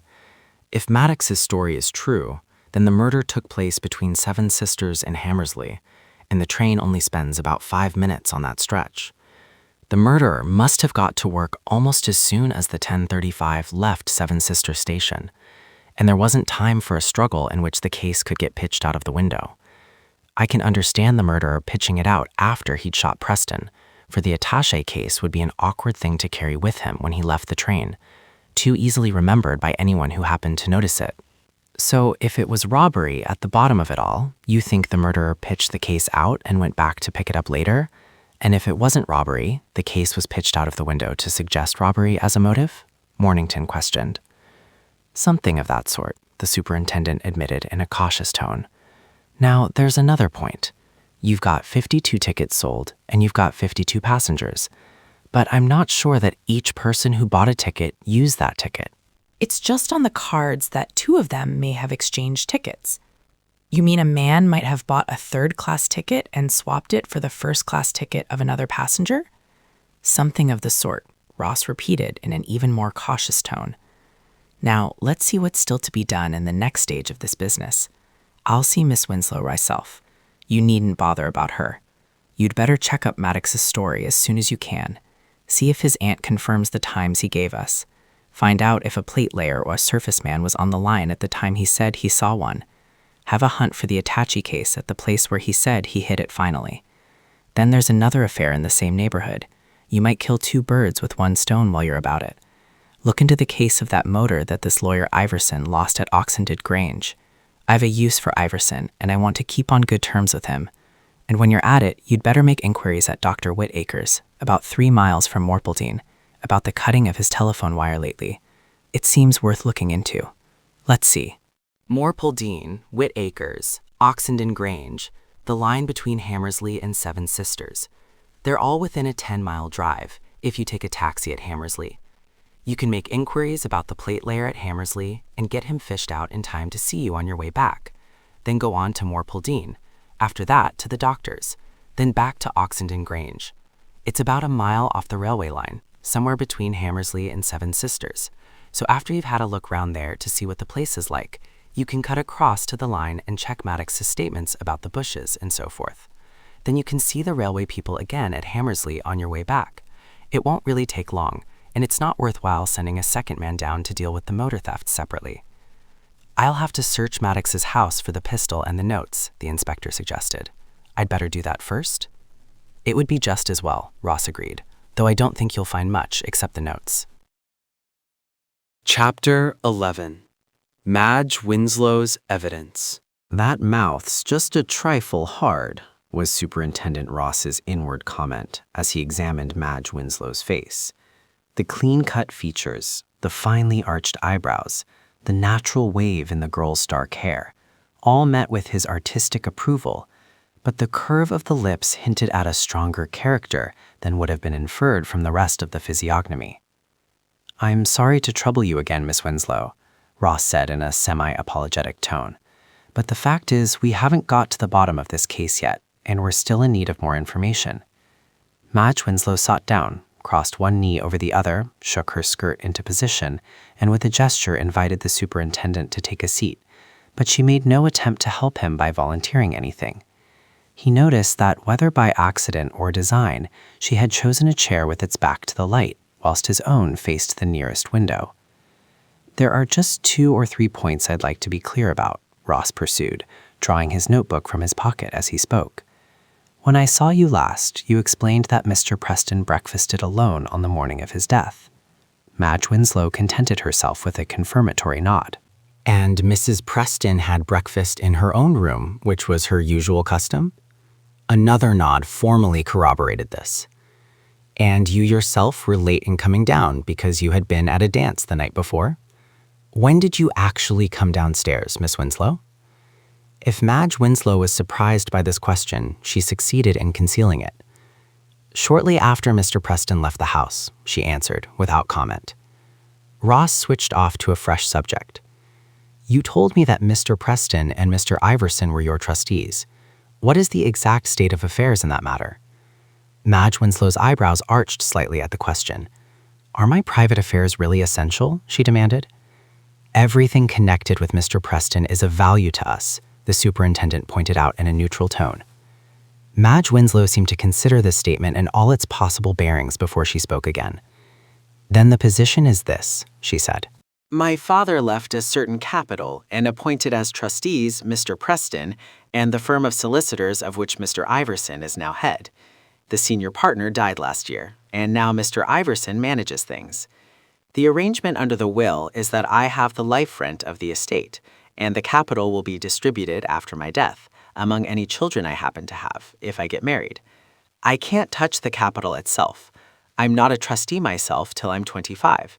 When I'm 25, I can draw the full interest on the capital, but until my 25th birthday, my trustees pay me what the will calls an allowance sufficient in the opinion of the trustees for my expenses. Ross, in his turn, considered for a few moments before putting further questions. Perhaps you did not quite see eye to eye with Mr. Preston about the amount you were allowed.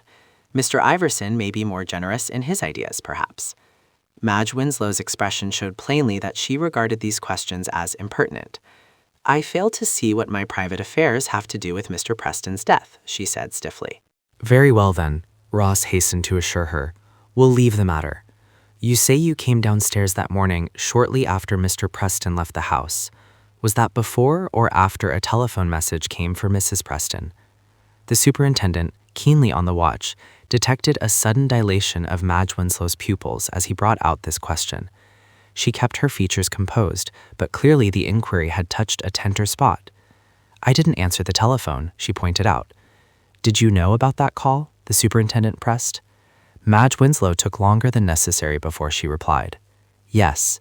"How did you hear about it?" Again there was a pause, as though the girl took time to consider. "Mrs. Preston sent a message asking me to go to her room." "And she told you about the message the maid had given her?" A nod confirmed this. "Who telephoned to Mrs. Preston?" Madge Winslow examined her neatly shod foot for a moment or two before answering. It was Dr. Selby Onslow, she said at last. Mrs. Preston told you what his message was? What had he said? Hadn't you better get that from Dr. Selby Onslow himself? Madge Winslow suggested coldly. I understood that evidence should be first-hand, if possible. You're asking me about a thing I could only know at third-hand. I'll put it differently if you wish, Ross said patiently. What did Mrs. Preston tell you about the message? Madge Winslow evidently felt that she had made a slip in handling the situation. Her coolness did not desert her, however, and her voice was quite level as she answered. Mrs. Preston told me that Dr. Selby Onslow had been called away unexpectedly and might not be able to come here that afternoon as she had arranged.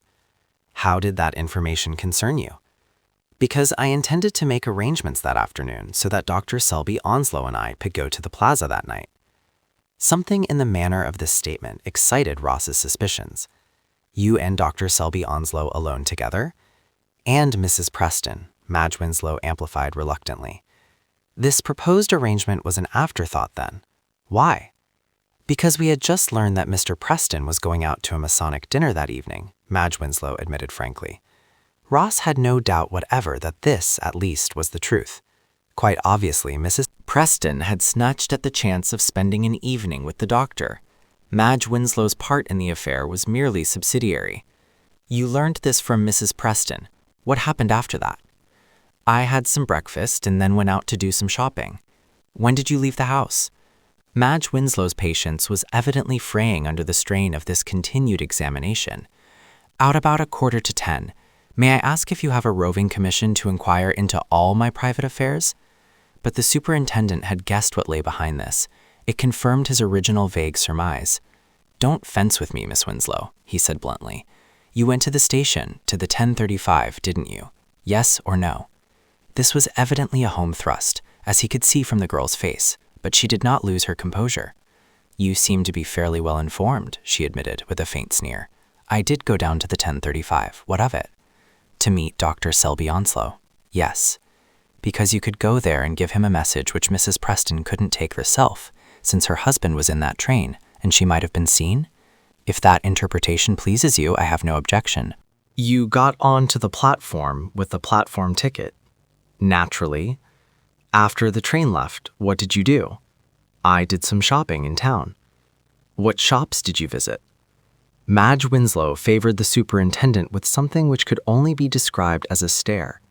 How do you expect me to remember after all this time? She demanded coolly. I was doing ordinary shopping, odds and ends. I don't profess to recall where I went or what I bought.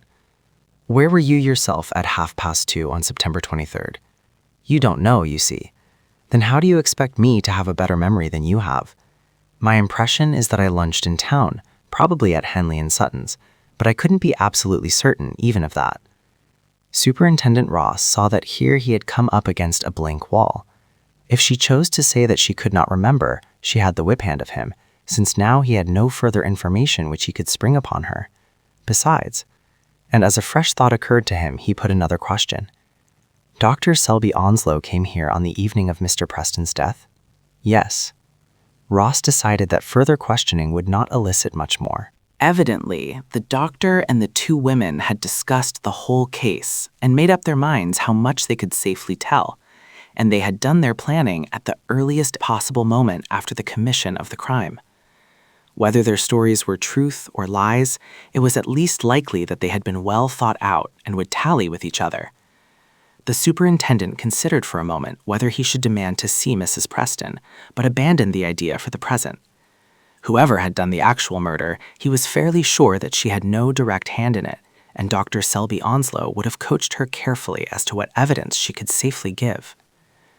Then I take it that's all the help you can give us in the matter, Miss Winslow? He inquired in an almost perfunctory tone. I've nothing more to say, Madge Winslow assured him formally, as Di rose and stepped across to the bell.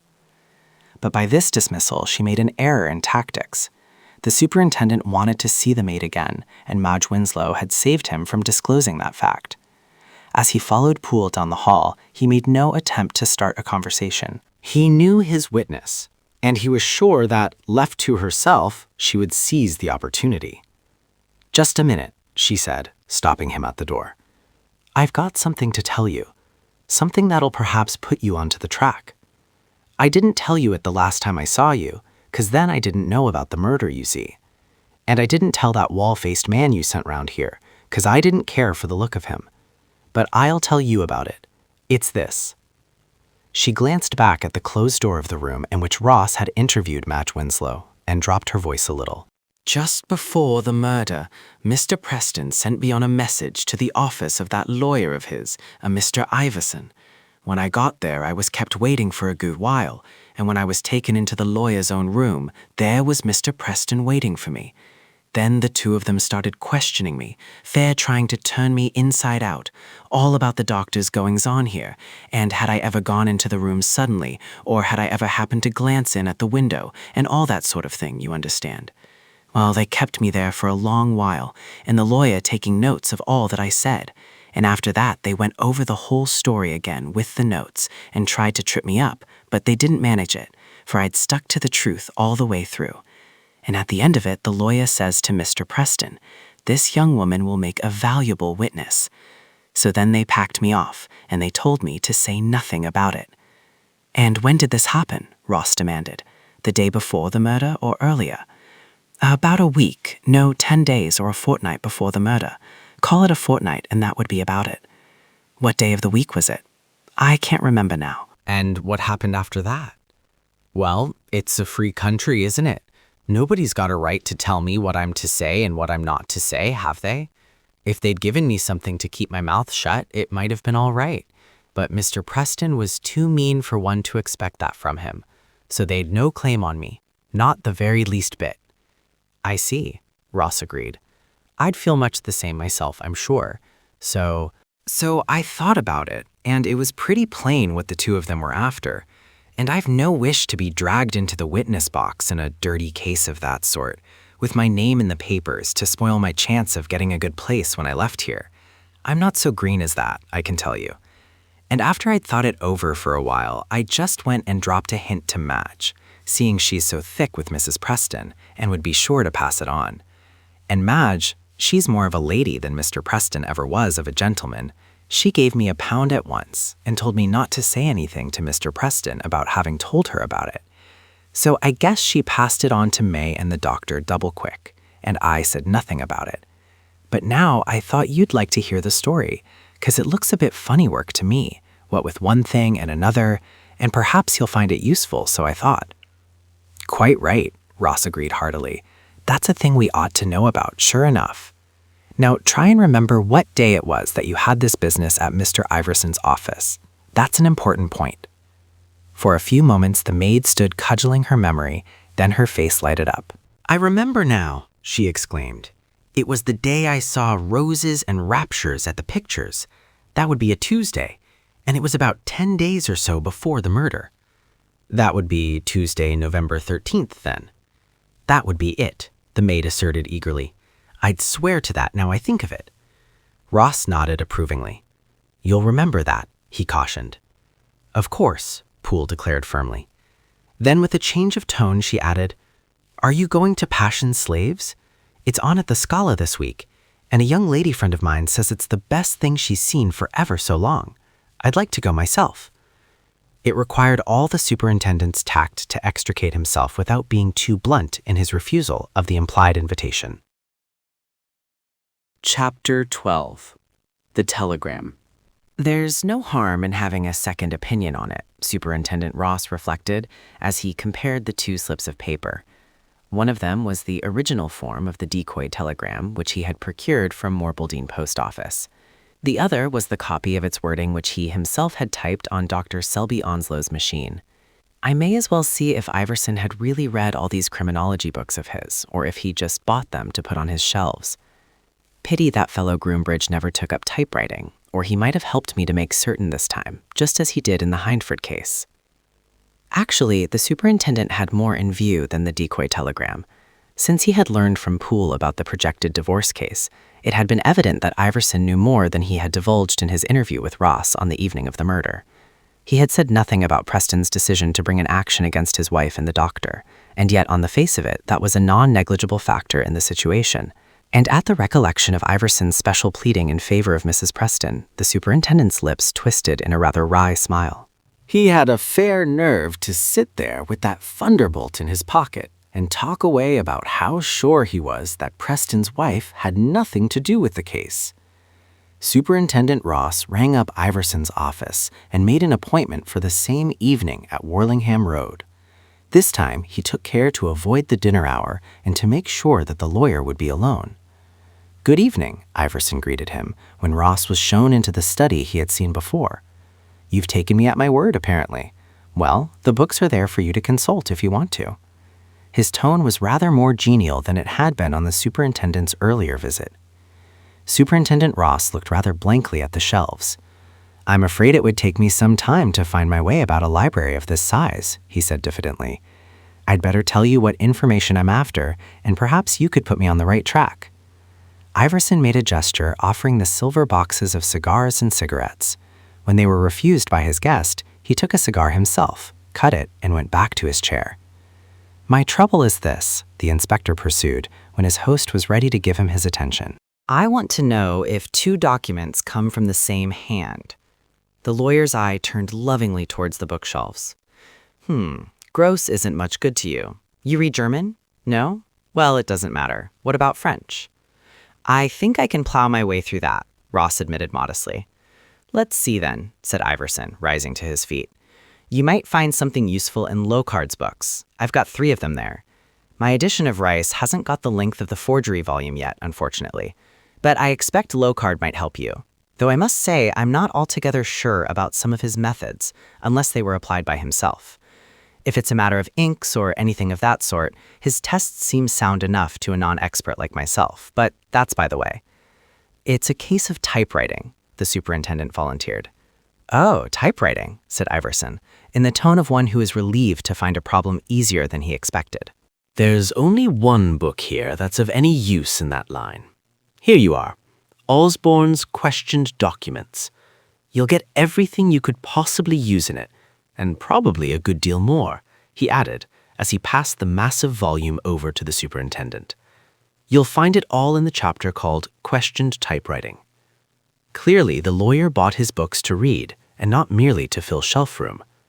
Ross accepted Questioned Documents, but instead of opening it, he laid it on the table beside him and drew from his note case the 2 documents which he had brought with him. They had no obvious connection with the Preston case.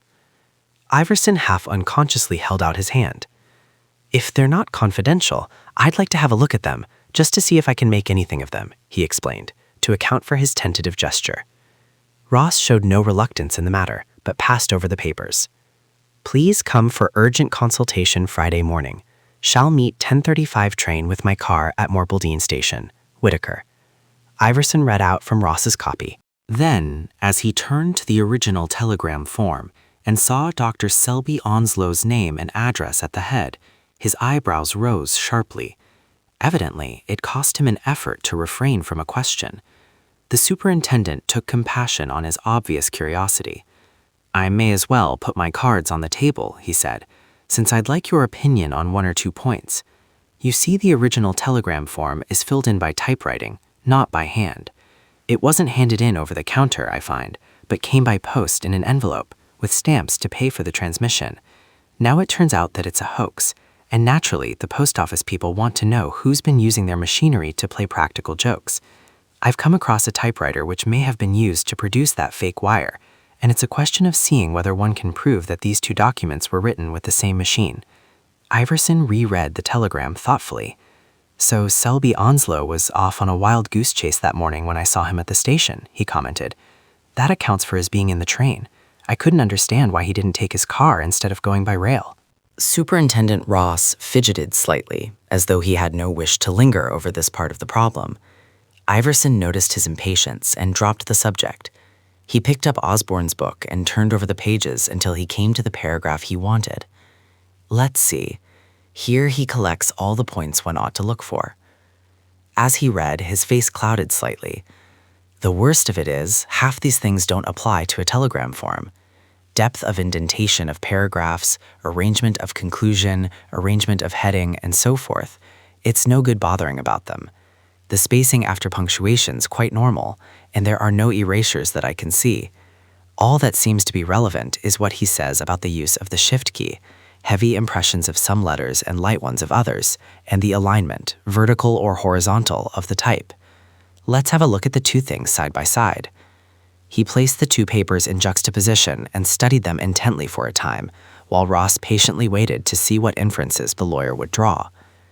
The shift key for capitals seems to be slightly out of adjustment, he said at last.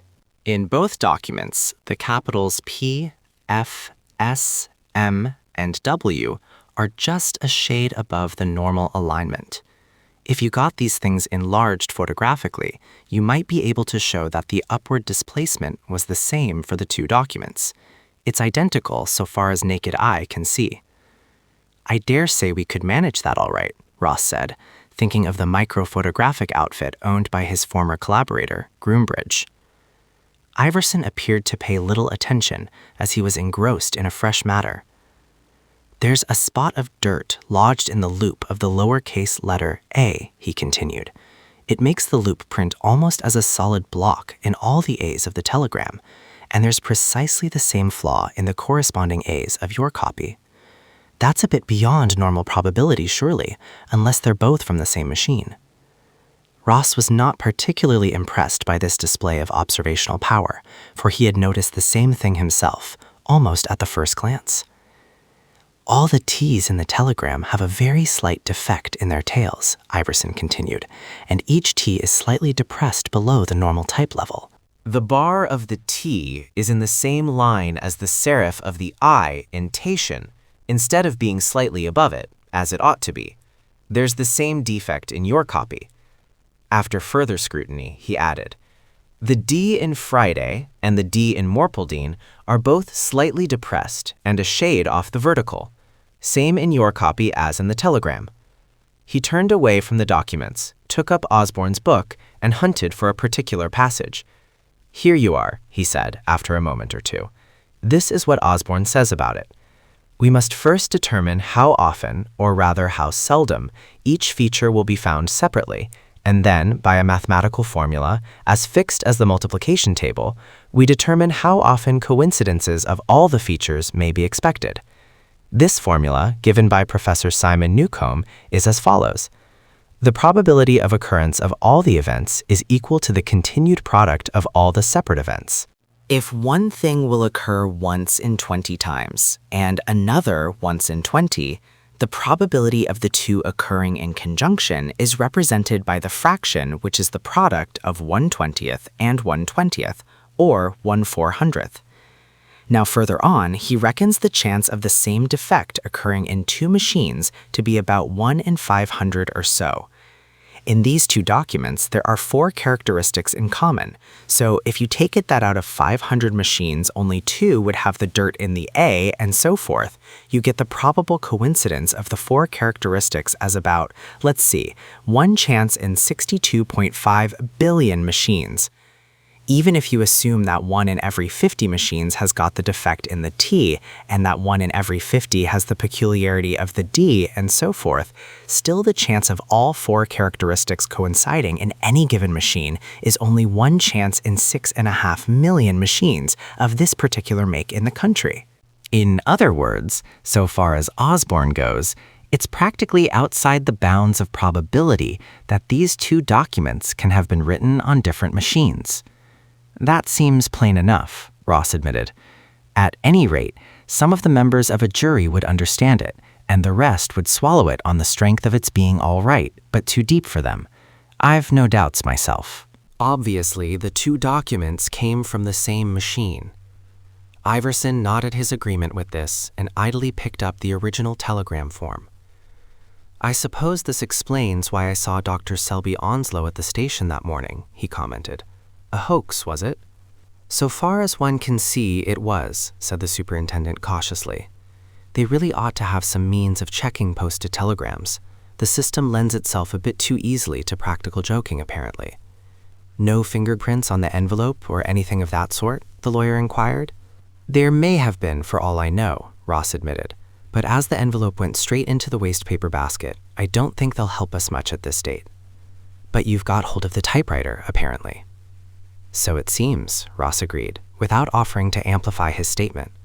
Suddenly, he looked the lawyer straight in the face.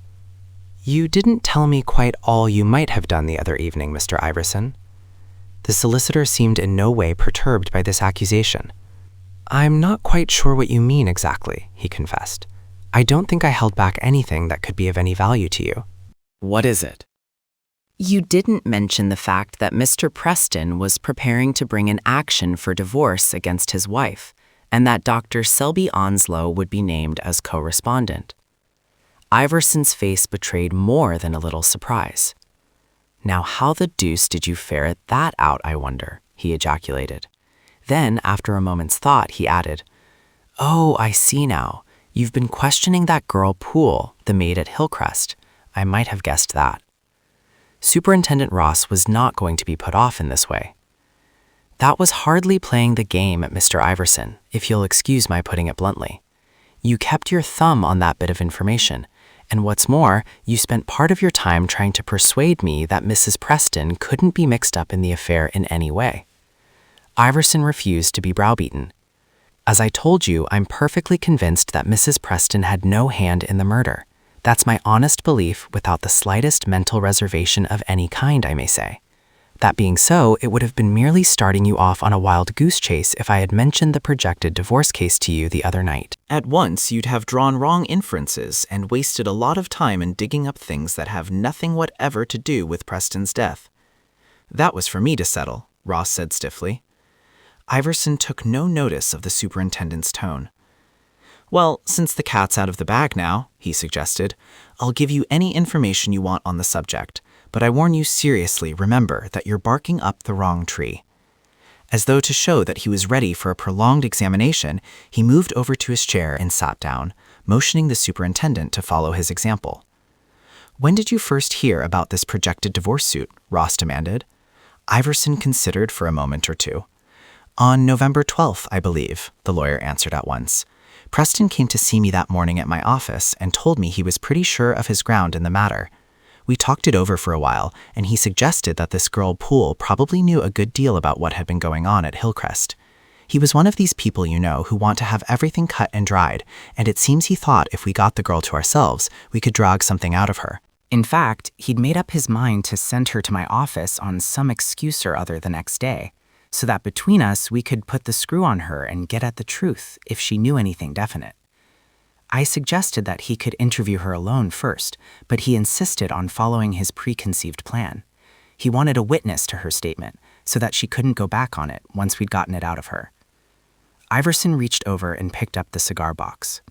Try one, he suggested, and when his offer was refused, he lighted a cigar himself. Well, it was no business of mine to object. He was my client, and I followed his instructions. As it turned out, he needn't have worried himself so much, for there was no trouble at all in making the creature talk. Once she understood what he wanted, she gave him full measure and considerably more than he'd anticipated, I suspect. Iverson leaned back in his chair and laughed cynically. It was as good as a play, it was, really, he continued. Here was this venomous little hussy, simply burning to tell all she knew, and perhaps rather more than that, unless I was mistaken. Once she found she'd got an interested audience, she talked on and on, just one ugly detail after another. What she'd suspected, what she'd overheard, what she'd seen, what she tried to see through the keyhole or the window. Everything came out with a rush once we'd got her started. It was a perfect revelation of character, the lengths to which a spiteful little slut will go in order to discredit a girl she envies. For that was at the back of the whole affair, quite clearly. She hated both Mrs. Preston and Miss Winslow because they had more money, finer clothes, and, generally, a better standard. And she took an impish delight in painting the whole thing in the crudest colors. She'd be very coy when she remembered the pose, and then she'd forget herself and her language grew, well, shall we say, painfully direct. And Preston's position wasn't altogether enviable, you know. He'd asked for it, of course, and he certainly got it. Every crude detail, every nasty bit of surmise, all her notions of what probably happened, only I couldn't be sure. The whole affair simply made him squirm, physically, I mean. Well, that was his lookout. I didn't ask to be dragged into it quite so fully as all that, but he would have his own way. And of course, he made a mess of it in the end. Anyone could see at a glance that this jade expected to be paid for her trouble. It stuck out all over her. But Preston was too mean to see it. He ought to have given her something to keep her mouth shut, a retaining fee on the quiet.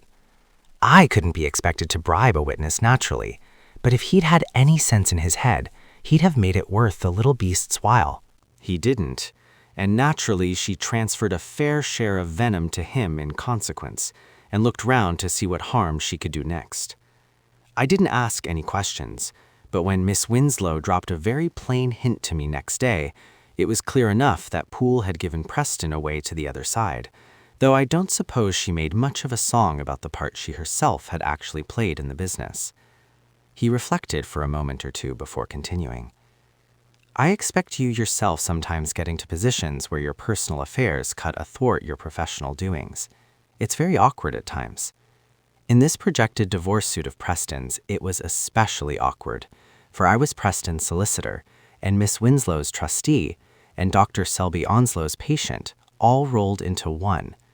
I'd have been acting for Preston against my own doctor, with a girl whose trustee I was giving evidence on the other side.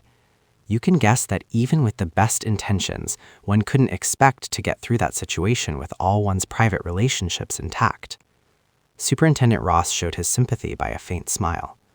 It sounds a bit like the crew of the Nancy Brig, he confessed. You must have been puzzled at times as to what exact capacity you are acting in at any given moment. By the way, I didn't know you were a patient of Dr. Selby Onslow's. When did you see him last? That morning at the train, Iverson replied. But you didn't speak to him then, the superintendent pointed out. I mean, had you any talk with him after this divorce affair came on the carpet? Yes, I went to his house one afternoon to see him about a relaxed throat that was bothering me. That was on... He pulled a diary from his pocket and consulted it. On Thursday, November 15th. That was the day after Miss Winslow had let you see she knew about this projected divorce suit? Iverson made a gesture of confirmation. Yes, she spoke to me about it on the 14th, the day after Preston had the maid up giving her evidence. Dr. Selby Onslow's got a good practice, I believe. About the best fashionable practice in Horston, I should think, the lawyer assented, with a faint tinge of envy in his tone. I can't think how a man in his position would take the risk of getting mixed up with a woman among his patients. Superintendent Ross had no objection to letting people tell him things which he knew already, since there was always a chance of a fresh detail coming to light. What would have been Dr. Selby Onslow's position if Preston had won his case? He asked innocently. Iverson threw up his hands in a gesture which suggested the complete ruin of the doctor. He'd have had the devil to pay, and the damages in the suit would have been the least of it, he said seriously. It would have been the end of him.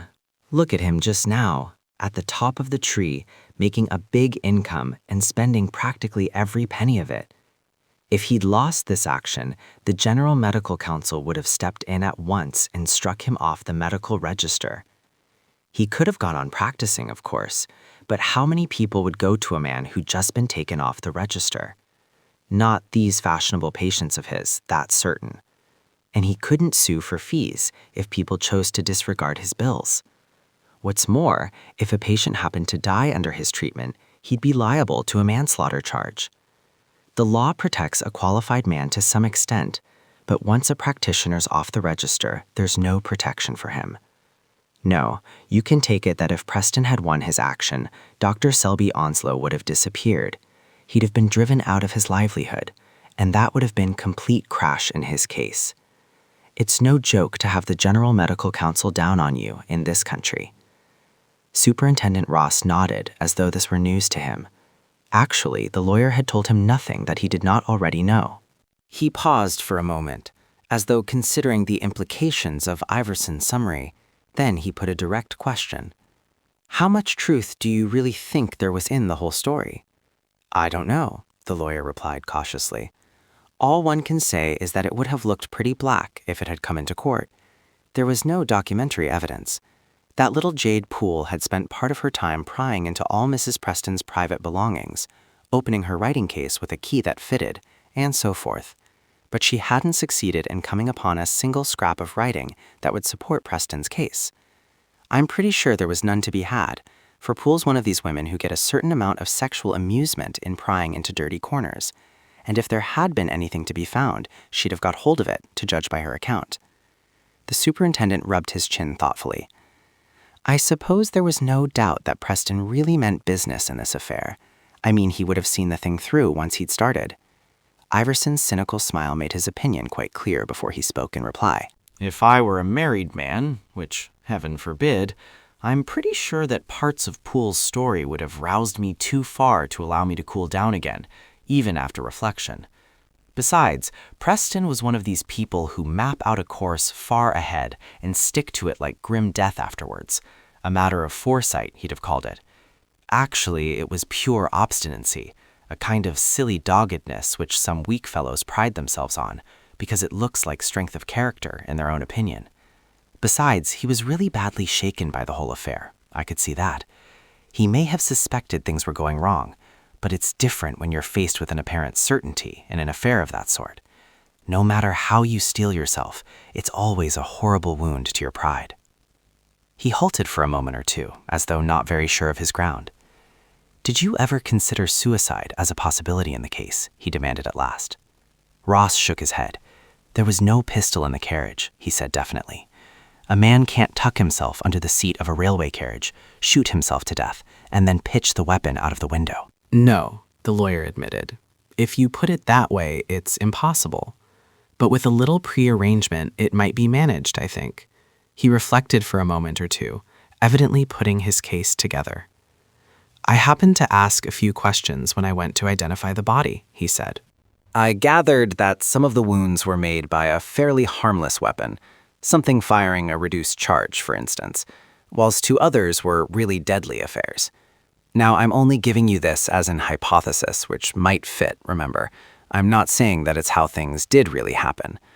But suppose that Preston wanted to commit suicide, and to do as much damage as he could to other people by making it look like murder. Suppose he provided himself with a couple of pistols, one with reduced charges and cartridges, the other with ordinary cartridges. Imagine that he tied both pistols to his attaché case with long strings and let the case hang out of the carriage window.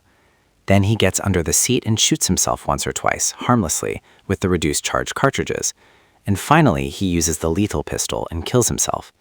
In the final convulsion, his hands open. The weight of the attaché case pulls the pistols away from him. The case itself falls out of the window, dragging the weapons with it. That leaves no pistols in the carriage and the body under the seat, doesn't it? Superintendent Ross smiled, but he shook his head. I'm afraid it won't work, he pointed out.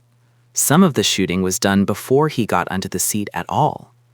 The harmless shots, Iverson suggested, and Ross mentally admitted that this fitted the evidence. But that would leave the attaché case and pistols on the line, the superintendent objected. Until someone picked them up, certainly.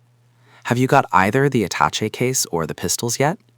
We've got the case, Ross admitted grudgingly. Well, I don't pretend my hypothesis is right. In fact, it's not really my own idea. I read something like it somewhere or other. But you'll admit that it's a plausible alternative to murder. Superintendent Ross's expression had more than a tinge of skepticism in it. It sounds a bit far-fetched, he said, and you haven't produced any motive for all this hanky-panky you assume on Preston's part. Even allowing that Preston knew Dr. Selby Onslow was next door to him and might be involved in a murder charge, it doesn't ring true, you know. Preston had a far simpler weapon ready against the doctor, the divorce suit. Iverson waved his hand as though admitting all that. I am no psychologist, he said placidly. But remember one thing. That Jade Poole, with her evidence, gave Preston the chance of seeing, for once in a while, exactly how he looked to other people, with all his fads and fancies and routine and so forth. Most of us would open our eyes a bit if we saw exactly what the rest of the world thinks of us. Something of a shock, I suspect, in a good many cases, and especially rude shock for a self-satisfied creature like Preston, I should think. He dismissed the whole matter with another gesture. Now, since you're here, what about this car of mine? I want to know if there's any chance of my getting it back, for if not, then the sooner I think about buying a new one, the better. I think we may have some news for you soon, Ross said hopefully. We're piecing together some things that may lead up to it. Chapter 13. The Car Snatchers. With the lawyer's reminder fresh in his memory, Superintendent Ross sent for Inspector Mornington as soon as he returned to his office. "Anything to report about that car stolen from Iverson?" he demanded when the inspector appeared. "I'd rather take things in their order if it's all the same to you," Mornington suggested. "You kept me pretty busy with all the affairs you told me to look into, and I'd like to get the lot off my chest at one go. Now I've the chance." "Fire away then," Ross invited, settling himself in his chair, since he saw from his subordinate's face that there would be a good deal to tell. First of all, another marked notes turned up. It's a 10-bob one, X10 17 17 972, reported by the Esperanza Street branch of the County and Central Bank. Traced back through a tradesman to Maddox, he doesn't deny that it may have passed through his hands. "That doesn't add anything much to the case," said Ross, though not in a discouraging tone. Mornington agreed at once. "Merely nailing things down as firm as possible," he explained. Second, I went down to Morpledine and put Maddox's aunt through it. Her story tallies with the one he gave us, so far as his visit to her is concerned. She feeds at 1:15 usually, and Maddox turned up just after she'd cleared away her dinner dishes. Somewhere about 2 o'clock was her estimate of the time he came to her house. Third, I got hold of the surface man who was walking on the line between Seven Sisters and Hammersley. He left Seven Sisters a while after the 10:35 went through. That's as near as I could screw him down to in time, but that tallies with what Maddox told us about seeing him. The surface man didn't see Maddox on the embankment. The fog was pretty thick, according to him. That again tallies with Maddox's story. Fourth, the bit of the line where Maddox said he found the attaché case in the bushes is exactly as he described it. That shows he must have been there at some time or other. Fifth, I found the attaché case itself in the place where he said he hid it finally. I've got it here. It's a bit mildewed, but the place where Preston's card was gummed inside the lid is plain enough. That identifies it, apart from Maddox's story. The inspector paused, as though to give Ross time to collate this information. That corroborates Maddox's story completely, so far as it goes, he pointed out. But it's got no bearing on whether he murdered Preston or not. All it does is to confirm his tale of his movements after the murder, obviously. Obviously, Superintendent Ross repeated. He's no better off except that his tale holds water wherever you've tested it. Sixth, Mornington went on, I made inquiries about the cutting of Dr. Whitaker's telephone wire. It seems it must have been done in the dusk or shortly after that, so the exchange people make out at least. He actually discovered it about 7 o'clock in the evening when he went to ring someone up. His house is about 300 yards away from the nearest line of telephone poles, and his wire goes down on poles of its own over the intervening space. Without a ladder to reach the lowest footrests, you can't get out the wire unless you swarm up the pole itself. The wire was cut about halfway between two poles, and some 10 feet of wire had been snipped out. My notion is that someone threw a rope or a cord over the wire about that point and pulled on the wire till it snapped. Then he cut 10 feet off one of the broken ends and decamped. I can't see how it was done any other way. Dr. Whitaker seemed very peevish about the affair. I asked him if he had suspicions in the matter. It appears a ne'er-do-well in the neighborhood owes him a grudge. There's no proof of any sort. Net result, then, the superintendent commented, is simply this. It was done after dark, when no one could see what was going on. It was a case of malice aforethought, since the fellow must have brought a rope and a pair of wire nippers with him, and there's no evidence to show who did it. That's correct, Mornington confirmed, not in the least perturbed by the paucity of his results. Well, let it go at that, Ross said, brushing the matter aside. He had evidence, unknown to Mornington, which carried him a stage further than the inspector had gone, but the matter was one which could wait until further facts came to hand. Seventh, Mornington resumed his drawn recital of ascertained points. I went to Oxenden Grange, where Iverson's car was stolen. It's a biggish house, 14 chimneys, say 3 reception and 8 bedrooms, but it's only got about an acre of ground round it.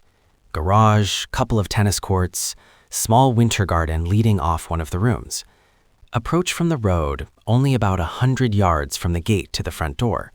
Ground's a bit wild at present. I understand, Ross interrupted. Company's gas and water, baths hot and cold, electricity available, modern drainage. You can skip that part. I'm just telling you what I saw, the inspector protested in a faintly aggrieved tone. You sent me to look at the place. I went and looked at it. Now I'm making a report on it. All right, said Ross soothingly. I see it perfectly in my mind's eye. It's a picturesque modern house, or a delightful freehold residence, or a choice residential property. I read about them in the newspaper advertisement columns. Everything was locked up, Mornington explained.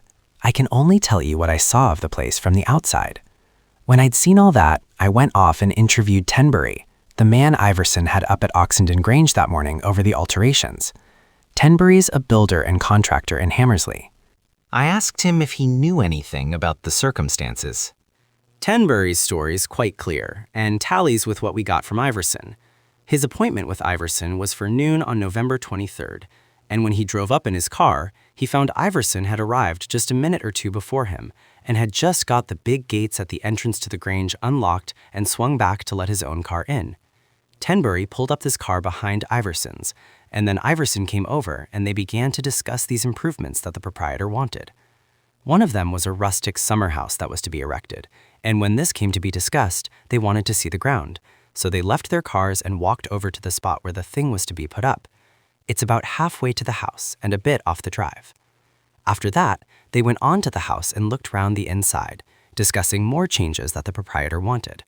And when they came out again, it was about 1 o'clock. They walked down to the gate. When they got there, Tenbury's car was standing there, just as they'd left it, but Iverson's car was gone. Tenbury says his car was a shabby one, whilst Iverson's was a nearly split new Rover saloon, so the thieves naturally took the better of the two. Thieves? Asked Ross, stressing the plural. Thieves, Mornington repeated. I'm coming to that later. Tenbury says Iverson was pretty wild when he found his car was gone. He used a string of what Tenbury called quite illegal language. Tenbury's a bit of a dry stick. I gather Iverson was more than a bit upset to find his car stolen. That's natural enough. I'd feel much the same myself, I think. Tenbury gave him a lift in his own car back to Hammersley Station, and Iverson took the train home. That finishes Tenbury's account of the theft. You said thieves, Ross reminded him. How do you know there was more than one? Because I've got them both, Mornington retorted triumphantly. Go on talking, said the superintendent. This is the sort of story I like. But his tone conveyed his real appreciation of Mornington's efficiency. The car itself turned up in the hands of an old gentleman in the next county. He's a beginner. The first time he had the car out after buying it, he managed to smash a connecting rod somehow. So he sent it to a garage for repairs and wrote to the Rover people giving them the engine number and wanting a new connecting rod for nothing. The Rover people had never sent out an engine with that number. There was a figure too many in it.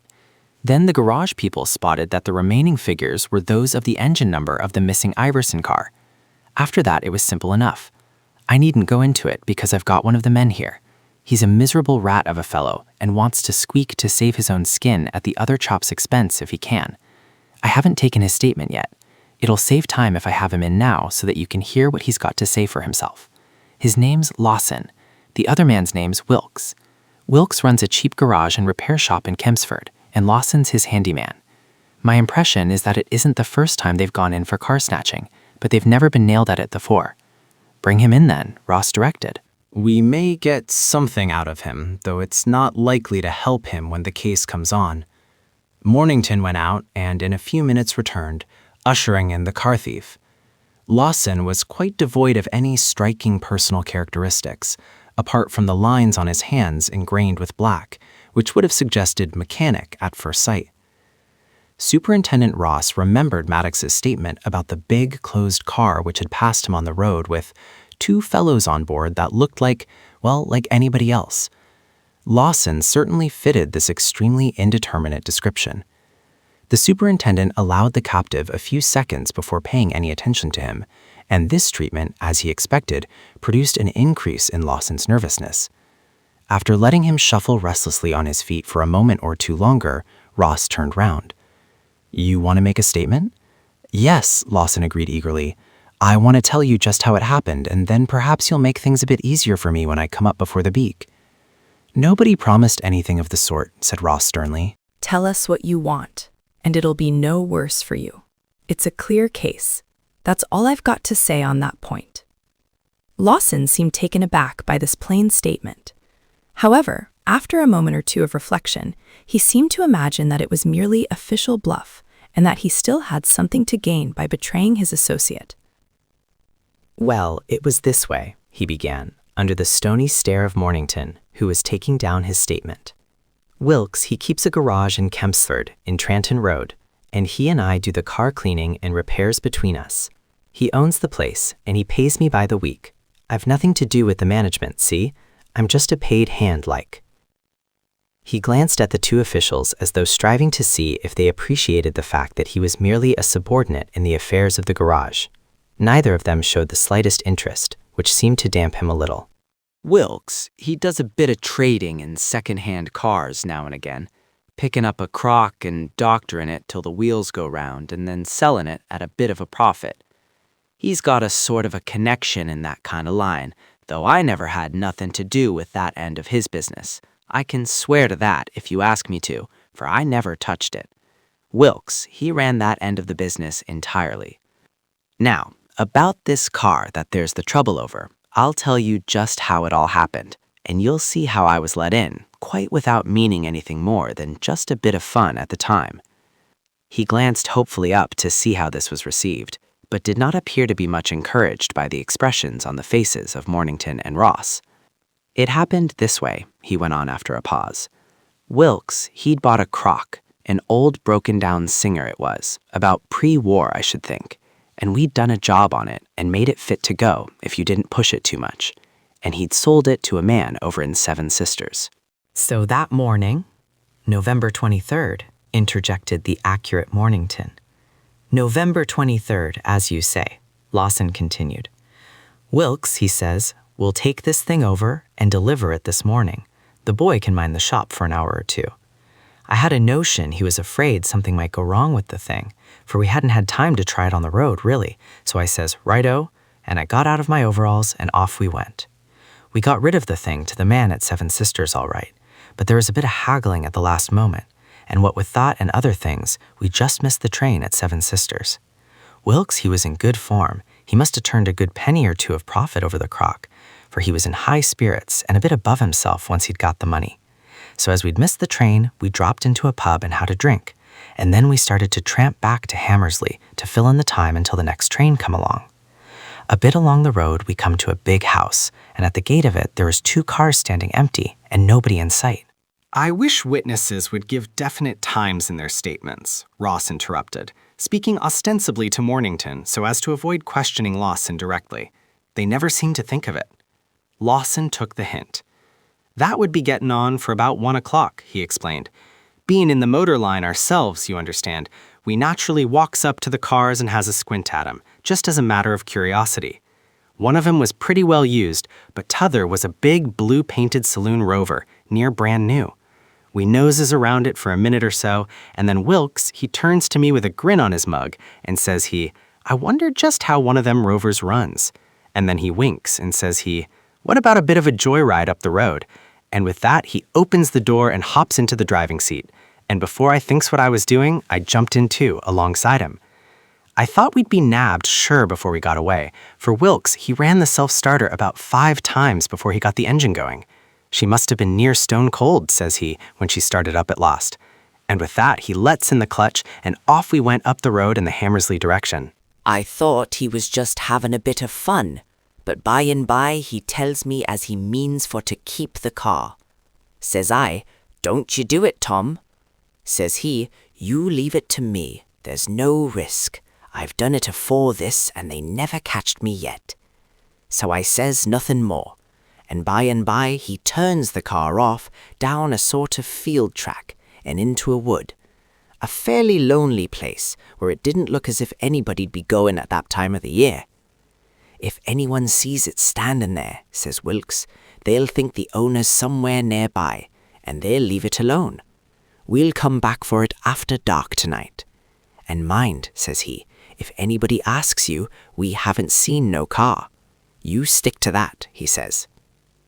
So he went back for it that night and took it to a shed Wilkes has in Trump Street, where he keeps old stores and things. And then Wilkes, he set about and faked it a bit. He repainted it, and he etched extra figures onto the engine number and the chassis number, and he altered all the fittings that could be shifted. And then one day he took it away, and I've never seen it since, and he never told me what he did with it or where it went to. And that's all I know about it, the very last word. You've charged him with stealing this car, the superintendent asked Mornington. Then you'd better read over to him what you've taken down, and he can sign it. When this formality had been completed, Ross turned again to the prisoner. You've been charged with this theft, and I can't ask you any questions about it, according to the rules. I'm not going to, but I can ask you about other things. There's no bar to that. You understand the position? Lawson nodded to show his comprehension, and Ross continued.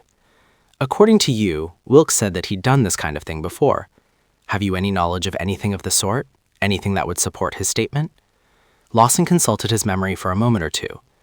There was some things in that shed in Trump Street that didn't seem like as if they were Wilkes's. Such as? Well, once I saw a pair of number plates that didn't come off of any car we had in the garage. Another time, I noticed a typewriter. It disappeared again almost at once, and I never knew Wilkes to do any typing. And once I saw a pile of clothes in a corner under a bit of sacking. Then another time in the evening, I happened to go round to the store, and Wilkes was busy repainting a bicycle in a fresh color. That's about all I can remember. These things didn't strike you as curious? Well, what if they did? They was no business of mine, was they? Wilkes, he didn't go for to encourage questions about his affairs. Superintendent Ross reflected for a moment or two. I can't ask you any questions, he pointed out again, but I'm going to tell you that it might be as well to make things clearer at one point. You didn't give any details about what happened when you and Wilkes brought the car to the Trump Street shed that night. Because there was no details to give, Lawson protested. When we got the car into the shed, Wilkes was at the wheel. I'd got out for to open the shed door and let the car in, and Wilkes, he turns round to me and says you'd better cut off home, Jimmy. I'll look after things. So off I went. I never laid a finger on the car after that. All the faking of her was done by Wilkes, and that's the truth.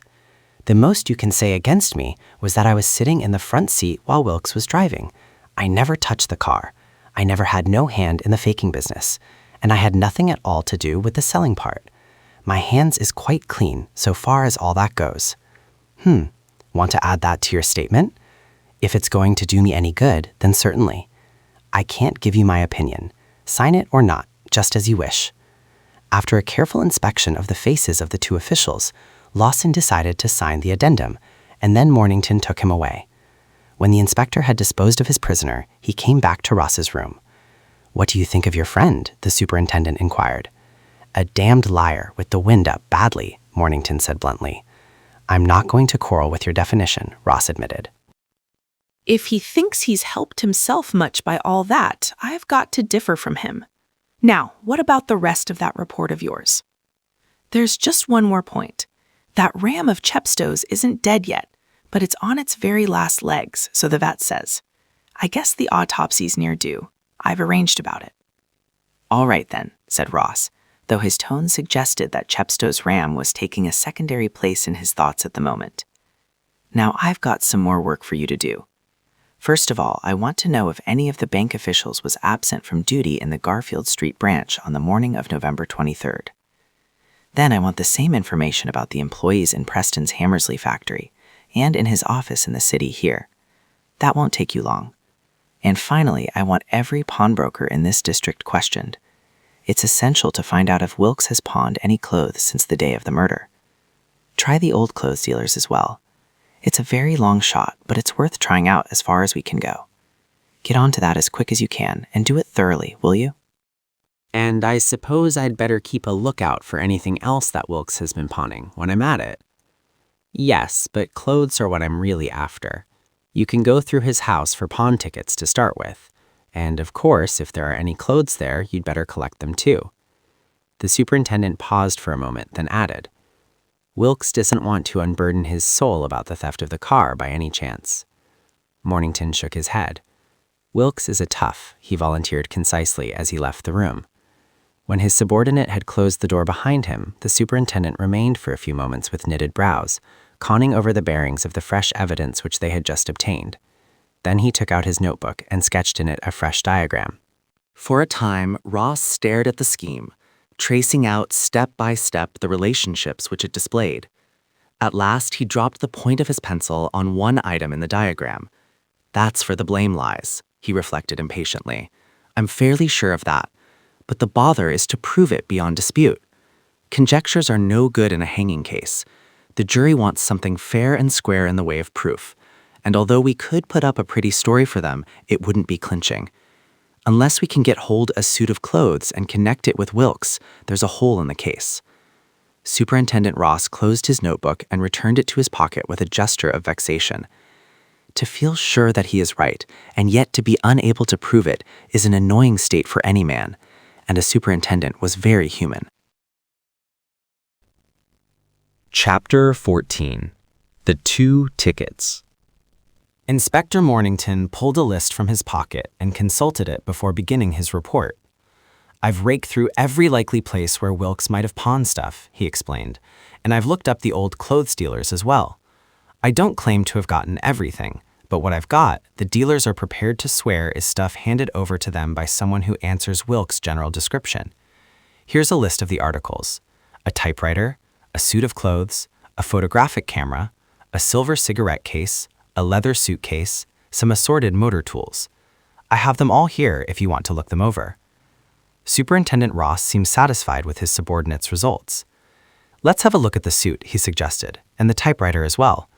We can't do anything with the motor tools, though perhaps Iverson might be able to identify some of them as stolen along with his car.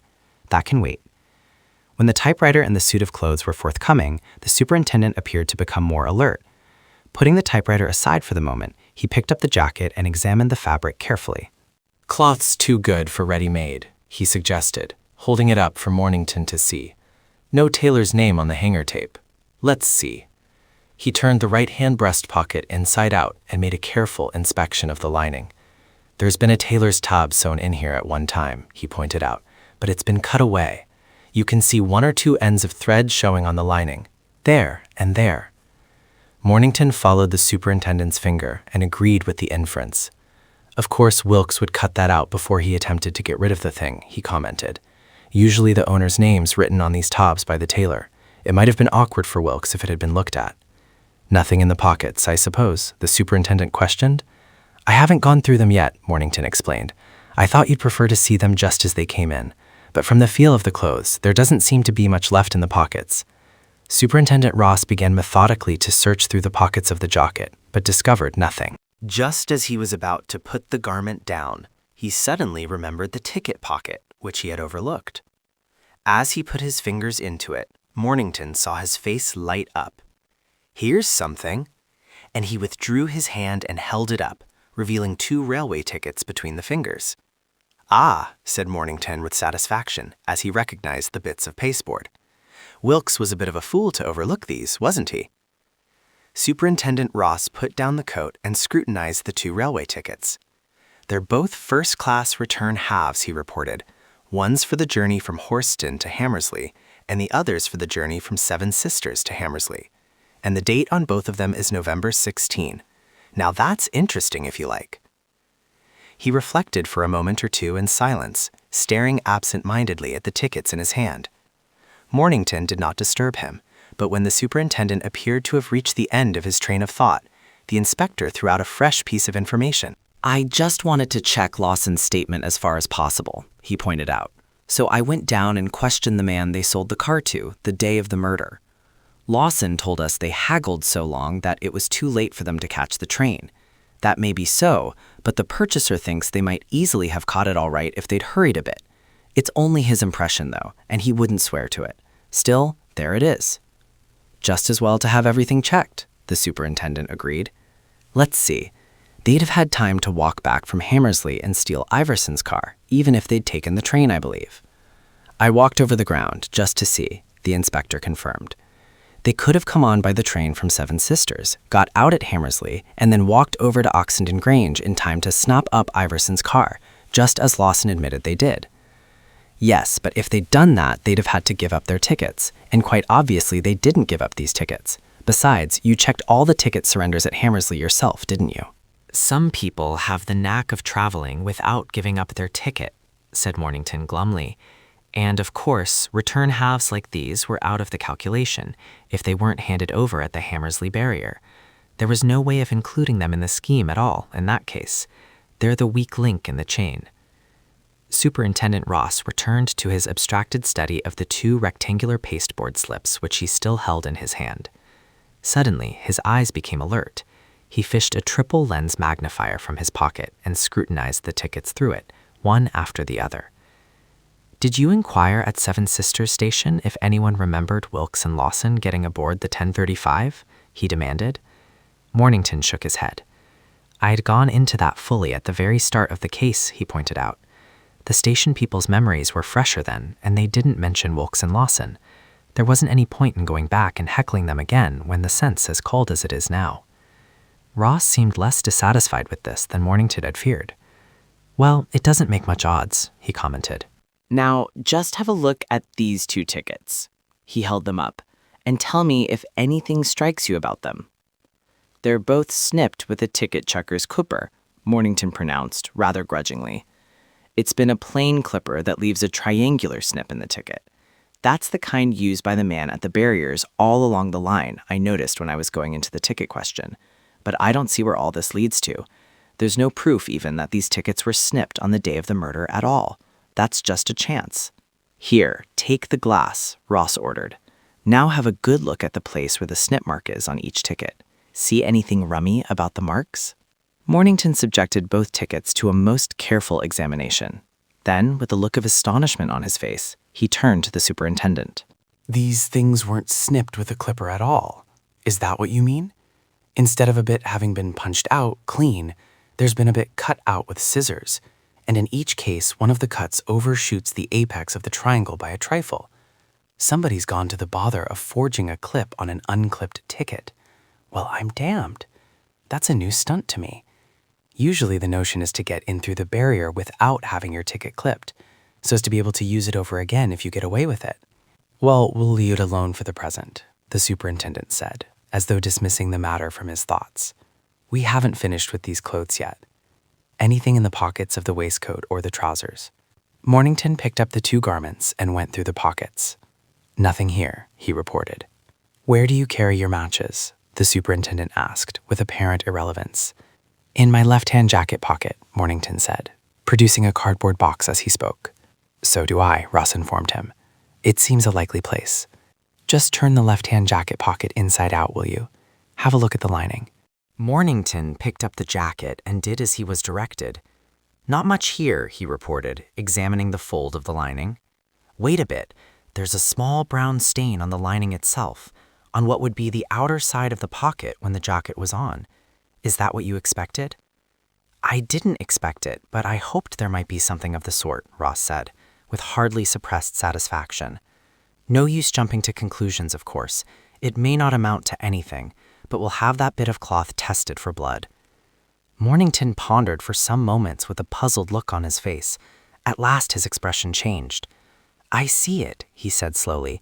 That burnt paper in the carriage put you onto it? Yes, there was just the chance that some blood was left on the fellow's hands, just a trace or two, when he felt in his pocket to get out the matches to burn the paper. I didn't really expect to find a stain.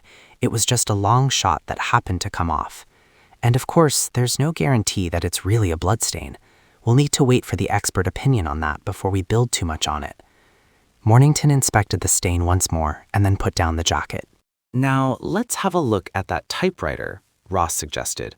He lifted it onto the table, noting as he did so that it was of the same make as Dr. Selby Onslow's machine. Then he inserted a sheet of paper and sat down before the instrument. How did it run? Please come for urgent consultation Friday morning. Shall meet 10:35 train with my car at Morpledene Station, Whitaker. He rattled off the duplicate of the bogus telegram, drew the sheet from the machine, and scanned the printing. "This isn't the machine that wrote the fake message," he announced, almost at once. "The fake telegram had defects in its D's and T's for one thing, and there's nothing of the sort here. No, this typewriter isn't going to help us much. It's just an accident that Wilkes happened to steal a typewriter of that make. There's nothing in it." Mornington received this with an air of resignation. Then, seeing that Ross seemed to have come to the end of his investigation of the stolen property, the inspector drew out a battered piece of metal. "This is the bullet that killed Chepstow's ram," he explained. "It died, finally, and I went down to see the bullet taken out of its innards. It's a bullet of the same caliber as the one that killed Preston, the one that landed in his brain." Ross took the distorted object and turned it over in his fingers without saying anything. Suddenly, Mornington appeared to see a fresh light on the case. "Struth, I never thought of that," he exclaimed in a tone of vexation. "That ram was shot on the 16th of November, and that's the date on these 2 tickets we found just now." "Of course," said the superintendent, rather impatiently. What do you suppose I've been bothering over that ram for? It was as plain as anything could be that the ram was shot by accident from the window of a passing train. Nothing else would fit the facts. And it didn't need the brains of a Sherlock Holmes or a Thorndike to see what was behind that either. I managed it myself without straining myself much.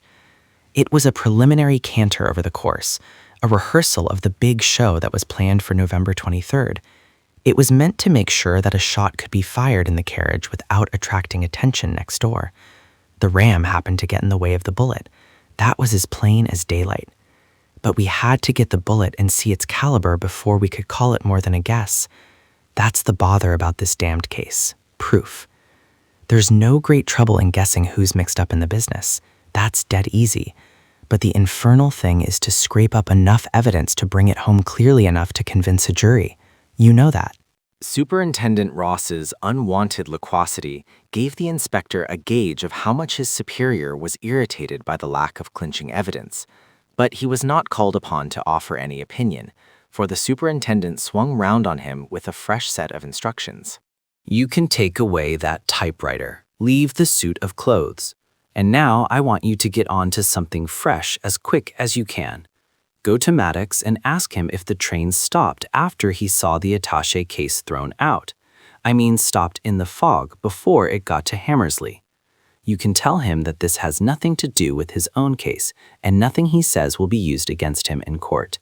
It's a different case altogether, tell him, and coax an answer out of him at any cost if he'll give you one. Don't let him see what answer you expect, of course. I want the plain truth, without any leading questions. And then get on to the railway people. Get the guard of the train if you can, and find out just what stops the 10:35 made between Seven Sisters and Hammersley that morning.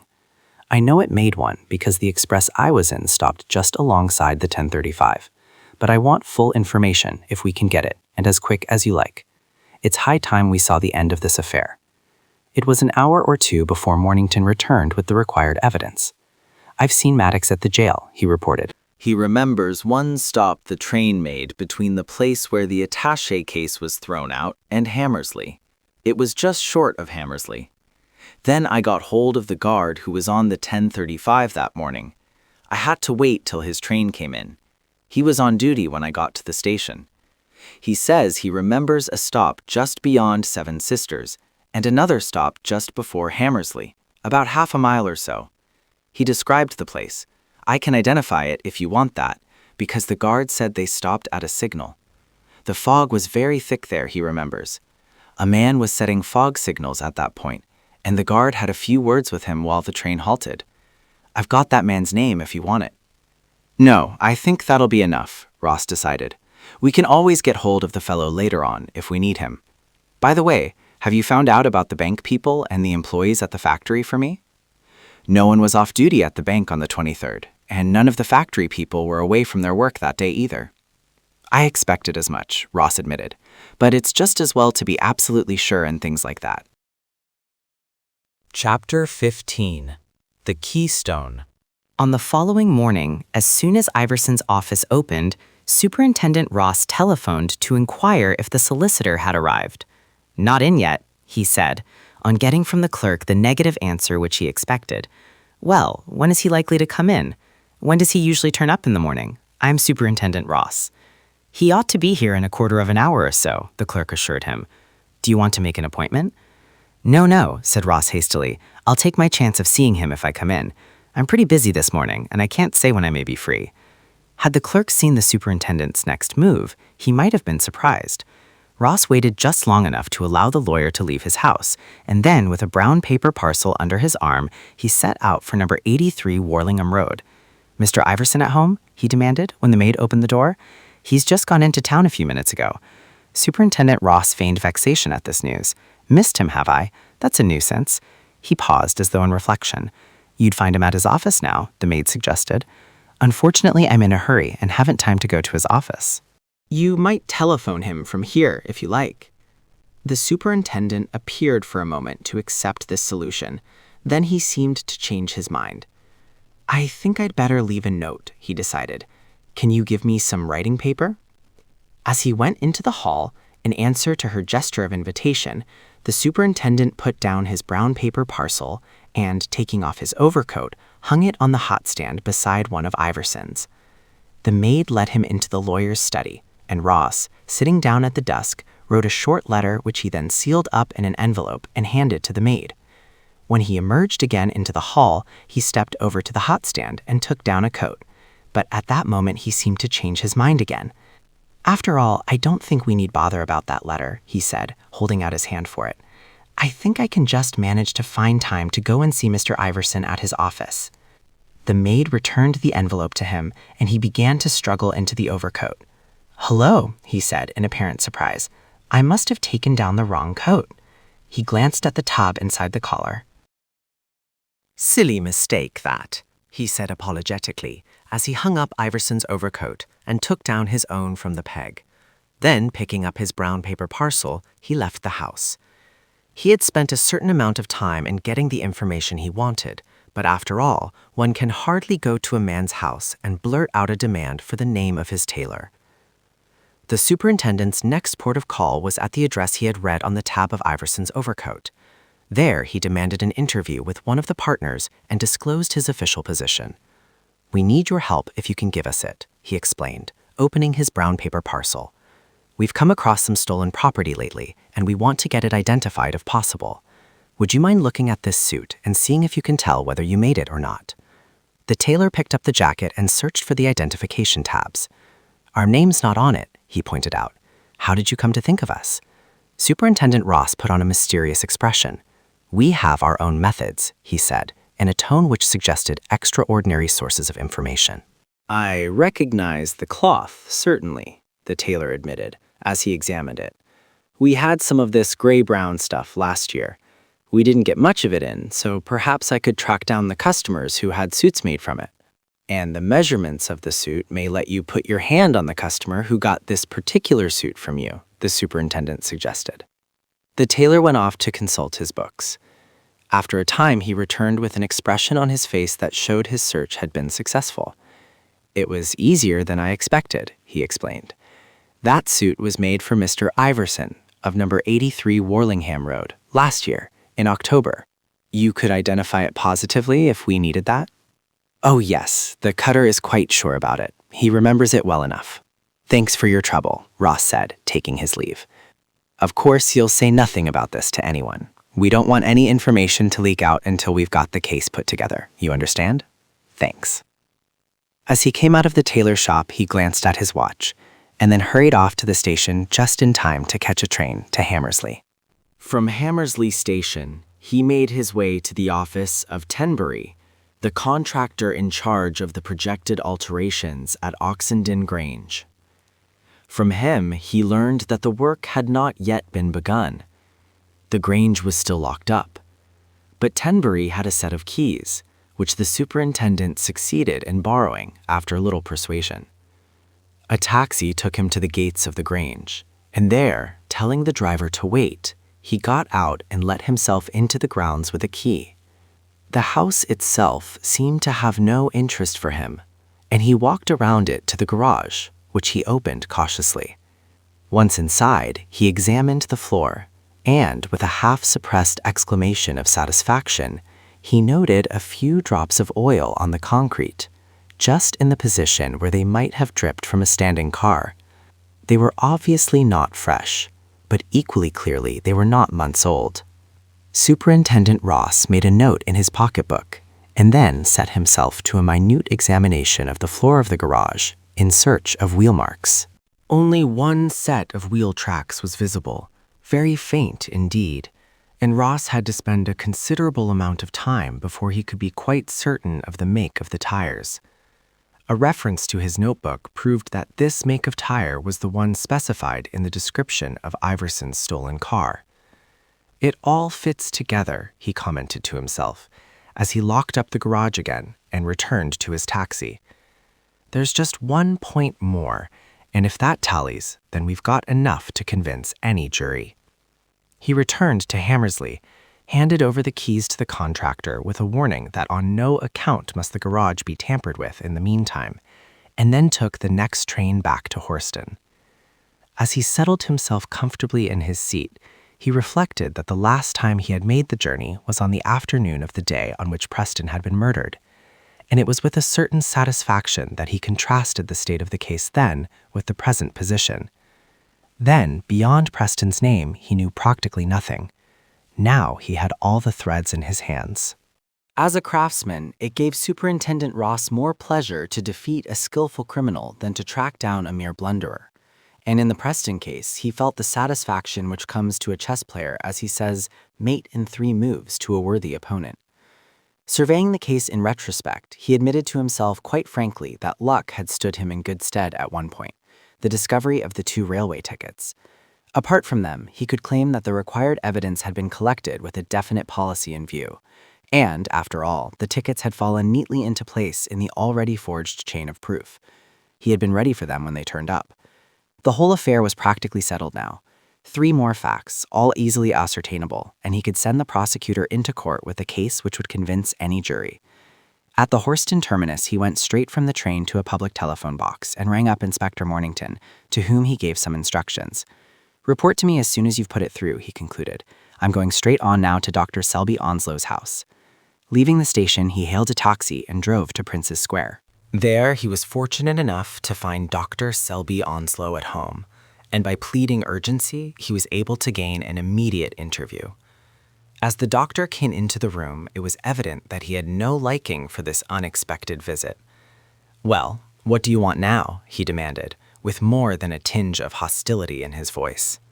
Superintendent Ross wasted no time in preliminaries. "You keep a casebook, I suppose, Doctor? I'd like you to look up some entries in it."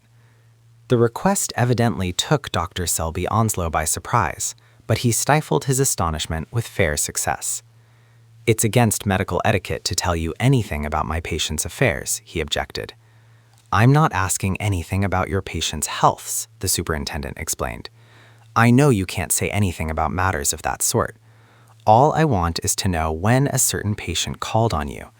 I could get that from your nurse, so there's no medical etiquette involved, but I'd rather trust your notes than her memory. That's why I come to you first." Dr. Selby Onslow seemed still surprised at the turn which the interview was taking. However, being apparently satisfied on the point of etiquette, he gave a nod of assent and waited sphinx-like for the superintendent to proceed.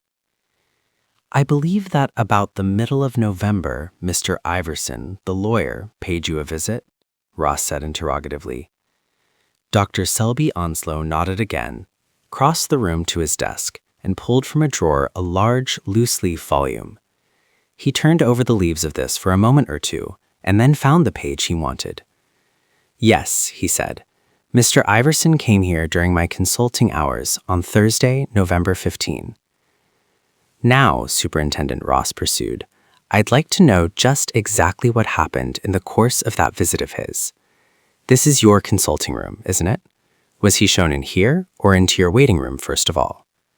"How do I know?" Dr. Selby Onslow retorted in his customary way of asking a question instead of answering the one put to him. "I don't receive my patients on the doorstep and show them in myself." "Perhaps your nurse who opens the door to patients might know." "Possibly," said the doctor ungraciously. "Better ask her. I can't tell you. Do you mind ringing for her?" Dr. Selby Onslow stepped over and rang the bell. His mask counterfeited total indifference fairly well, but it was clear to Ross that he was both puzzled and inquisitive. "Superintendent Ross wants to ask you some questions," he explained when the nurse appeared. "Do you want to see her alone?" he added to Ross. The superintendent shook his head. "I can ask my questions just as well in your presence," he said. The doctor moved over to a chair, seated himself, put his fingertips together, and seemed to isolate himself in a brown study. But Ross noted that, behind the mask, he was following the proceedings with close attention. "Now," said the superintendent, turning to the nurse with a reassuring smile, "I wonder if you can remember Mr. Iverson, the lawyer. You know him by sight, perhaps." "Oh, yes," she replied at once. "I know him quite well." "Then perhaps you could recall the last time he came here." The girl considered for a moment or two. "He hasn't been here for a while," she replied at last. "Surely you could come nearer than that," Ross suggested encouragingly. "Was it this week or last week or earlier than that?" At length, he succeeded in coaxing the girl to think carefully, and her final statement coincided with that of the doctor. "The 15th of November?" Ross pursued. "That's capital. Now try to remember just what happened when he came here that day. You opened the door to him. He came during the doctor's consulting hours, perhaps." "Yes, now I remember about it. He came in without an appointment, and I told him that several patients were waiting. He didn't seem very pleased at that, and he seemed in two minds about going away again instead of waiting his turn. Then he sort of made up his mind about it, and asked if there was a room where he could write a letter or two while he was waiting. The doctor's study would do, he said. So I showed him in there, apart from the rest of the patients, and he asked for some notepaper and envelopes. Then I left him there until his turn came, and then I showed him into the consulting room." "He was writing letters when you came back to show him in? What was he writing with, do you remember?" "A fountain pen. He'd written 2 or 3 letters, for I saw him put the envelopes into his pocket when I came to call him." "Ah, now that's very good. That's very good indeed," the superintendent said, inspecting the nurse benignantly. "And you won't forget any of these points, will you? You'll keep them well in mind. Splendid." He turned to the doctor. "Do you mind if we go into your study? We shan't be disturbing anyone if we look in for a moment." "Thanks." He ushered the nurse across the hall and into the study, while Dr. Selby Onslow followed them, as though uncertain what was coming next. "Now just look around," Ross suggested to the girl. "Things here are much the same as they were that day, I suppose. Some papers on the desk, the typewriter there, the chairs much as they are now." "Just the same," she assured him. "Ah, that's good. Now I think that's really all I have to ask you. Thanks for telling me these things." And with that, he skillfully shepherded the nurse out of the room and closed the door. When he turned to the doctor, all the surface benignity had gone from his expression. That sort of thing was good enough for women. It would hardly help him with Dr. Selby Onslow. "When I was here before," he began, "you happened to mention that you'd lost a pair of reading spectacles not long ago. Can you remember the exact date when they disappeared?" Dr. Selby Onslow shook his head. "No." He thought for a moment or two. "I dare say I could find out, though, if you need the information," he supplemented. "I remember ordering a fresh pair from Earlham and Holmes the next day. I'll ring them up and ask the date if you like. They'll have a note in their books, most likely." "I'll ring up myself if you don't mind showing me the telephone," Ross suggested, as though merely saving the doctor trouble. "It's in my consulting room," Dr. Selby Onslow explained. "Come this way." Superintendent Ross got into touch with the firm of opticians, while the doctor, sitting down and assuming his favorite attitude, again feigned to relapse into a brown study. 16th? They were ordered on the 16th of November, you say? Thanks. The superintendent concluded his telephonic conversation and turned around to the doctor. I take it then that you lost that pair of reading spectacles on the 15th? That is so, if the new ones were ordered on the 16th. May I ask what all this is about? I don't quite see the point of these inquiries. As Ross had good reason to know, the doctor was still in ignorance of the fact that a spectacle lens had been found in Preston's compartment, but the superintendent saw no reason for divulging this information. I shan't trouble you much further, he said, evading a direct reply. Just another point or two. Cast your mind back to the time you were getting into the 10:35 on the morning of the murder. Did you see anyone you recognized on the platform? Dr. Selby Onslow considered for a moment or two before answering. I saw Iverson. Just caught a glimpse of him going out at the gate in the barrier as I came up. Can you picture that clearly? More or less, the doctor qualified cautiously. What sort of clothes had he on, for instance? Dr. Selby Onslow closed his eyes, apparently racking his memory. An ordinary dark overcoat, I remember, and a gray felt hat, and I think dark trousers, brownish, if anything, but I couldn't swear to all that. Like the ones I'm wearing at this moment? The doctor shook his head decidedly. No, not in the least that shade. The superintendent seemed nonplussed. Then an idea appeared to strike him, and he loosened the string of his brown paper parcel. Which would you say was nearest the tint? He asked. My suit, or this one here? Dr. Selby Onslow examined both fabrics carefully in turn. That one, I should say, he decided at last, pointing to the stolen suit. But I wouldn't swear to the exact color. It's just a vague impression I had. I dare say I can get some other people to help, Ross confided, thinking of Maddox and the ticket collector at the station barrier. Dr. Selby Onslow had resumed his mask-like expression. I don't quite see where these inquiries are leading, he pointed out. This is the Preston murder case, I suppose. Before the superintendent had time to reply, their ears were caught by a prolonged ringing of an electric bell. A visitor was admitted at the front door, and in a few moments Mornington was ushered into the consulting room. A glance at his face showed Ross that something had gone wrong. He slipped through my fingers, he announced curtly, making no attempt to excuse himself. Superintendent Ross repressed a gesture of vexation. What happened? He demanded, keeping any suggestion of blame out of his tone. He went to his office as usual this morning. Then he was rung up from his house, so I learned from the clerk who took the call. He didn't hear the message itself. After that, Iverson went to his safe and took out a number of packages. He put them in his pockets. Then he left the office, leaving word that he would be back soon after lunch. That was about midday. I've traced him to a restaurant. He had lunch there.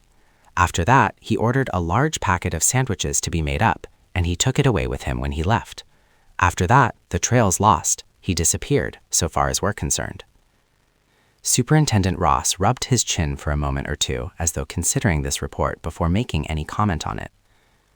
A curse on all officious maidservants, he said at last, whimsically. I wonder what possessed that girl to give the show away. Perhaps he'd left instructions with her to let him know if the police called on him. That's likely enough. He had most of his affairs cut and dried, ready for emergencies. He reflected again in silence for a short time, while Mornington and Dr. Selby Onslow waited for him to speak. The doctor's sphinx-like expression had relaxed a little.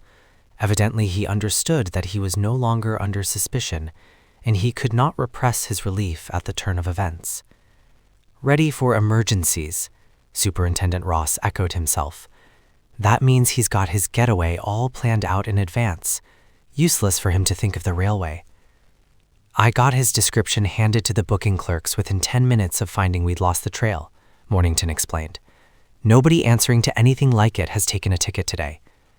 No, he won't try the railway, Ross continued. He's got a fair notion that we're pretty efficient on that side of things. He won't risk it. But he can't hang about the streets. Either he's in a picture house, or else he's dived into some digs he's taken long ago, pretending to be a commercial traveler most likely, to account for not sleeping in them often. He'll have a fresh suit of clothes stored there, ready to change his appearance as far as possible. You'd better put out an SOS on the wireless. Describe him as someone who's missing and may have lost his memory. Give a wrong name, of course. His landlady may have a wireless. It's always a chance. He can't hang about in digs for long, Dr. Selby Onslow pointed out. I don't expect him to, Ross said impatiently. Horston's too hot to hold him. He'll get off tonight, if he can, even if he has to walk on his 10 toes. But where? Persisted the doctor. How do I know? The superintendent snapped, with more than a tinge of irritation in his voice. He's got the initiative, as they used to say in the war. We've got to conform to his movements as soon as we can find out what they are. He failed to repress a gesture of annoyance. I couldn't have him watched for fear of frightening him into a bolt before I had my case ready. All I could do was to pretend to swallow all the bits of evidence he served up to me against other people, you among them. I thought I'd got him convinced that I had no suspicions of him. So he was making out a case against me, was he? Dr. Selby Onslow said in a voice which even the teachings of equanimitas could hardly keep steady. I didn't know that. Oh yes, you were to be the scapegoat, the superintendent said indifferently, as though his mind were fixed on much more important matters. Dr. Selby Onslow was of the type which grows pale when enraged. The blood receded from his face as he heard the superintendent's confirmation. For a few moments he stood silent, as though digesting the intelligence. I begin to see a few things now, he said at last slowly. That wire, for instance. Ross paid no attention to him, and the doctor's comment was broken off. I'm interested in hearing what success you have, he went on grimly after a pause. Quite natural, I think. May I come down tonight and hear if you've any news? Oh, if you like, Ross conceded. But most likely you won't find me there. This looks like being a busy evening for some of us. Well, I'll take my chance, said the doctor. And now, if you like, I'll run you downtown in my car. It'll save you time. He rang the bell, ordered the car, and gave instructions that he could see no more patients that day. This beggar means to hang on to us if he can, the superintendent reflected morosely. He seems to think he's got a claim to a front seat at the show. Not much. A fresh idea seemed to cross his mind. Is your car fast? He demanded in a different tone. It'll do 75 without touching its limit, the doctor returned, with the air of a man stating a plain fact. Do you want the loan of it? You can have it for the asking, so long as I drive it. That seems fair enough, Superintendent Ross answered after a moment's reflection. Perhaps we'll take your offer later in the evening. I'll let you know. Chapter 16. The Chink in the Armor. When Dr. Selby Onslow offered the use of his car to the police, his motive was not altogether dictated by public spirit. The discovery that Iverson intended, if possible, to make him the scapegoat in the Preston case had roused feelings which even the teachings of equanimitas were powerless to repress. And the plain truth was that he had a lively desire to be in at the death and to witness the final defeat of the man who had done his best to ruin him. Through the evening, he waited impatiently for a message from Ross, and at 11 o'clock, tiring of inaction, he took out his car and drove down to interview the superintendent in the hope of extracting some fresh news. Ross received him without enthusiasm. He was worried and had little desire to be cross-questioned by the doctor. There's nothing fresh, he said concisely, in answer to Dr. Selby Onslow's inquiries. We haven't got on his track yet. In spite of the obvious desire to be rid of him, the doctor sat down. I've nothing better to do, he explained. I'll wait here for a short time, on the chance of something turning up. My car's outside. Ross was about to frame a formula of polite dismissal when the telephone bell rang. The superintendent picked up the receiver, listened without comment to the message, and then gave a few curt directions over the wire. When he turned round, the doctor saw that there had been an unpleasant surprise. There's been another murder, Ross said tersely. Iverson again? How should I know? Ross asked irritably. A man's been shot at Barry's Corner on the Kempsford Road. There's blood on the road, and the body was dragged through a gate and put in behind the hedge. A young fellow and his girl, looking for a quiet spot to spoon in, stumbled on it. That's all I know. Perhaps Iverson's getaway? The doctor suggested. Perhaps he landed on someone who knew him and took the quickest way of silencing a witness. I remember the Spectator once said that the one chink in the armor of civilization was the assumption that murder won't be committed. Iverson found the chink once. He may have got his knife through it a second time. I'm going down to see things, the superintendent said. After that, it'll be time enough to theorize. My car's at the door, the doctor pointed out. Very well, we'll take it, Ross acquiesced. The roads were clear at that time of night, and in a very short time they reached the scene of the tragedy. A policeman was on guard, and with him was a young man, the finder of the body. "Tell your story and be quick about it," Ross ordered, as soon as he found he had the witness before him. The narrative which he extracted was simple to the verge of baldness, though the nervousness of the teller led to some waste of time. He and the girl had been walking along the road, looking for a quiet spot to sit down in. They had seen the gate and had turned into the field by the roadside. After walking a few yards along the back of the hedge, they had found a place that suited them, and the man had taken a newspaper from his pocket to spread over the moist grass and keep them dry when they sat down. While he was busy with this, the girl had gone a few yards further to make sure there was no one about to disturb them, and she had come upon the body lying close under the hedge. She had screamed, and they had both run out onto the road in search of help. A police patrol happened to come along, and they had gasped out their story. The girl had been sent home, and the man had been kept. He and the patrol had gone to the nearest house and telephoned to the police station. Then they had come back to the body to await assistance. Superintendent Ross listened in silence.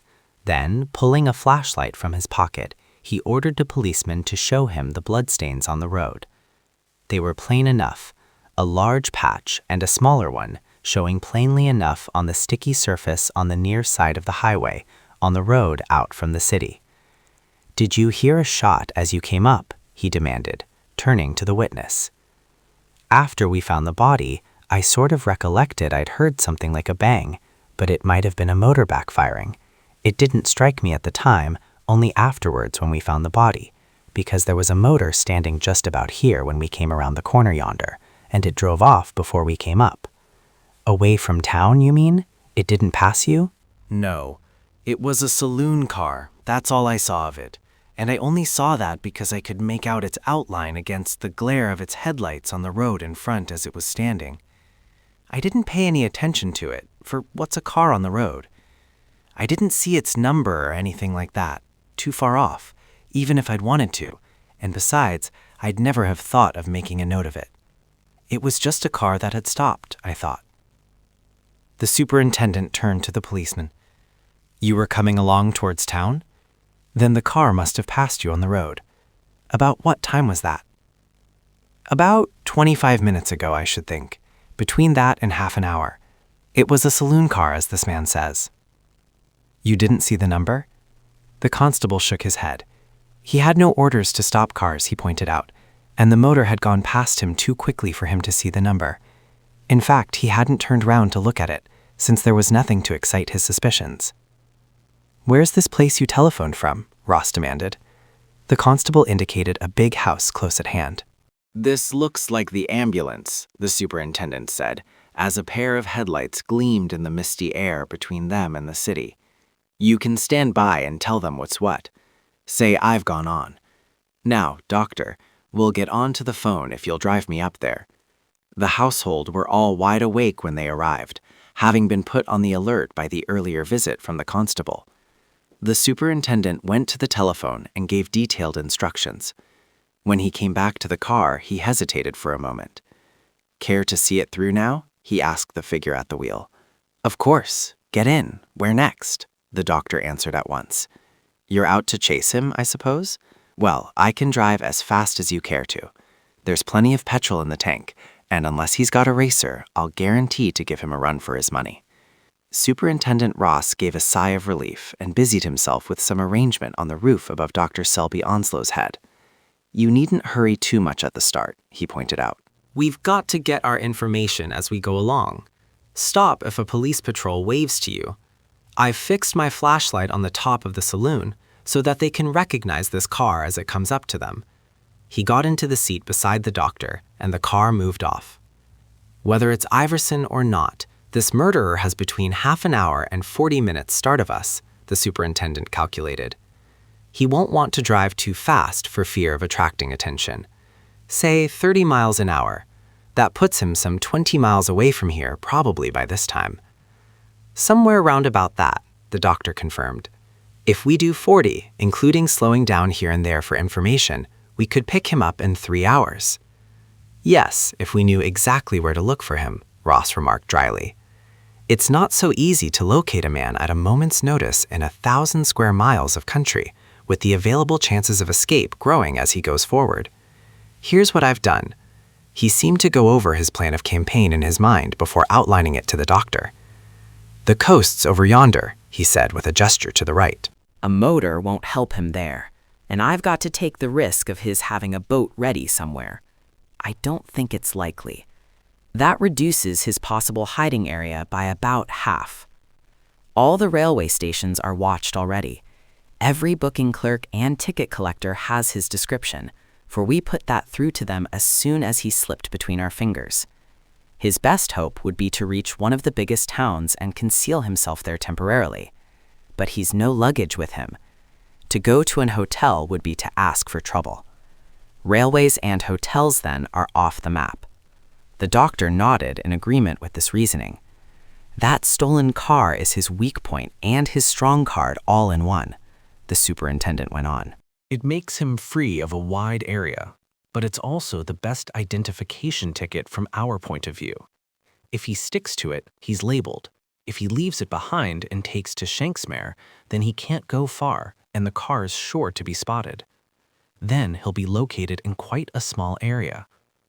If he leaves it near a big town, it's sure to be picked up almost at once.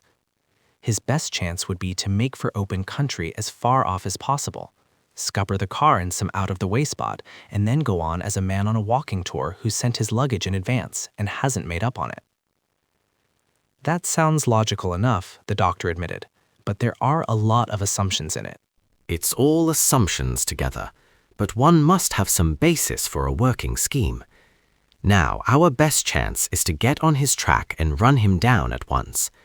The telephone wires all up and down the country are buzzing with orders just now. We're going to fling out the full force we can gather on all the roads and question every car that passes. One can always ask for a driving license as an excuse for stopping them. Any car that refuses to stop will have its number and description taken, and that information will be sent along the road ahead. In that way, we ought to be able to draw a circle round him and know roughly within 10 miles the spot where he is. You see a flaw in that scheme, the doctor commented. Your tone gives you away. There is a flaw, the superintendent admitted frankly, and it's a flaw I don't like thinking about. What's to hinder him changing cars by doing what he did already? It's evident that he signaled that poor devil to stop, and as soon as the man got out and came over to see what was wrong, Iverson shot him dead. Suppose he stops his car, pretends to be in trouble, signals a fresh driver to stop and treats him the same way? That would give him a second car, and all our identification would be wasted. That's what's worrying me. Here, pull up. There's a patrol signaling to us. The doctor brought the car to a standstill, and a constable came up towards them. I'm Superintendent Ross. Got any message for me? He's past Kempsford, the man said breathlessly. I was to tell you that a constable stopped him and asked for his license just beyond High Catton. The man in the car felt in his pocket as if he was hunting for the license, but he pulled out a revolver instead and shot the constable down as he stood, and then drove on, just as if the poor chap had been a dog. Killed? Shot in the brain, sir. Almost at arm's length as he stood at the side of the car. They don't think he'll recover consciousness before he dies. The superintendent made an inarticulate sound of sympathy. Drive on, doctor, he ordered. We'll stop at Kempsford for news. When Dr. Selby Onslow let the car out again, Ross found the driving fast enough to suit even his eagerness for haste. The doctor seemed to know every inch of the road, and he had not been making an idle boast when he praised the speed of his car. Almost before the superintendent expected it, they ran into Kempsford and drew up before the police station. As Ross ran up the steps, Camden came out of his room into the hall. You've thrown out these patrols on the roads, I suppose, Ross demanded. We've got a screen of them all round the area where the swine's car must be, and behind them we're calling up others in the further districts. Every available man's on the roads now, and we've recruited a fair number of unofficial helpers as well. I've done as you suggested. All cars trying to enter the patrolled area are being turned back and sent roundabout, and every driver's been warned not to stop for any car in distress, even if he signaled to do so. By this time, that car must be almost the only one inside the ring of the patrols. Of course, I've sent out several cars to chase him. Superintendent Ross smiled grimly. I've got a car outside that'll probably manage to give your fellows a few miles start and a good run for their money. I mean to take the brute myself if it's possible. By the way, lend me a pistol, will you? I came away in such a hurry that I haven't got one with me. Camden opened a drawer and handed over a heavy revolver, together with a packet of cartridges. We'll have to do something drastic, Ross said decisively. I want him kept on the main roads if possible. That gives us a fair chance of running him down, instead of having to dodge about through all the lanes in the county. Could your patrols lay down broken glass at the entrances to side roads just ahead of him, all round the circle of the patrol?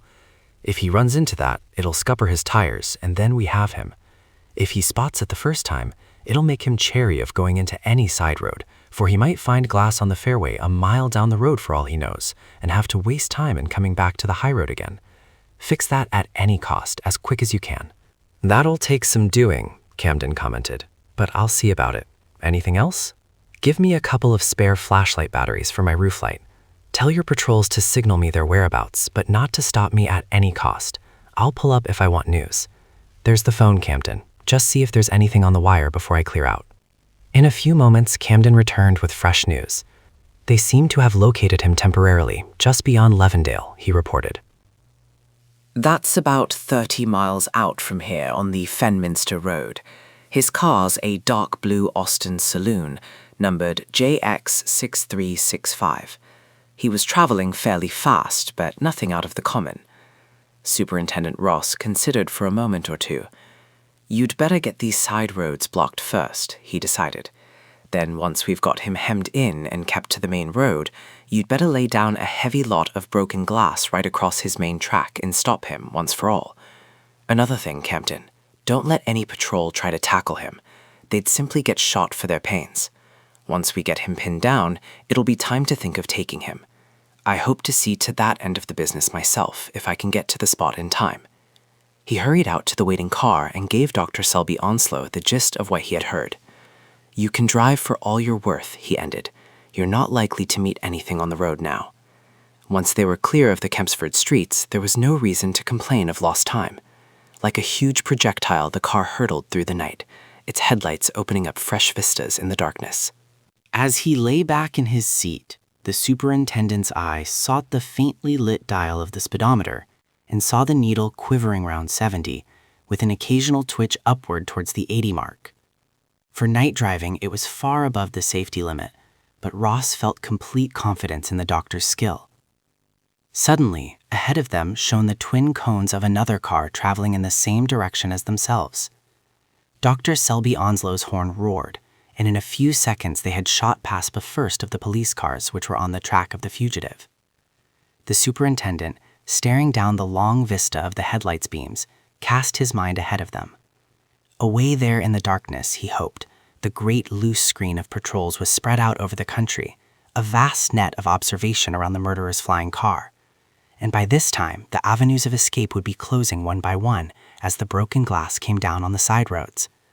In his mind's eye, Ross could see this second network coming into existence, blocking exit after exit from the trap. In Superintendent Ross's experience, manhunting was mainly a matter of collecting trifles of information which eventually could be fitted into place in the framework of a jigsaw puzzle. This night's work was something fresh, and he enjoyed it to the full. The exhilaration of the speed, the nervous tension born of the risks, the old hunting instinct, all combined to lift him out of his normal mood as he listened to the swift thrum of the engine at his feet. A roar from the horn, a faint swerve, a glimpse of a second car packed with uniformed men, and once more they were alone in the night, flying headlong on the track of the murderer. Dr. Selby Onslow, his eyes on the road ahead, made a suggestion. There's an AA box a couple of miles further on. You might telephone from there and find out if we're still on the right road. The superintendent agreed, and when the car pulled up, the doctor handed him his key. In a couple of minutes, Ross came back and stepped into the car again. "He's only a mile or two ahead now," was his news. "That car he picked up is no great shakes for speed. If you hustle a bit, we'll run him down very soon." On into the darkness they raced again, both infected by the spirit of recklessness engendered by this rush at high speed. Once a police patrol by the roadside signaled to them, but the superintendent ignored everything except the quarry in front. The glass was down on the roads now, and there was no escape for the fugitive over byways. It could only be a question of seconds, Ross calculated, as he glanced at the dial of the speedometer. There he is! Ahead of them, the twin cones of headlight beams showed faintly in the night air above the intervening hedges, not more than a mile away. Dr. Selby Onslow pressed down his accelerator to the full, and the car slightly increased the speed of its rush. Superintendent Ross, revolver in hand, leaned forward with his eyes fixed upon the rapidly brightening beams of the quarry's headlights. "Hello, he's slowing down. He's stopped. Look out, don't let's run into a trap." The doctor swung the car round a turn in the road and brought it smoothly to a standstill. They had come on to a long street stretch, and the beams of their powerful headlights lit up the highway like moonlight. 100 yards away, clearly visible in the glare, the hunted car was standing, and from the driving seat, a figure descended in frantic haste. "His tanks run dry," the superintendent exclaimed, as he guessed the state of affairs. "We've got him pinned down now." The figure turned as he spoke. There was a flash of light, and a bullet sang over their heads into the darkness. "It's all right," said Dr. Selby Onslow collectedly. "He can't see us to take aim, even if he could do anything with a revolver at that distance. He's just firing into the glare of my headlights on the chance of winging us." A second shot whistled out of the night and smashed the windscreen in front of them, embedding itself with a thud in the back cushions of the car. No damage was done by the flying glass. In the glare of their light, they could see the man feverishly busy with the spare tin of petrol on the footboard of the stolen car. Revolver in hand, the superintendent jumped down into the road. "Wait a bit," the doctor said, checking him as he was about to hurry off. "I've got an idea. If you'll go and snipe at him, put a shot through the car's tank first of all to disable it, and drive him to take cover in that car, not behind it. I think I can guarantee to hand him over to you without either of us being as much as scratched." "How?" demanded the superintendent, surprised. "No time to explain. Hurry up or he may escape yet. Keep him busy and drive him inside his saloon for cover. That's your part of the affair."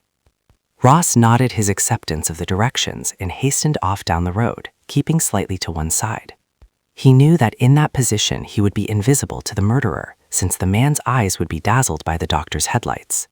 So long as he did not come directly between the lamps and the fugitive, he would be as good as invisible. At 20 yards range, he opened fire. Though he made no boast of it, the superintendent was a good pistol shot, and his first bullet went clean through the spare petrol tin, knocking it out of the man's hands just at the moment when he was carrying it around to refill his car tank. The murderer's revolver exploded in reply, but dazzled by the doctor's headlights, he was firing almost at random, and the shot did not come within 10 yards of Ross. With the advantage of clear vision on his side, the superintendent very soon forced his antagonist to take refuge inside the saloon, from the cover of which he could compete on more even terms with the marksman on the road. Ross lay down, offering a poor target, and contented himself with an occasional shot to keep the murderer engaged.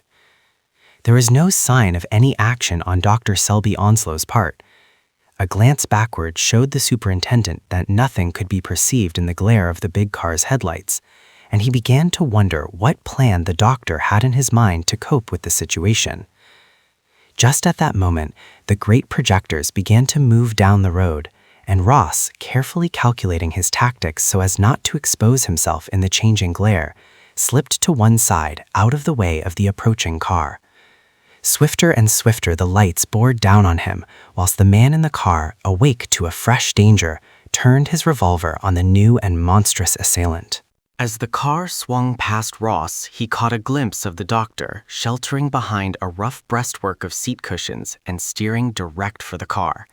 Then, in an instant, Selby Onslow's car was wrapped in flame, and the superintendent saw the driver jump for safety while the blazing wreck rushed forward like a gigantic torch. A moment later, the two cars collided with a crash. There was a tinkle of splintered glass, and over the ruin the flames blazed up like a beacon into the night sky. Superintendent Ross, throwing caution to the winds, started down the road towards the bonfire. The doctor, at whatever cost to himself, had delivered the quarry into the hands of the hunters. Scorched, blinded, and choked, he could be in no state to put up a fight. And as the superintendent dashed up to the wreckage, out of the furnace there struggled a figure, with clothes afire, which staggered gropingly towards safety. Ross pounced on the helpless creature, beat out the flames, and then, before he had recovered from the shock, fixed a pair of handcuffs on his wrists. It was Iverson. "Go and sit down by the roadside," Ross ordered, and then ran off to help the doctor. Dr. Selby Onslow was sitting on the road, watching the scene by the light of the blazing wreckage. "It's nothing," he assured the anxious superintendent. "I sprained my ankle in the jump, that's all.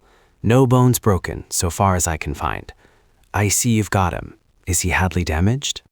"Quite fit to be hanged," Ross said callously. "I was more worried about you, lest you'd come to smash when you jumped for it. Pity to see a fine car like that in a blaze, though. We owe you more than a little in this business." Dr. Selby Onslow seemed to look at the matter from a different viewpoint. "What's a car, after all?" he said. "I can buy another tomorrow. If we'd waited for your reinforcements, he'd have shot 1 or 2 people before we got him under. A car's cheaper than a life, I suppose."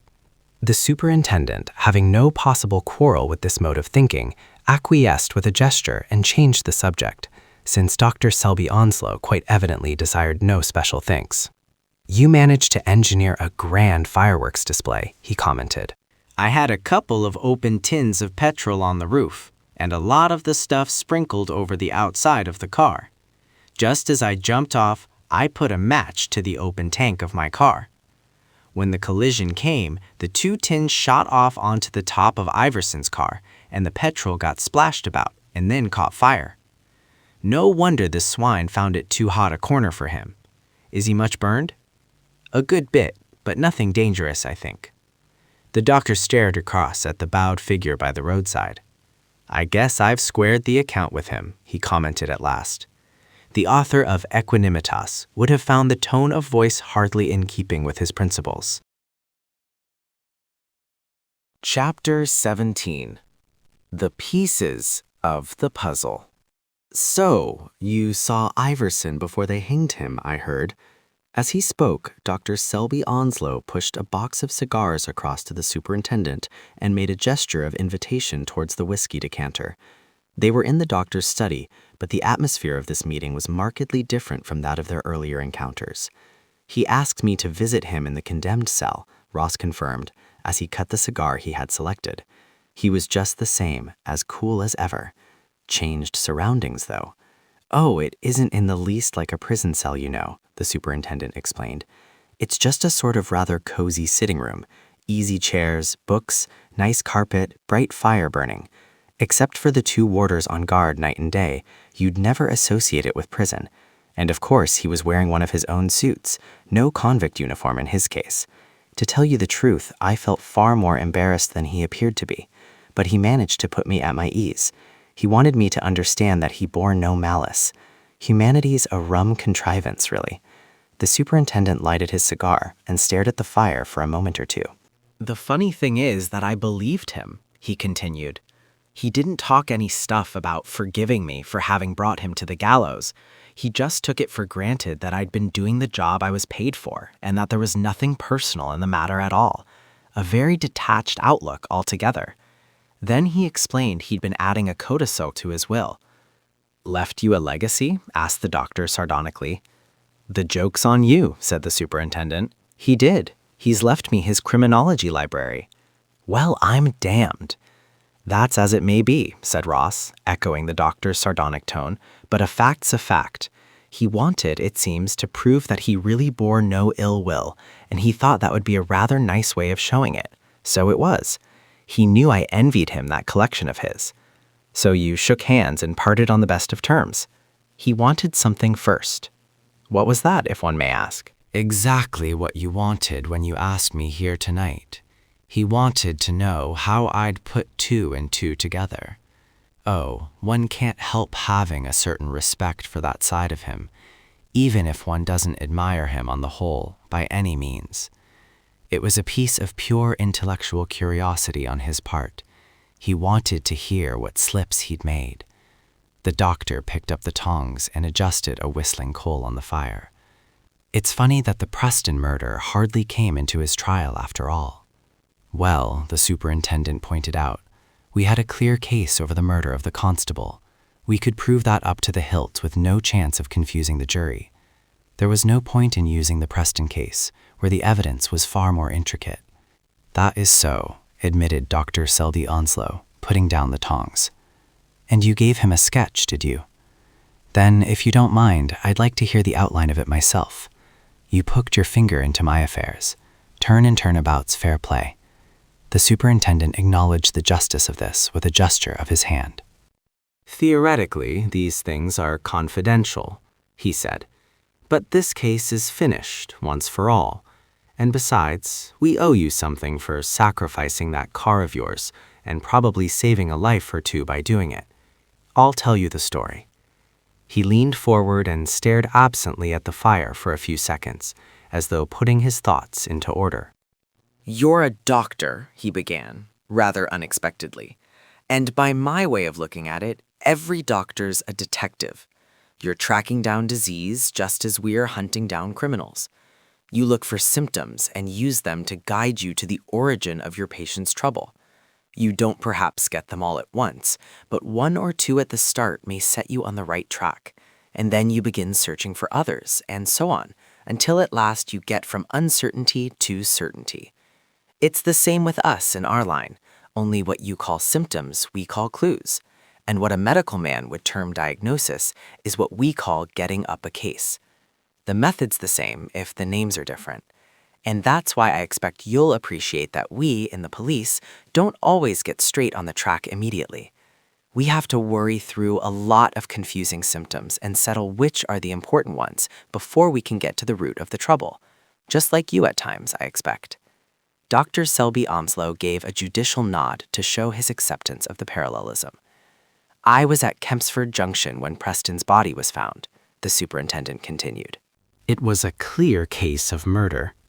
The first rum symptom I struck was the fact that a shot from an automatic pistol, obviously fired in the carriage, hadn't had enough vim in it to penetrate the upholstery of the carriage. Then we found that Preston had been shot at with bullets of 2 calibers, small automatic pistol bullets and heavy revolver bullets. Ross then outlined the facts with regard to the wounds which had been elicited at the station. This was a determined murder, he continued. Now, I couldn't imagine a pair of determined murderers, one of whom took care to arm himself with a pistol that would hardly shoot a dent in a pat of butter. But I could imagine, easily enough, a single murderer faking evidence to suggest that 2 men had taken part in the crime, because that would make it more difficult to get to the bottom of the business. Therefore, from that symptom, I inferred that it was a single-handed job, and further, since no man has a pistol like that in his pocket by mere accident, it was a carefully premeditated job. Preston's ticket was for Hammersley, so it was reasonable to assume that he probably was shot before the train reached that station. The distances between the stations are short, and if it was a premeditated affair, then the murderer would pick out the bit of the train route that gave him most time for his dirty work. That, to my mind, limited the thing, with fair probability, to 1 or 2 strips of line, including the stretch between Seven Sisters and Hammersley. Now, by a bit of luck, I just heard that very morning of a prize ram having been shot, most mysteriously, between Seven Sisters and Hammersley, just at the time when the 10:35 train passes over that section. That affair took place on the 16th of November, exactly a week before the murder, almost to the very minute. Well, what about it? What was to hinder this murderer traveling by the same train on the same day of the week, so that the conditions were as near as possible identical, and seeing beforehand if he could squib off his pistol without being heard in the next compartment? And naturally, he'd shoot out of the window, because a bullet aimed inside the carriage would be apt to leave unfortunate traces. I've no quarrel with the reasoning, Dr. Selby Onslow admitted. It was all pure hypothesis, the superintendent hastened to make clear, just as I guess some of your preliminary hunt for the seat of a disease is based on hypothesis. It's the only road open when one knows next to nothing. In any case, it's safer to overestimate an opponent than it is to underestimate him. So I assumed on the face of things that I'd a pretty cool and cautious criminal to deal with. That made me a bit careful of accepting some things at their face value. There was a bit of a spectacle lens on the floor of the compartment. It might be one of three things. It might have belonged to Preston, or it might have belonged to the murderer, or it might have been planted by the murderer to incriminate a third party. It turned out not to be Preston's. Therefore, it was either the murderer's or was planted by the murderer to throw suspicion on a third person. It was mine, I suppose, Dr. Selby Onslow interjected. I'm coming to it by and by, said the superintendent, holding up his hand to deprecate further inquiry at the moment. It fits in better later on. It was apparently a part of a pair of reading glasses, so far as I could find out at the time. That's all I knew about it, except that it was a cylindrospherical lens, such as an astigmatic person might use. Finally, there was a bad fog on the line that morning. Now, obviously, if this affair had been planned and rehearsed so carefully, the fog was an accidental complication which couldn't have entered into the murderer's original plans. His initial scheme didn't require a fog. But if there was a fog, it was just on the cards that the murderer might see his way to profit by it and diverge from his original plot. It might look like a gift from the gods, too good to waste, and he might have dropped his cut and dried arrangements to take advantage of it. That had to be kept in mind. Superintendent Ross knocked the ash off his cigar with an air of regret before pursuing his story. I suppose, Doctor, he went on, that you might have a patient coming to you and reeling off a lot of symptoms, which made it look like a case of angina pectoris, while all the time it was just indigestion and nothing more. I knew a fellow once who imagined he'd heart disease on the strength of that. A good laugh we had at him when the truth came out, after all the sympathy we'd wasted on him. Well, the Preston case played the same game on me. It began to trot out a lot of clues that looked like angina, and turned out to be nothing important after all. I'm not going to deny that I got a very bad impression from Miss Winslow, and especially that woman Poole. I've settled with the woman Poole, Dr. Selby Onslow said grimly. We discovered the sort of thing she'd been spreading abroad, and we put a stop to it, pretty sharply. There wasn't a word of truth in it. She was a pathological case, that creature. She got some obscure satisfaction out of her lies, something a bit inkier than mere spleen, you understand? The superintendent hastened to get off the thin ice. Apart from all the misleading stuff, I did get 3 points of importance at that juncture, he went on, without giving the doctor a chance of amplifying his statements.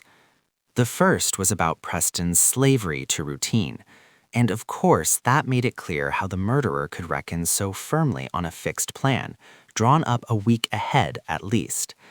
But that implied that the murderer was someone who knew Preston fairly well enough to bank on the routine as part of his scheme.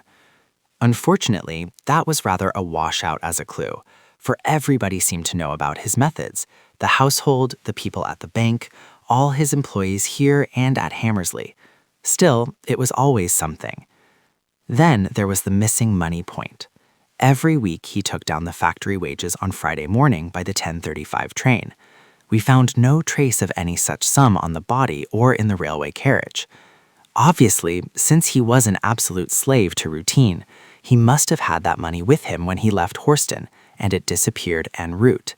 Now, many a man will commit a cold-blooded murder for far less cash than the sum Preston had with him.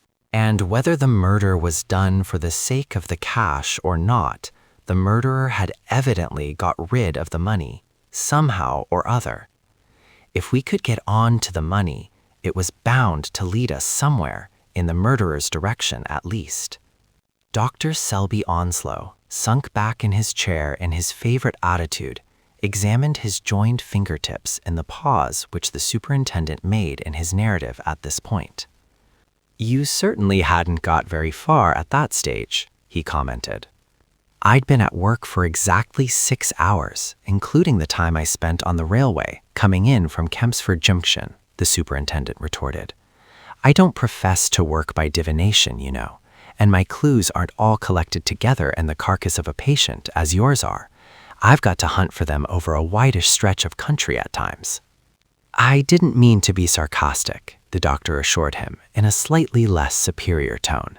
I was merely stating what seemed obvious. The last point of the 3, Ross went on, ignoring the explanation, wasn't of much apparent value at the time. I learned that Preston was one of the 2 trustees for the estate of Miss Winslow, and the remaining trustee was Iverson.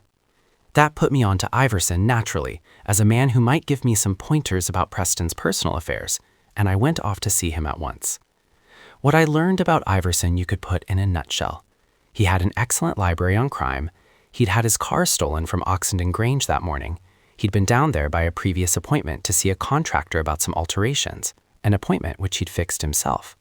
And he'd seen Preston in the railway carriage before the train started. He confirmed the statement that he was a joint trustee with Preston. Later, he told me that he had witnessed Preston's will, so obviously he couldn't profit by any legacy from Preston.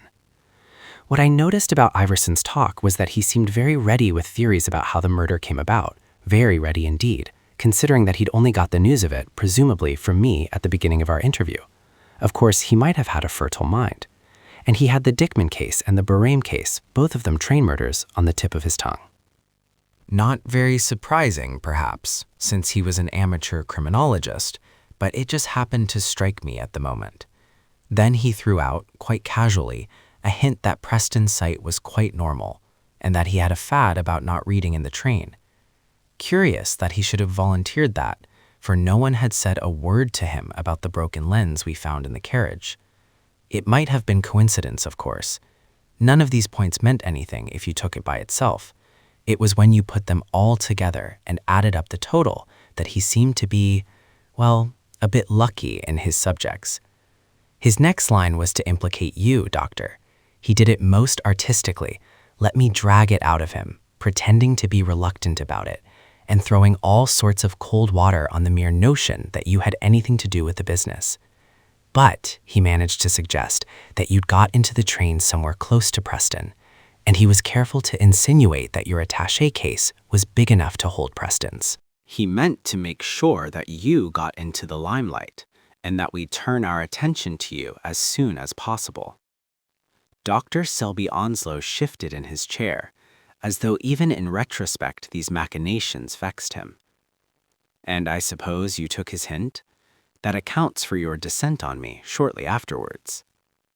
I took the hint, the superintendent agreed. Why not? You don't ignore the eruption in the case of smallpox merely because it's unpleasant, do you? Why should I ignore evidence because there seems to be animus behind it? It may be sound in spite of the animus. But as a matter of fact, some things cropped up before I went to see you. First, there was the bank information, from which I learned that Preston had a packet of marked notes with him, in addition to the normal cash for the factory wages.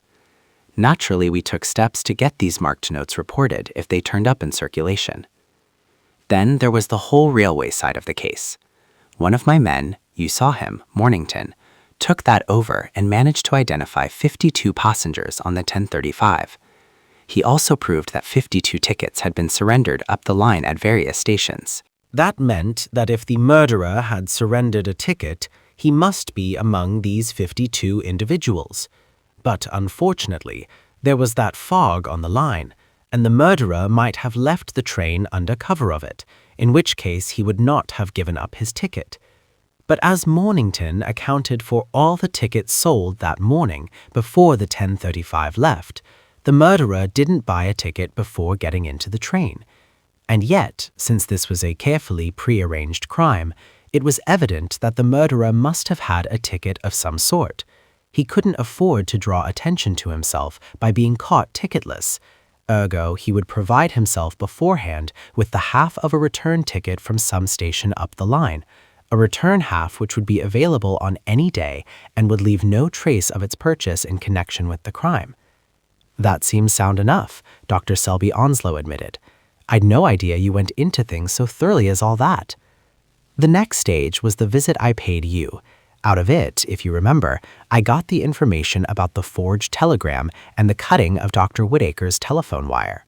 I also got a copy of the telegram typed on your machine, and I broke your reading glasses.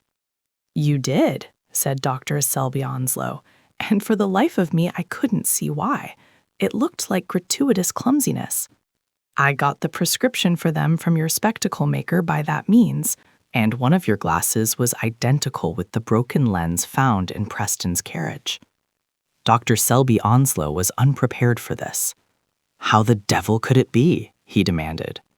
You'll see in due course. But what struck me as curious was that it was a lens from reading glasses. You wear a different pair of spectacles for normal work. If you were the murderer, and these glasses had been broken in a struggle in the carriage, how did you come to be wearing reading glasses, when your normal glasses would suit the business so much better? It looked a bit queer. As to the typewriter, I compared my own copy of the decoy telegram with the typewritten original, which I got from Warpleton Post Office, the thing that was sent to them by post and which they telegraphed on to you first thing in the morning. And I found they'd both been typed on your machine. The characteristics were identical in the two. Now, either you had typed the decoy yourself, or else it had been typed by someone who had access to your machine. That was plain. If you were the murderer, you might have typed it yourself, not knowing how easily the work of a particular machine can be identified. But you certainly wouldn't voluntarily have dropped a bit of your reading glasses in the carriage. Question arose, was there anyone else who had access to your glasses and to your typewriter? And you remember, you told me that you'd lost your reading glasses not so long before. That didn't clear you, for you might have broken your glasses in the carriage and tried to cover up the business by saying you'd lost them. Still, it made me think a bit. Then some of the marked notes began to crop up, and we laid our hands on a poor devil, a late employee of Preston's, who'd stolen them.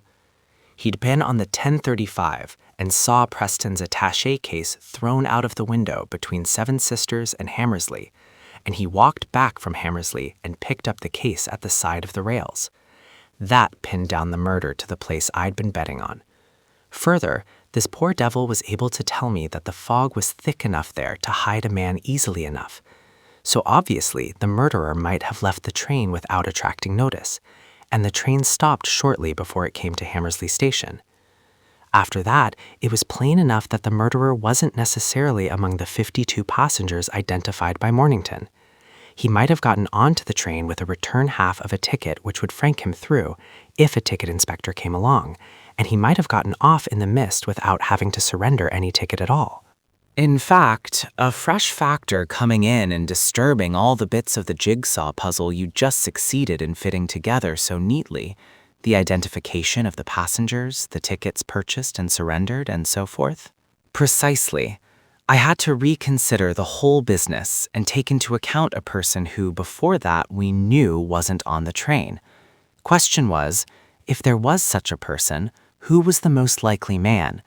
What was the motive, if all the identified people on the train were ruled out? And then I couldn't help remembering that Preston's death left Iverson as sole trustee for Miss Winslow and gave him complete control of her money until she was 25. That might be a motive. It was worth following up anyhow. Then another thing struck me. All the places of importance in the case lay near together. There was Oxenden Grange, where Iverson had been to meet the contractor that morning. There was the point on the line where the murder was committed. There was the spot where the attaché case was flung out of the window into a dump of bushes. There was Whittaker's house, where the telephone line had been cut. There was Hammersley Station, near which this hypothetical murderer must have got off the train. On a motoring map, you could cover the lot of them with a half-crown, almost. That seemed suggestive somehow, though at the time I couldn't be sure it amounted to much. I went off to pay a second visit to Iverson, posing as a simple soul, a bit out of my depth, and asking for his help in the matter of the typing of the decoy telegram. He reacted better than I'd hoped. I suppose he thought I'd fairly played into his hands by going to him for advice, and he gave me the help I asked for.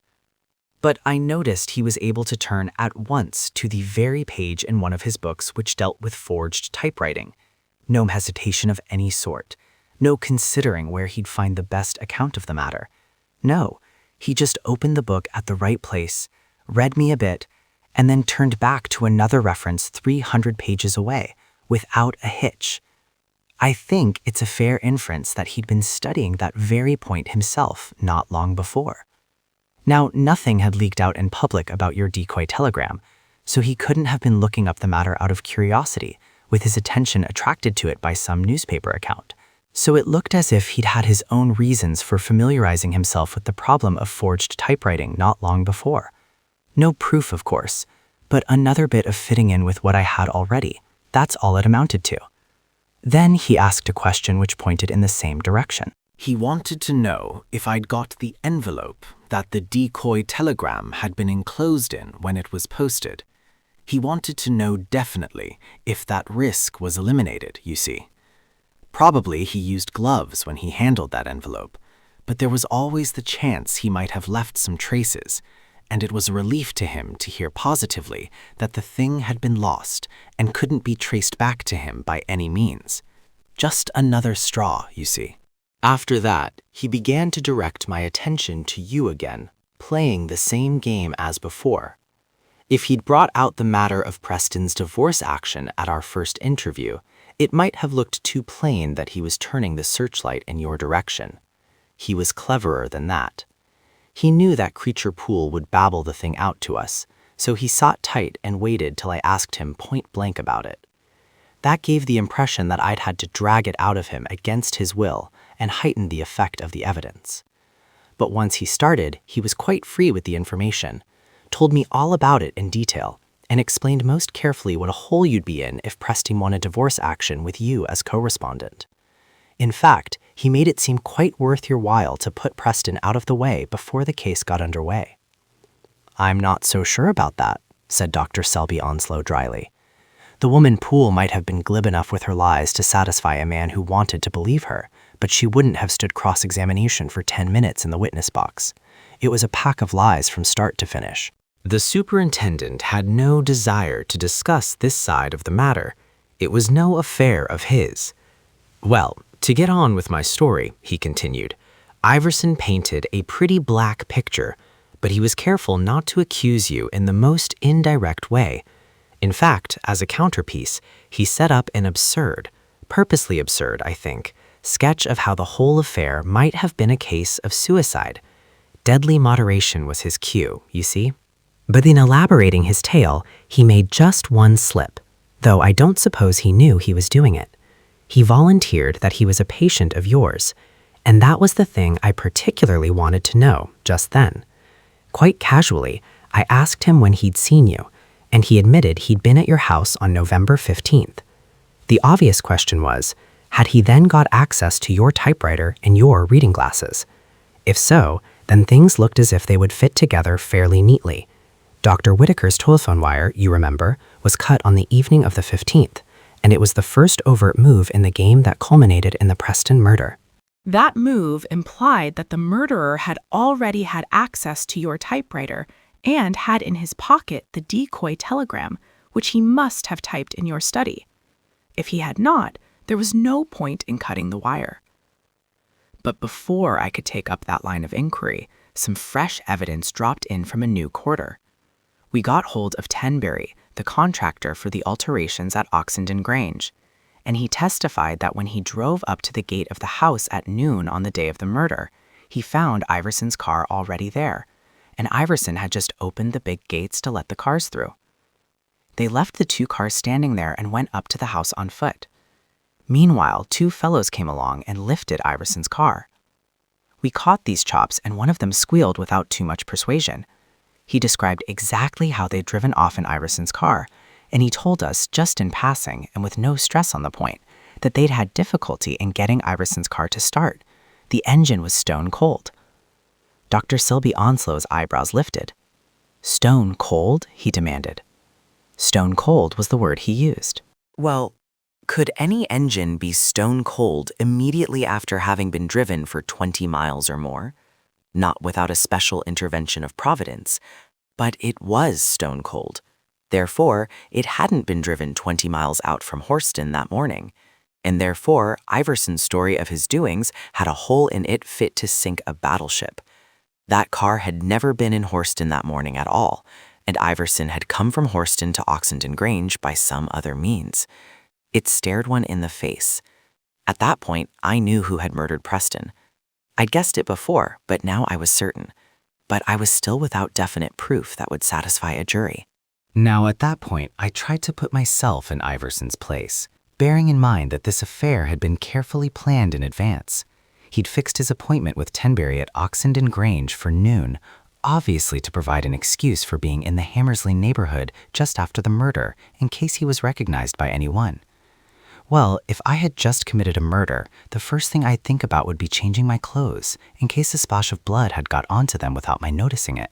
So it seemed to me likely, though not proved by any means, that Iverson would want to change into a fresh suit before meeting Tenbury, so as to be on the safe side. Where could he effect that change? Obviously at Oxenden Grange, it was the only place. And for that, he'd have to arrive before Tenbury turned up at the Grange. Normally, the 10:35 got into Hammersley at 11:22, which gave him just sufficient time to walk over to the Grange and get ready for Tenbury's visit.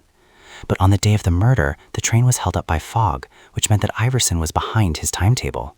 That was why he diverged from his prearranged plan and slipped off the train when it stopped at the signal before Hammersley. By that means, he saved time and had a shorter distance to walk to the Grange. Since he came by train, and since Tenbury saw him in his car at the gate of the Grange, it was clear enough that the car must have been left at the Grange, in the garage, overnight.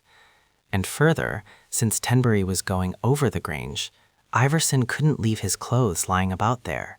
He'd do his changing in the garage and put the discarded suit into a bag or suitcase in the car, where it wouldn't strike Tenbury as odd, even if he happened to notice the case at all. Then he'd drive his car out of the garage down to the gate and arrange things so that when the contractor came up, it would look as though Iverson had just arrived from town that moment. That's a very neat attempt at an alibi, Dr. Selby Onslow commented judicially. It was neat enough to take me in, for a time, the superintendent admitted. It seemed quite all right. But the car thief's evidence about the engine being stone cold killed it at one stroke. Also, I found fresh oil on the garage floor, showing that a car had stood there not long before. And what was more serious for Iverson, I guessed that the car thieves must have gotten away with more than the car itself. They must have stolen Iverson's clothes as well, if my notions were correct, for he would stow his suit away in his car after changing. Without details, I may say that we got hold of that suit of clothes eventually. One of the car thieves had disposed of it to an old clothes dealer. There was a small stain on the lining of one of the pockets. The experts say it's a blood stain. The suit itself we got identified by Iverson's tailor. Finally, in the ticket pocket of the jacket, I found 2 first-class railway tickets. One was a return half for the journey between Horston and Hammersley. The other was a return half for a journey between Seven Sisters and Hammersley. They'd obviously been overlooked, and not fitted in with the notion that Iverson had changed his plans at the last moment and had forgotten these tickets, owing to his divergence from the pre-arranged scheme. And there was another point about these tickets. Each of them had been nicked with scissors to represent a ticket snipped by a collector's punch. Finally, each of the tickets had the date November 16 stamped on it. I don't quite follow that bit, Dr. Selby Onslow admitted. I'll put the whole storm together in a minute, if you'll just wait, Superintendent Ross assured him. I want to give you all the evidence first. The final point was given by you and your nurse the last time I was here. Your evidence made it clear that when Iverson called as a patient on November 15th, he insisted on being shown in here and not into the usual waiting room. That gave him undisturbed access to your typewriter, and he also picked up your reading glasses, probably an afterthought to strengthen the case against you. To my mind, that clinched the business, and I ordered his arrest. The rest of the story you know by this time.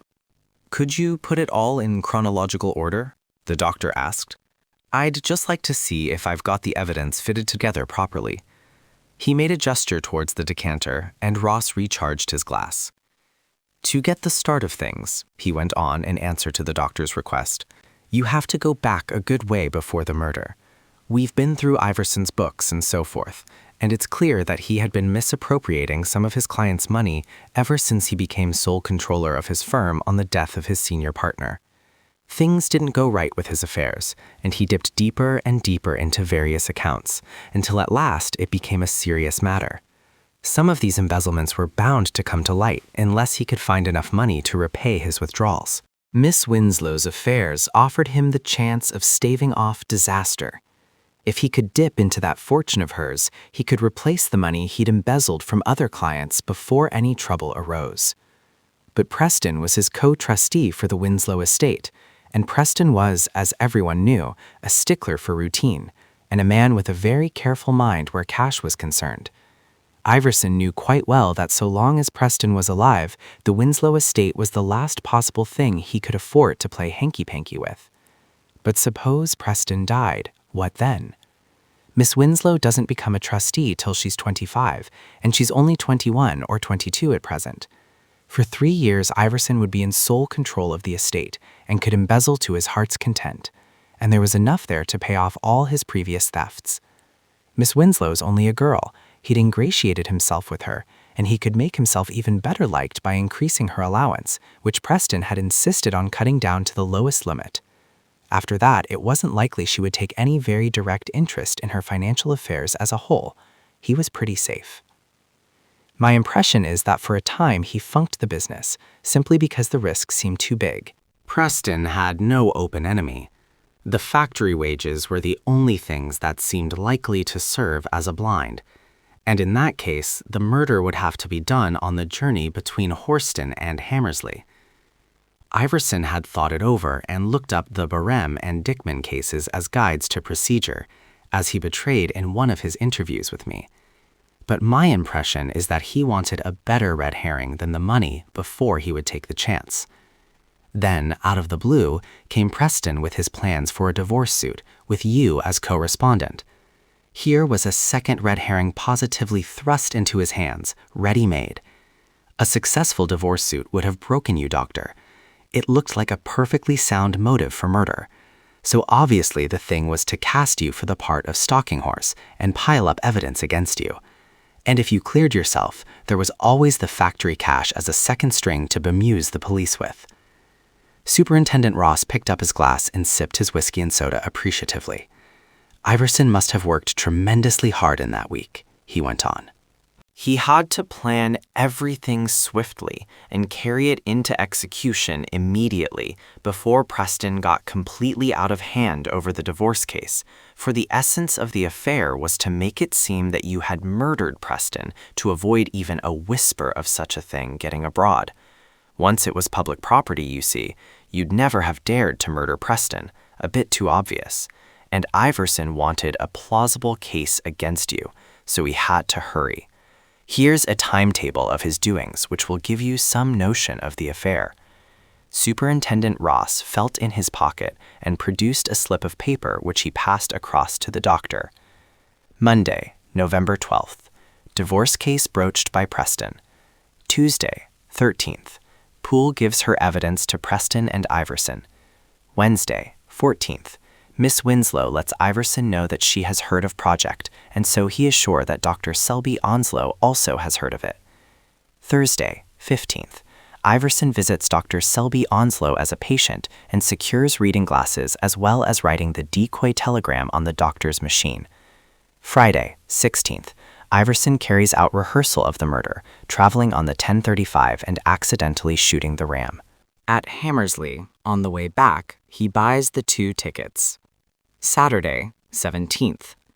Iverson arranges his meeting with Tenbury at Oxenden Grange. Thursday, 22nd. Iverson goes out in his car, cuts Dr. Whitaker's telephone wire, posts the decoy telegram, and leaves his car in the garage at Oxenden Grange, returning home by rail, Friday, 23rd. Murder of Preston. Dr. Selby Onslow read through the schedule point by point before making any comment. If he thought all that out between the 12th and the 14th, he must have done some quick planning, he said at last. Of course, most of it was directed towards maneuvering me onto the 10:35 train that morning. Rather neatly contrived, one has to admit it. And another thing, I noticed that he planned the whole business so that he wasn't committed in any way up to the very moment when he fired his first shot.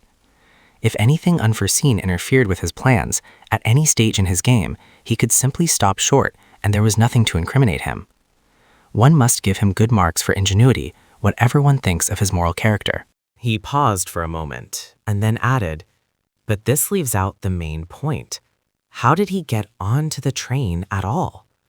"That was obvious enough," the superintendent explained.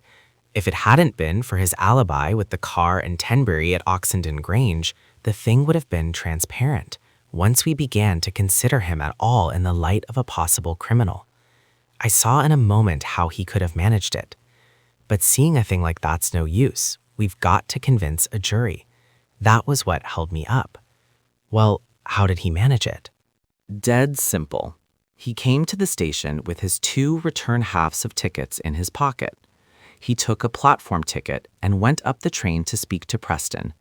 5 minutes before the train started, he left the platform by the same gate as he came onto it, taking good care to attract the ticket examiner's attention as he did so, and thus provide a witness who'd swear that he passed out through the barrier. Then he hurried out of the front entrance to the station, took off his overcoat, hid his soft felt hat in it as he carried it over his arm, put on a soft cloth cap he'd had in his pocket, and walked down King Street to Campbell Street, and so to the low-level entrance to the station, at the front end of the platform. He passed the low-level barrier with a second platform ticket. Then he joined Preston in his carriage, and that was that. If a ticket inspector dropped on him on any part of the journey up to Seven Sisters, he had his ticket to Hammersley in his pocket, faked to represent a ticket which had been clipped at the barrier. After the murder, he planned to give up the other ticket at Hammersley, the ticket from Seven Sisters, so as to confuse his trail if we took to investigating the sale and collection of tickets, as we did in practice. But when the fog came down, he probably jumped at the chance of getting clear away without leaving any ticket at all, as well as saving some time by getting out near Oxenden Grange, since the train was late.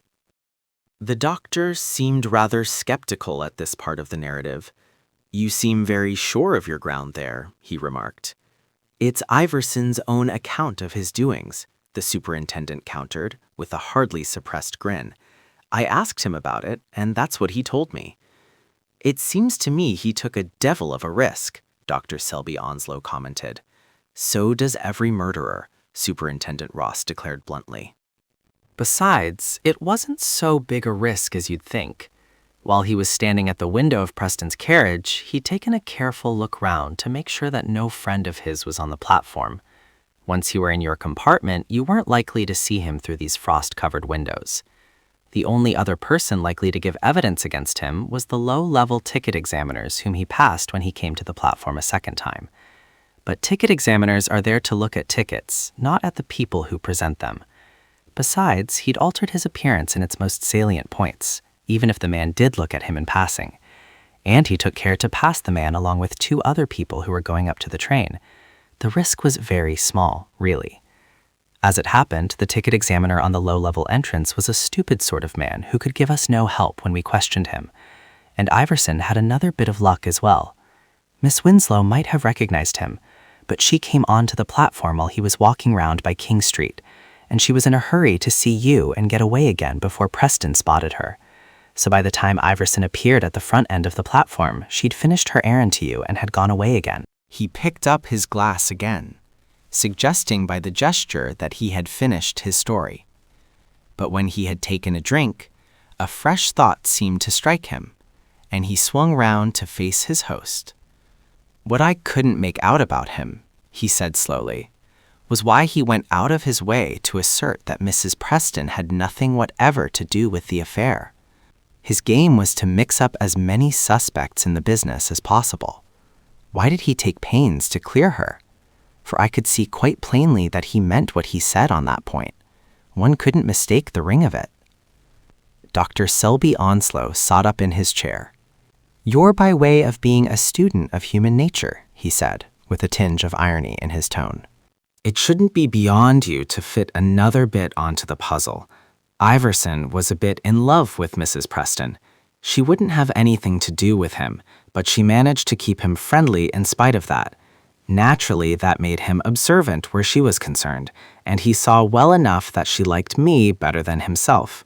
So you can add personal jealousy to your motives when you come to his plans for making me his scapegoat. I suppose he thought that if I were out of the way permanently, he might still have a chance of getting hold of her for himself. A case of literally killing two birds with one stone, you might say. And I think that may enlighten you as to why I was so ready to smash up my car in order to ensure that we got him.